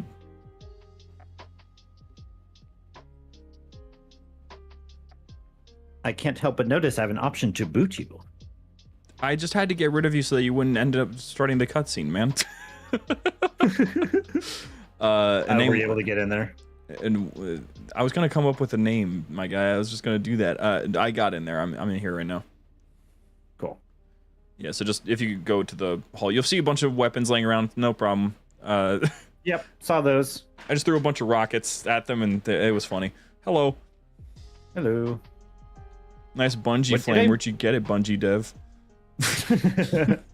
Did I move the switch, or was it in the usual spot? I don't remember. Usual spot. Why would you move the switch?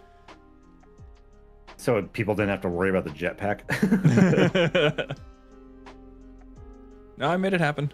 All right, so this all looks. So I updated all the pictures too, so it's all from my mods. I actually noticed that. I was like, wait a minute, there's no insignias and stuff. Nope, these are all just funny little cute little pictures.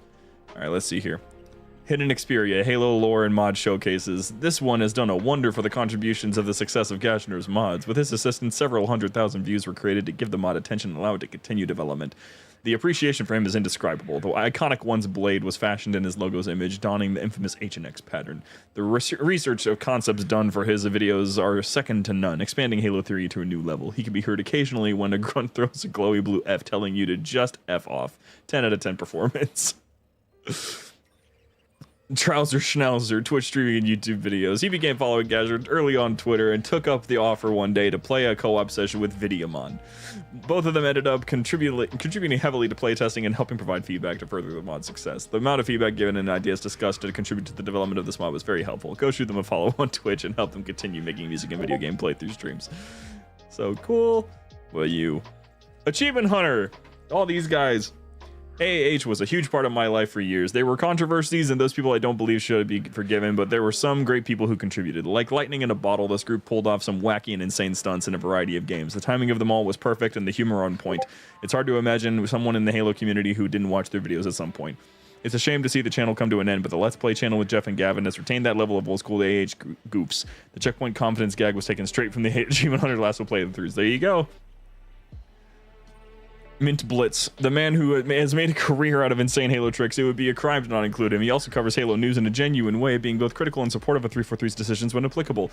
He covered Cursed Halo 3 when it came out and provided huge support early on. He provided valuable feedback after playing and was nothing but helpful. I'll never forget the day I woke up and saw something I made in his video. I was shocked. It helped me develop further and make it to this point.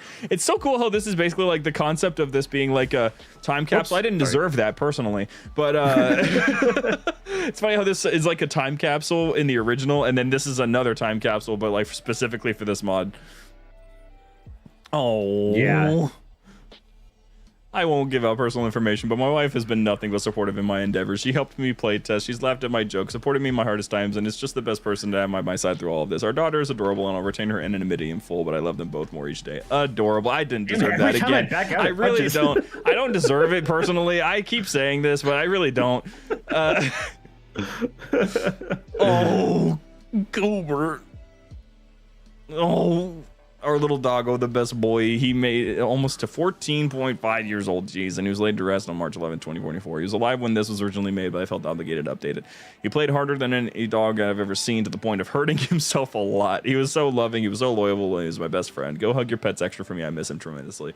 He passed around 12:30 p.m. on March 11, 2024, peacefully in our home. He had a belly full of snacks and his favorite food, surrounded by his family. I like to think he's running with his brothers in a big field over the Rainbow Bridge. You were and still are so incredibly loved. Rest in peace, Tamius. That's adorable, but also sad, but also adorable. It's okay. It was time. Yeah. Well, this is fun. This is a good time. Yeah, it was fun updating this and making it my own thing. I'm glad that you did, honestly. Like I said, little sprinkles of personality really make mods stand out like this. Yeah, I love the little details. So being able to do that was necessary for this. Oh, yeah. Well, cutscene time. Yep, this one was changed a little bit. Oh, good. I'm excited about this. The slow fade of making you think. Yeah.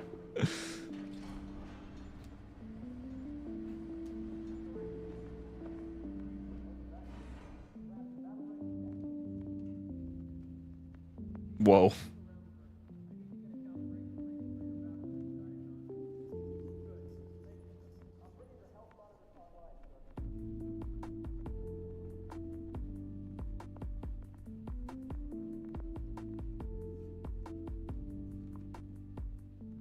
What is this stuff?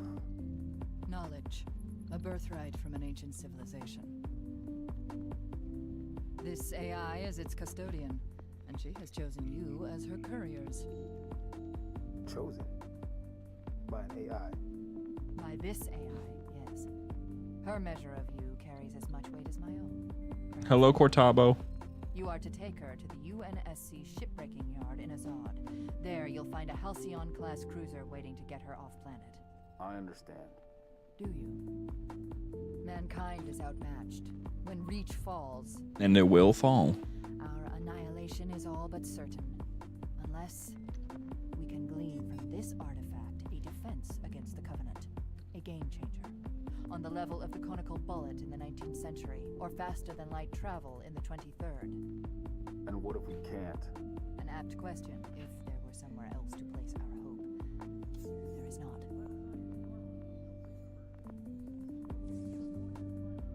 I'm just waiting for whatever wacky thing you added to this. You'll see. I am sure I will, but... Pretty soon. What? So you got some whiskey in your room, you said? Yeah. Take it, Lieutenant. Take it, Lieutenant. Do you have it? Yes, Say the words, please. I have it. The words, please.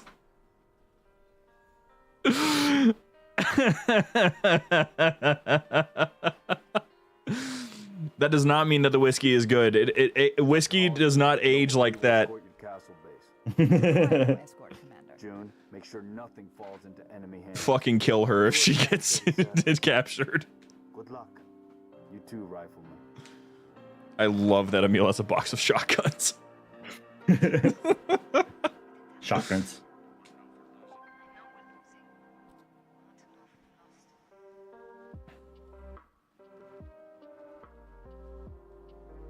This cutscene is so weird without music. Turn right, heading 0. Yeah, I can imagine. It's just anticlimactic. Yeah. See, and this is what I don't get. How does that audio file have music, but it's all one audio file with the dialogue, but it can filter out the music when you disable music volume? I don't understand how that works. That's a good question. Maybe it's something in how the file, because it's not an MP3 or something. It's probably like an actual packed file. So maybe it's something about how the audio is packed. Yeah, there's got to be layers in there somewhere. Which makes you wonder, like, how do you separate those layers? Like an ogre. You know what? During the game showcase, Phil ended it by saying, You know, that a classic would be coming back next year. And I saw that joke. Shrek 5, man, Shrek 5, the movie. I'm the game, you know. That'd be the biggest blue balls reveal. I'm just saying. I mean, it's Everyone's been there like, since. But Halo, come on. What about Halo? I think the reason why he said a classic is just in case Halo's not ready next year. I think so. I think they have zero faith in that company right now. Yeah. Hey, that's not accurate. It shoots a grunt, actually. Actually. Not sure how long she's gonna stay together. Skies are jammed up anyway. Gotta get you off her, Lieutenant. Sir, You don't want to hear it. Get the pack. Not gonna lie, I'm not gonna mentally recover from all of what we did today anyway. Emil, go with him. It's a ground game now. He's actually bleeding because Emil shot the grunt inside the Pelican. Do what I can to draw their fire. Noble team was a mistake. That AI chose you. She made the right choice. Yeah, I guess. We should probably switch to normal. Yeah, probably. I don't want this mission to go for another 2 hours. I just want to let it play out and we can go along. Yeah. Nice timing, by the way, not actually knowing where the Pelicans' back half was really going to be. That's pretty good timing. I imagine they have some sort of computational something. I don't know. The freaking there we paper go. airplane's flying. It's so high quality. The label is so good. Where'd you get the 3D model for the whiskey? Do you just have that? That I actually found one online. I was gonna make my own, but it wasn't looking right. So I found one online and then modified the label image to say Jacob Keys instead of Jack Daniels. That's so funny. It's the little things, you know? Yeah. To Jack Daniels in the picture. Oh, that's amazing. I actually think that the skeleton grunt is probably one of the most impressive things about this whole thing, since you took a model that's not even like animation ready and made it animation ready. I was so happy the first day I got it in game and looked at it. It looks right. And even the first person model, being able to make the hands off that. It's impressive. I don't know if it says more about your skills about porting it over or the people who made the model that made it actually possible. It was funny when I ported it because that went viral on Twitter, and one of the developers at 343 commented on it, saying something like, "Well, I guess I'm glad that I made our team model it instead of just leaving it as a decal like we were gonna do." So I was able to tell him, like, dude, just tell your team thank you from me, because it's such a fun little model anyways. Oh, dude, actually, that really makes me think. There's a very important aspect of the modding community that I don't think is really talked about a whole lot, and that's how much the actual studio working on Halo appreciates the community. Because one of the biggest things, Yeah. I had a conversation with another conversation I had with Idea a long time ago. Because I was asking, like, it was something along the lines of like, why haven't you gone, and like, why would you hesitate if they asked you to work on Halo Wars 3? Because he said he would, like the team would, and I'm like, well, that's kind of odd. Why would you do that? And he made mention of a conversation that he had with a developer at one point that was like the developer being appreciative of what they're doing because they're not allowed to do what they're doing.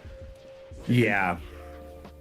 Like you guys get to have the fun. They have to make the actual franchise that you get to have fun with. They're not allowed to even do what you're doing.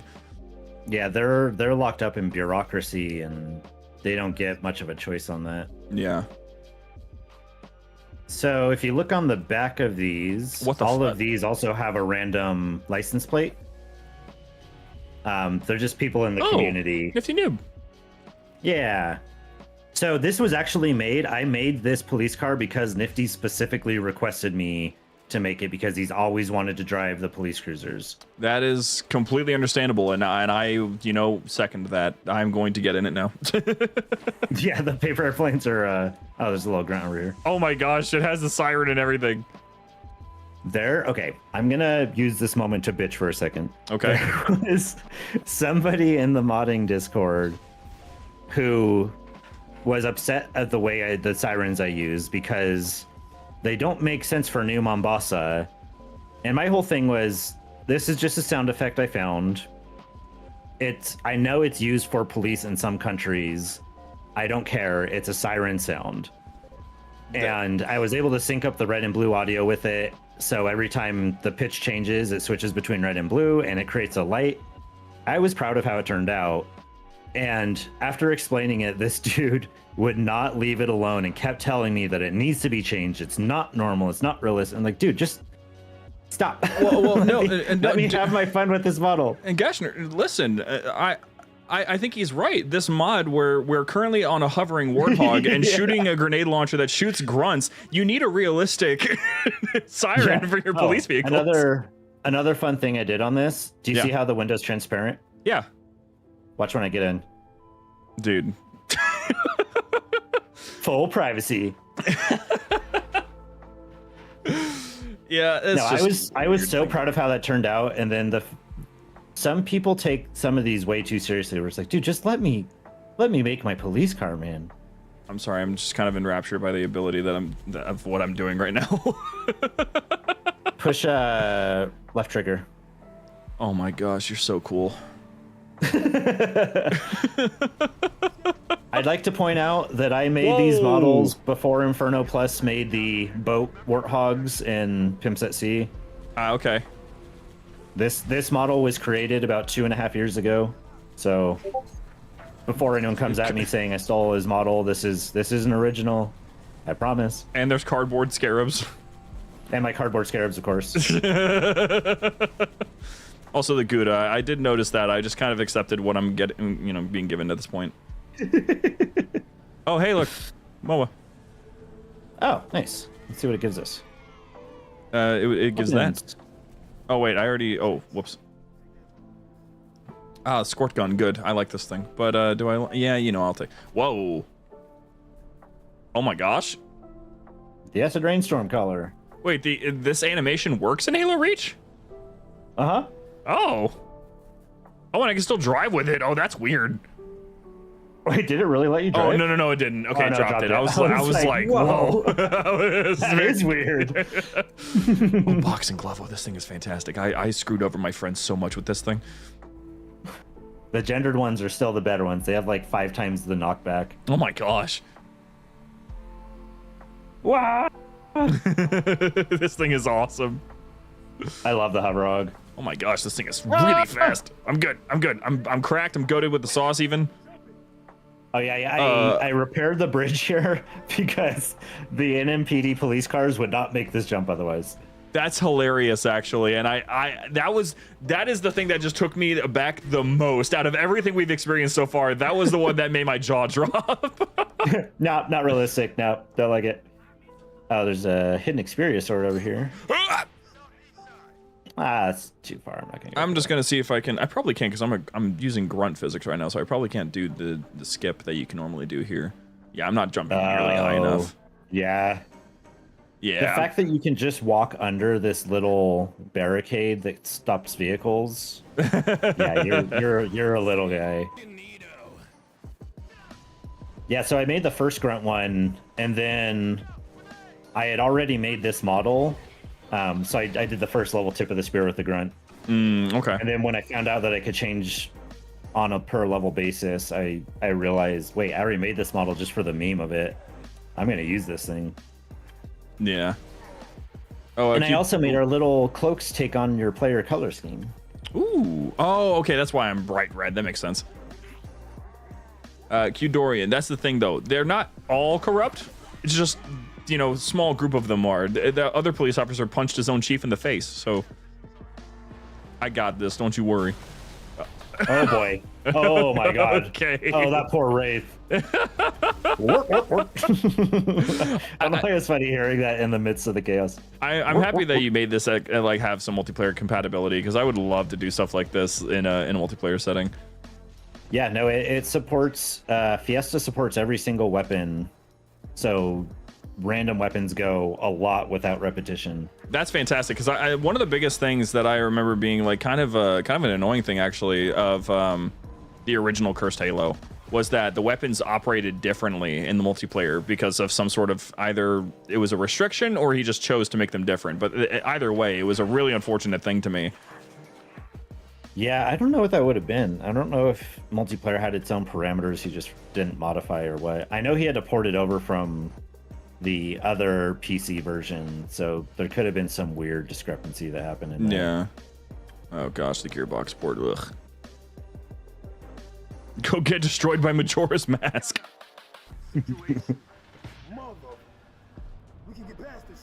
It is made of cardboard after all. Commander, we can do a lot more to this. You don't need to do this. I've got the math. You're on your own, Noble. Carter out. One thing I should do, because it always bugged me in the original game, and I mean, it's in this too, but when you look over the cliff, there's no dead scarab sitting down there. Oh, that's annoying. I That always means wanted Carter's to alive. see that detail. Yeah, Carter's alive. Yep, and Carter's alive. George just got. Climbing the mountain. That's Emil. Just he's doing his thing. He just scooted up that like it was nothing. Emil, notorious in lore for climbing, rock climbing.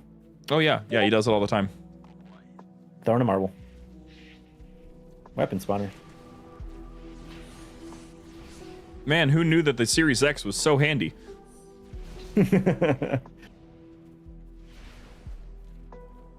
I do like the particle effects of all these different weapons. It makes it so much fun.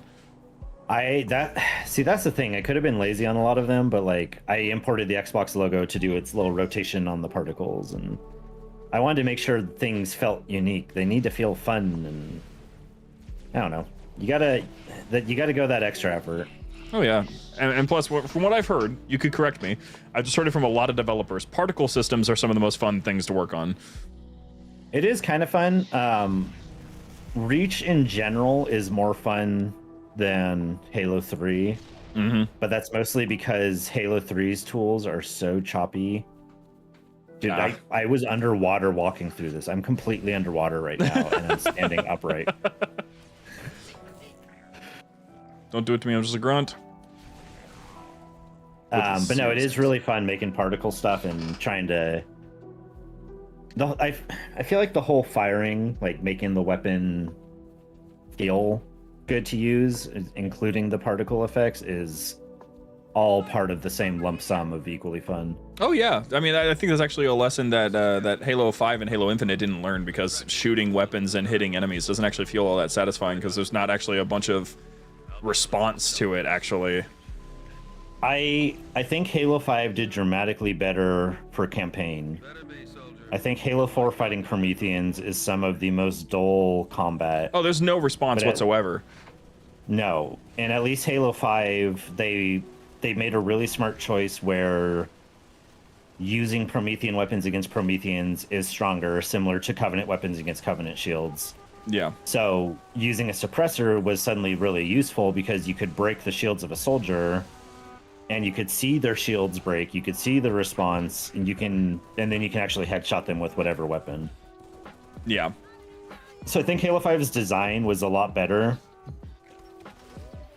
And another controversial take, I think the story is the big thing holding the campaign back. I don't think the campaign is I think the campaign's fun to play. I don't think it's the best campaign to play.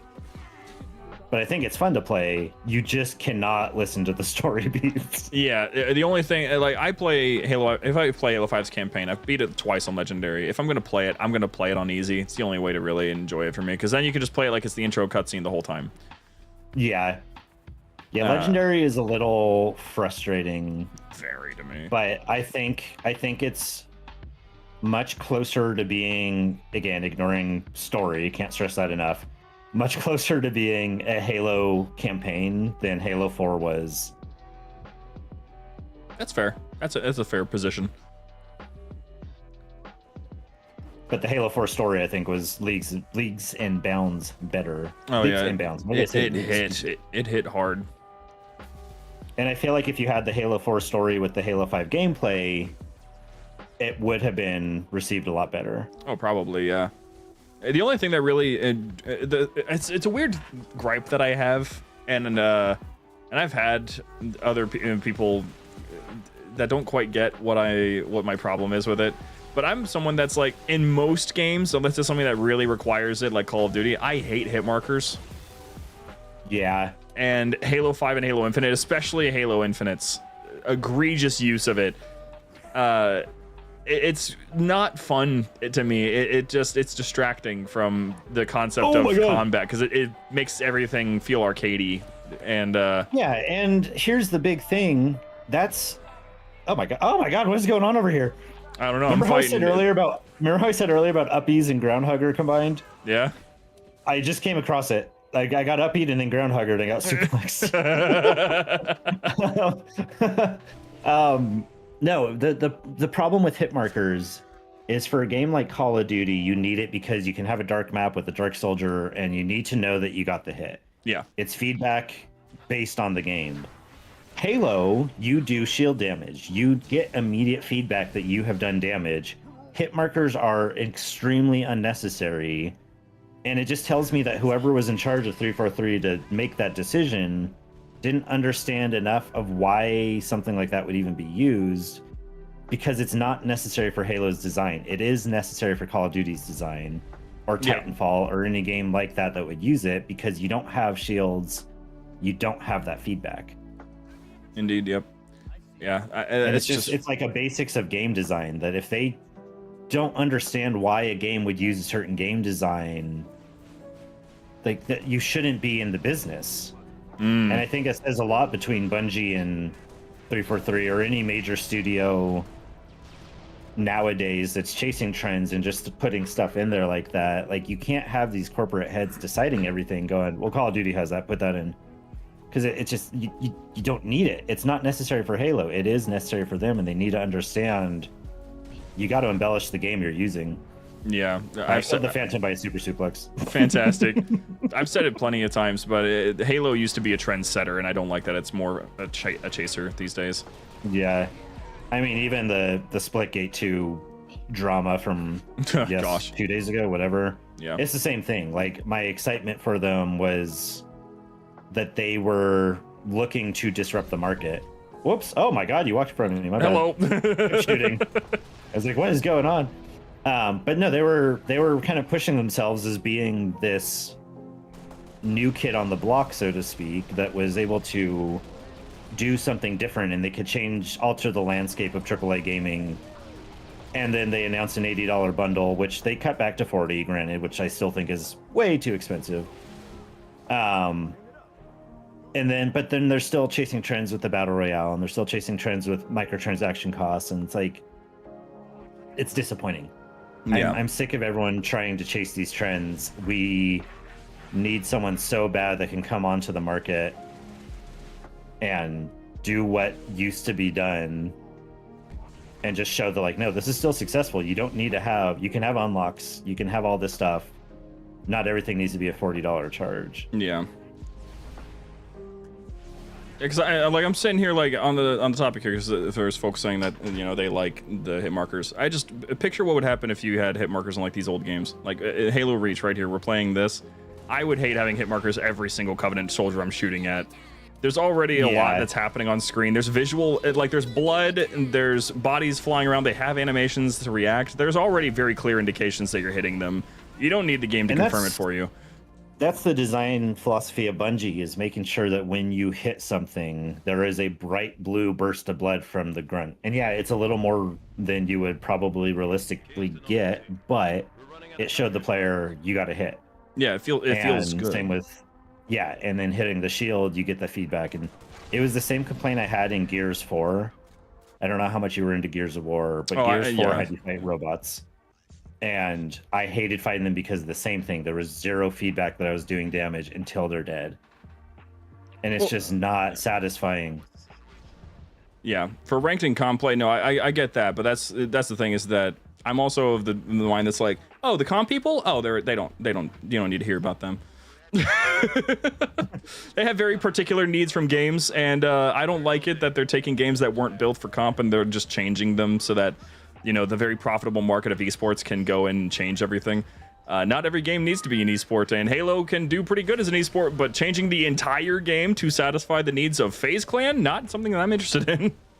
Well, and it's annoying because Halo's esports were at its best when Halo was not designed around competitive games. Like Halo 2 and 3 were peak for Halo esports. And what happened was Bungie just designed a game around casual experience that could be competitive. You have a casually competitive game, and then it can be tweaked to their liking. So why can 343 not give them the options to tweak their settings and still keep the casual experience and the silly weapons and all the stuff that made Halo Halo? Uh-oh. Watch out. Take cover. It's coming for you. I'm just gonna hang out. Okay. Bye now.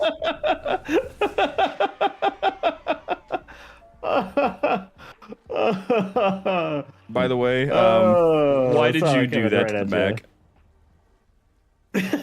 Oh, that was also part of the same silly silenced weapon competition where after I made the sword, I made a silenced mag gun. I was hearing this loud as golden, I was hearing the loud as GoldenEye silenced weapon. I'm like, what is that? And then I realized it was tied up to that sound. And I'm like, no.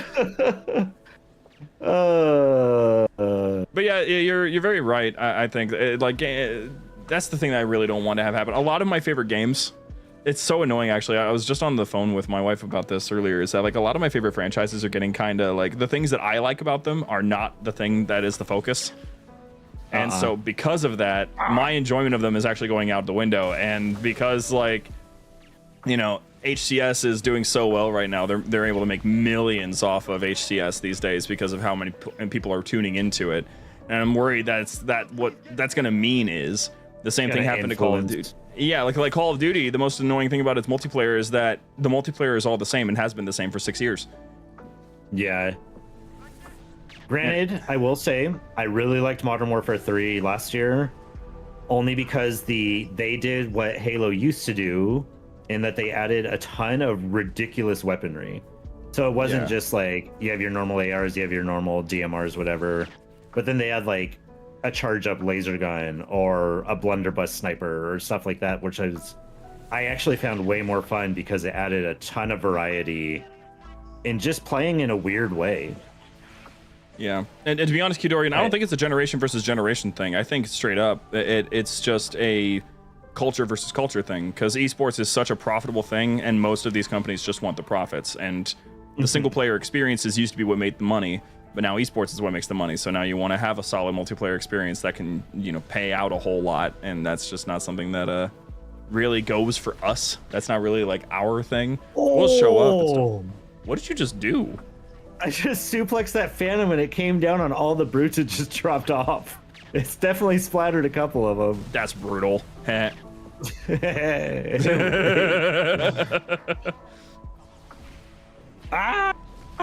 You're fine. Walk it off. You're fine. Did you read the description I made for the Series X? A new generation of Xbox fires a burst of toxins pulled straight from Xbox Live in-game chat circa 2005. That's awesome. So true. That's what you just covered me with. I hope you need to understand. It's fine. You're fine. You were exposed at that time. Yeah, I built up an immunity to exactly early Xbox Live.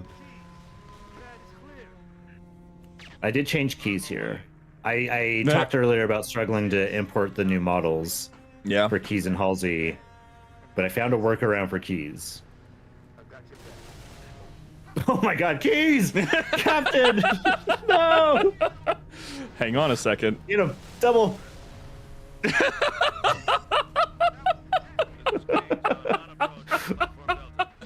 Right. Oh, you're charging. Oh! You're just getting rattled around like a freaking baby. Oh, that's hilarious. His eyes are really creepy for some reason, though. I love how he's just taking the whiskey from me. So, in my mind, the lore makes way more sense with my new lore. That Keys was hammered. He downed that whole bottle, and that's why he crash landed the Pillar of Autumn. He could have landed that thing so safely. But We had to deliver his order. He was drunk driving the pillar. Yeah, no, dude was wasted. Dude, it's so perfect. On our show that we host, we actually have a very common joke that everyone on that hosts it wants to drunk drive High Charity. See what happens. Yeah, what's the worst that could happen? This. Why does that sword actually look really satisfying? Like, that actually looked pretty solid. I love that sword. I love how the design came out. Because it looks like it's just a spinal cord ripper, and then that's it. Right? Oh god, yeah, that would be brutal. Just stick it in and pull straight down right along the spine. Yeah. Yeah, the guy's there. Not okay with that. No, not really. No. Don't know what happened there. And yes, Qdorian CE keys. CEs? CEs. Kind of looks like that. Yeah, you're right. So it'd be like that? Is that what we're... Yeah, that's what I'm going for, yeah. Okay. Well, it also can be pronounced as keys. That's a weird double entendre thing. I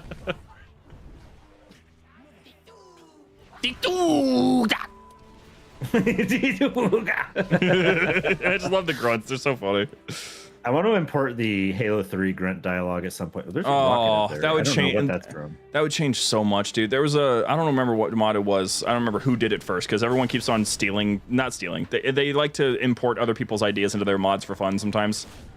Mm-hmm. And one person included this part in their mod where the elites were speaking English in Combat Evolved. Oh. Yeah. So I would love to see something like that happen in a mod like this, where the grunts speaking. I just think, if I do it, I would just want to do it at least for your playable character, and then like Gruntpocalypse too. Oh sure, yeah, that would be so funny. But there's only because there's like 3 variants of speaking grunts in Halo 3, and like I was saying earlier, it's quite a bit you have to set up, and I don't know if I want to set that up. Is there even an option to do something like the dialogue in multiplayer? Yeah, I think there is. I think by default the Spartans just don't have that option though. Why was Majora's Mask so tanky? Because you got... That's insane. That's the most Majora's Mask thing possible. Okay, I'm hiding on this side of the pole. That didn't help. No, I made Majora's Mask extra tanky just because I felt like he should be a final boss. It worked. It was very nice. I feel like the mask looks so good on that elite model, though. It fits the Majora's Mask theme. It's scary. God, I love Majora's Mask. I want to be able to look slightly down so I can shoot that scarab on the ground over there. Hold on, Hyper Hog. Oh my gosh. What are you doing, my man? Trying to drive off the fence somewhere. You could use that to take out the paper air banshees? Paper air shees? Paper airplanes? I love how pointless this is. I've coined this the illusion of necessity, but the amount of things that you don't have to do in Halo, including this. Yeah, that you can just hide back and then shoot the ship. Yeah. So Qdorian, something you just said, I was thinking of updating this to replace the Covenant Cruiser and just make a 3D model of the Majora's Mask moon. That'd be so horrifying. That's literally, it's coming towards you and you have to shoot it. Oh my gosh, that would be terrifying. Pew! Thank you. Silenced. I have not played Majora's Mask 3D. I've heard they changed a lot of stuff that I really like, and I instead played the native PC port for 2 Ship 2 Harkinian that just came out, and it's a good experience. You can get highest resolution you can run, you can get highest frame rate you can run. It's the way to play Majora's Mask now. I'm happy there was Grunster Chief in the cryo. Look at him go. I think I also imported the Halo 1 cryo model. Oh, did you? Which is not easy to tell, and you wouldn't know unless I told you, because they look pretty similar. Yeah, I didn't know until you just told me.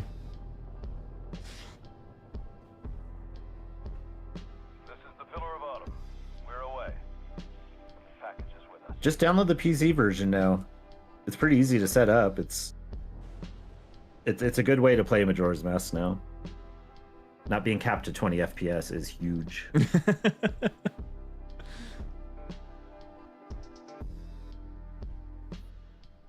Ah, good. I'm sure that nothing about this is different. Yeah, nothing at all. It looks so normal right now. I do want to edit this where I want to record myself just put 2 ice cubes in a glass and pour some water in it.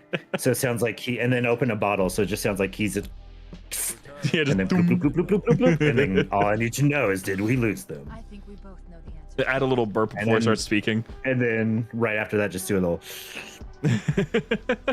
I want to indicate the keys is already tapped into that bottle. That'd be so funny. That sounds like it would be requiring of doing that weird cutscene audio thing, though. Yeah, so it's the same. I actually had to do that for Cat getting shot for the Grunt birthday party effect. You have to unmute game audio for a second to play other audio. What in the hell? Is that a giant sleeping Grunster Chi? To the Grunt world! Why? Why not? Why not? I don't understand the question. At some point, someone had to tell you no, right? Like, think I'm gonna listen to them? This is my creative freedom. Why is there Cookie Monster? I mean, it's all coming back full circle from the beginning, but what's he doing here? He is the destroyer of worlds. Honestly, Cookie Monster in the sky and paper planes flying by was another moment that really encapsulates this mod. I think it's funny how Cookie Monster's not affected by the fog either. So it's just this blue, but then the Phantom looks all weird and fogged out. Like, look at our Spartan. He's just looking up like, wow. What is even this? Why didn't I go on that ship? Anyway, look at Cookie Monster. Look to the left. To the left. Oh, is he eating Majora? He's eating the moon. Is it the moon? Is that Majora or is that Ocarina? That was Majora's Mask. Okay. Cookie Monster, don't do it. It's so weird. Oh, I spawned a Scarab gun. Now we can survive really long or not at all. I don't know where this is going to put us. Wait, what? Well, I got a Scarab gun, so that can be incredibly dangerous. Oh, I thought you stopped at Scarab. You didn't say gun, so I was like, what did you mean you just spawned in a Scarab? Nothing. I want a vehicle so bad. Please give me one. That's not a vehicle.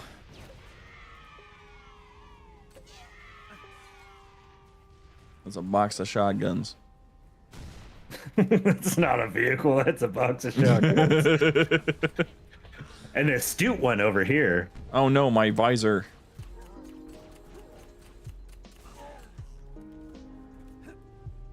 Golly, the uppies and downies arrows are so freaking they're so distracting.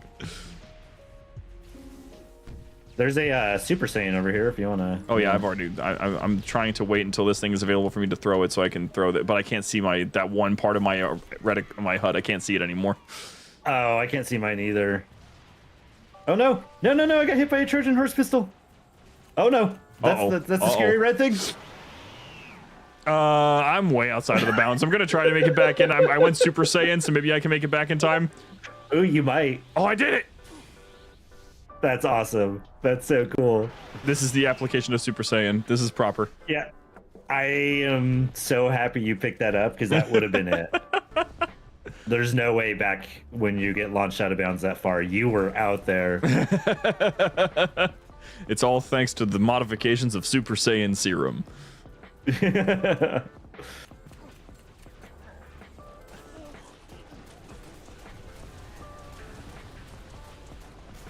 That's what it is. If there's ever like a modification to like, if there is some sort of way to mod Halo 3 ODST with like, oh, I'm sorry, with ODST with like its audio logs, replace that whole thing somehow.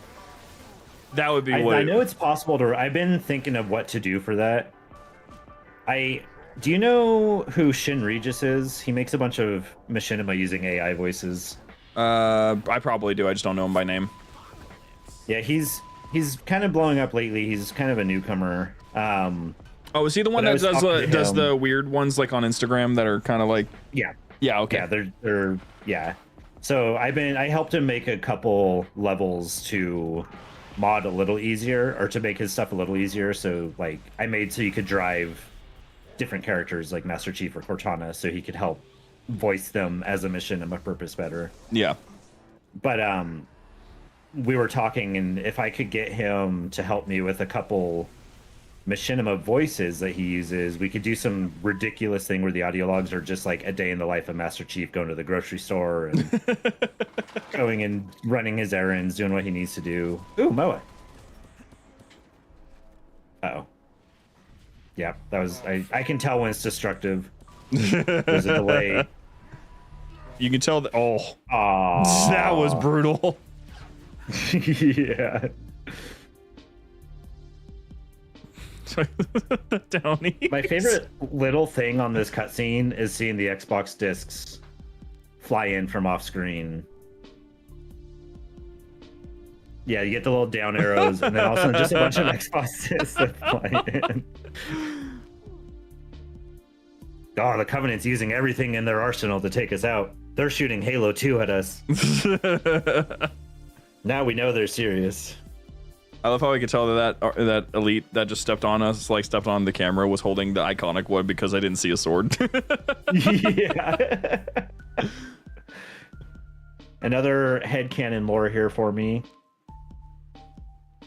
The whole goal of this was to save all of the Microsoft products from Reach. So you have, Series X and the Zooms and the 360. Efficient. That's why Reach was so important. Reach is too damn important. We have the 30 gig Halo 3 Edition Zune.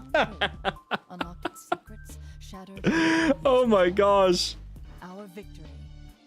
Hi Luke, how you doing? So close. I wish you could have lived to see it. Try to see him double six in cave. That'd be a funny, just quick cut.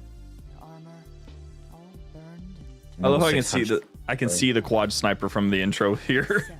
Yeah. It's just covered behind a bunch of Microsoft products. And with it, we can rebuild. Excellent content. Oh, also, I had the Zune, the red one says 3:23 p.m. Mm-hmm. And it's because that is just the time I took the picture of my old 120 gig Zune. So then I edited the cutscene to also be at 3:23 p.m. to make sure it made sense with what you were seeing. That's so funny. Little detail, totally unnecessary. Wanted to do it. Oh, good times. And that's my insanity. That's one of them. You have so many. that's one of them. Oh man. Well, I'm satisfied with that. That was a good time. I'm actually happy with how stable that was, that it didn't crash once. Not once. Nope. Just kind of had a couple of smaller issues that were just funny. Yeah. Yeah, weird things that happened from me updating a few things about a month ago that I hadn't caught. Yeah. Oh, I love it. Well, yeah, whenever you want to do Halo 3, I am always down to run through that too, because the cutscene changes in that I think are pretty top tier. Oh, absolutely. I'd be down for it. My schedule is much more open, so pretty much just DM me anytime. I'm happy to play whatever. Okay, sounds good. But yeah, I mean, otherwise, as per usual, my thing I was saying the whole time, if you want any audio assistance, I'm being so for real. Like I'm being so for real. I will work within whatever parameters are necessary to make whatever audio changes you want to a cutscene. Yeah, I can look and see how you might extract that file. It's a weird audio file. I feel like I tried extracting it once and it wouldn't do it. Yeah, but Reach is really odd how Bungie set it up. They don't even have the original assets to extract. You have to use a third-party tool. Yeah, I've done modding. I've modded Ghost Recon Wildlands audio. That's really hard.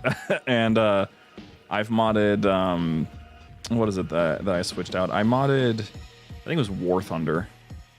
It's either War Thunder or it was something else, but the War Thunder one was even more annoying because I mean, the Ghost Recon one is even harder because that one actually didn't work. I was able to successfully remove audio, but it's so weird. Have you played Wildlands by any chance?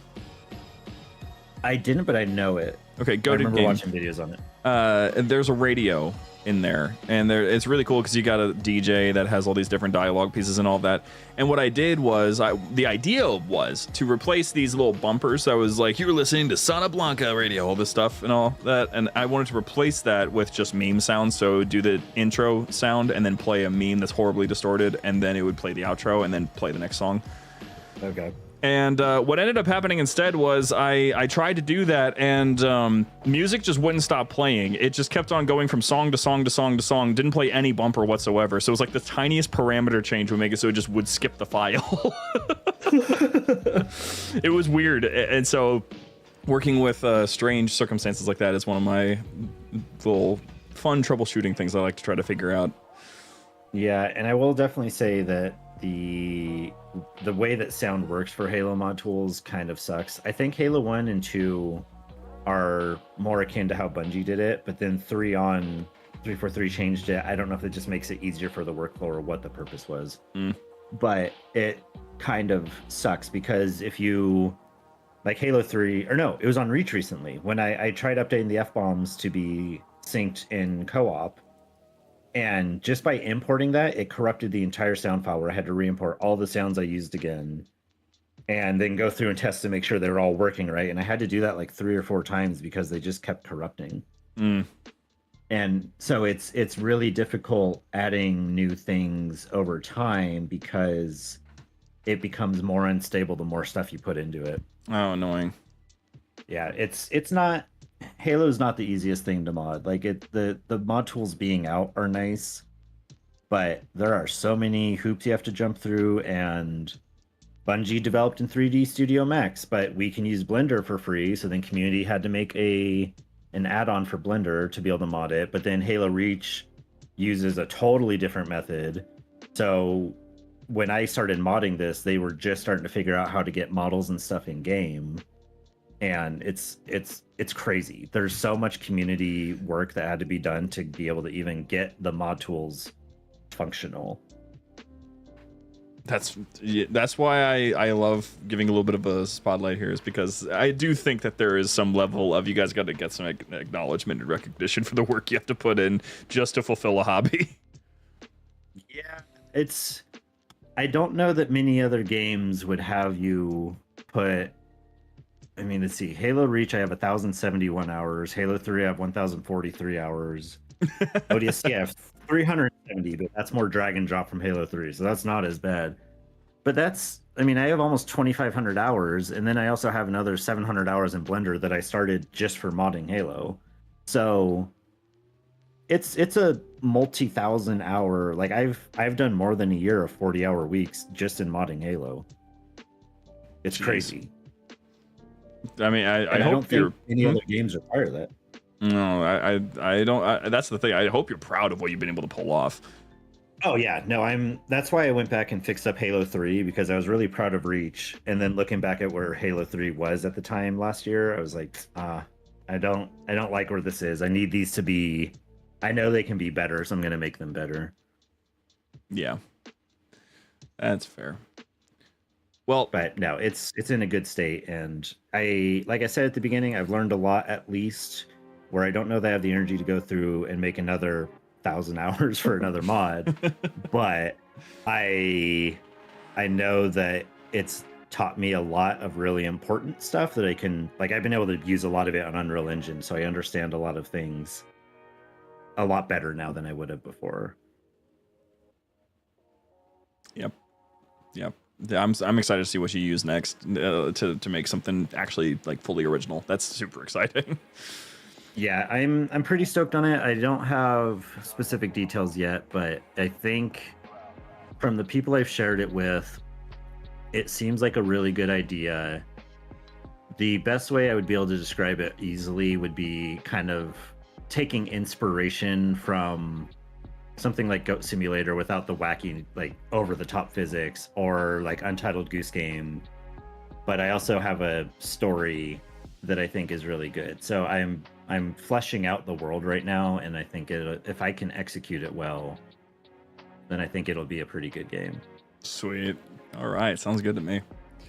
Well, for today's mod showcase and everything like that, we're all wrapped up. So I appreciate everybody who popped in and everyone who's watching the VOD after this comes out, and especially those who are going to be watching the highlights once those start getting pumped out, because we are trying to work on like highlight reels of all of the showcases that we do.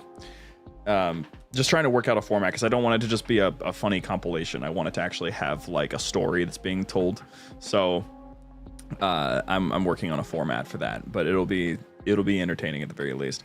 But this was way better than the Xbox showcase. And please remember to use small words, because as we established at the beginning, I cannot read. So you need to be, you can be mean to me, but just use understandable words. Mod stinky and bad. I get that. I understand. Anyway, let's see, Gashnor, you're not in the public server, are you? So I don't think people can reach out to you there, which is fine. You don't have to join. Usually I'm like, he's there, say hi, but I don't think you're actually in there. If you want to say hi to Gashnor, don't. You could try. I don't know if there's any interest there. You could say hi on reviews, leave a funny review on the thing. Offset the amount of people that are weird and say that he has to try harder than he already is. Yeah, I should have done more than 1,000 hours. That wasn't enough. No, of course not. I mean the freaking siren, dude. What are you thinking? Yeah, I shouldn't have been that lazy. No. Anyway, I appreciate you all for watching. I don't know when we're gonna do another one of these, because I don't have another modder lined up this time around. So it depends on either I get reached out to, or somebody recommends me one and I can reach out to them. So, you know, if you guys got anybody that you want me to chat with, I'm open to chatting with everybody. It's, by this point, I know everyone who knows everyone, so I could probably get everybody that I want. So I appreciate you all for watching again, though. I'll see you all on the server if you have anything you want to chat about in the post show. But aside from that, Gashnor, thank you so much for joining. I hope that you have a good rest of your evening. If you want to sit, if you want to sit and chat for a sec, you can. Otherwise, I'm just gonna wrap up the stream here and probably get pizza. Yeah, I'm probably gonna go get some food because it's getting pretty late. Indeed. Alrighty, well, thank you guys. Of course, thank you guys again for joining, and yeah, enjoy the welcome screen again for no reason.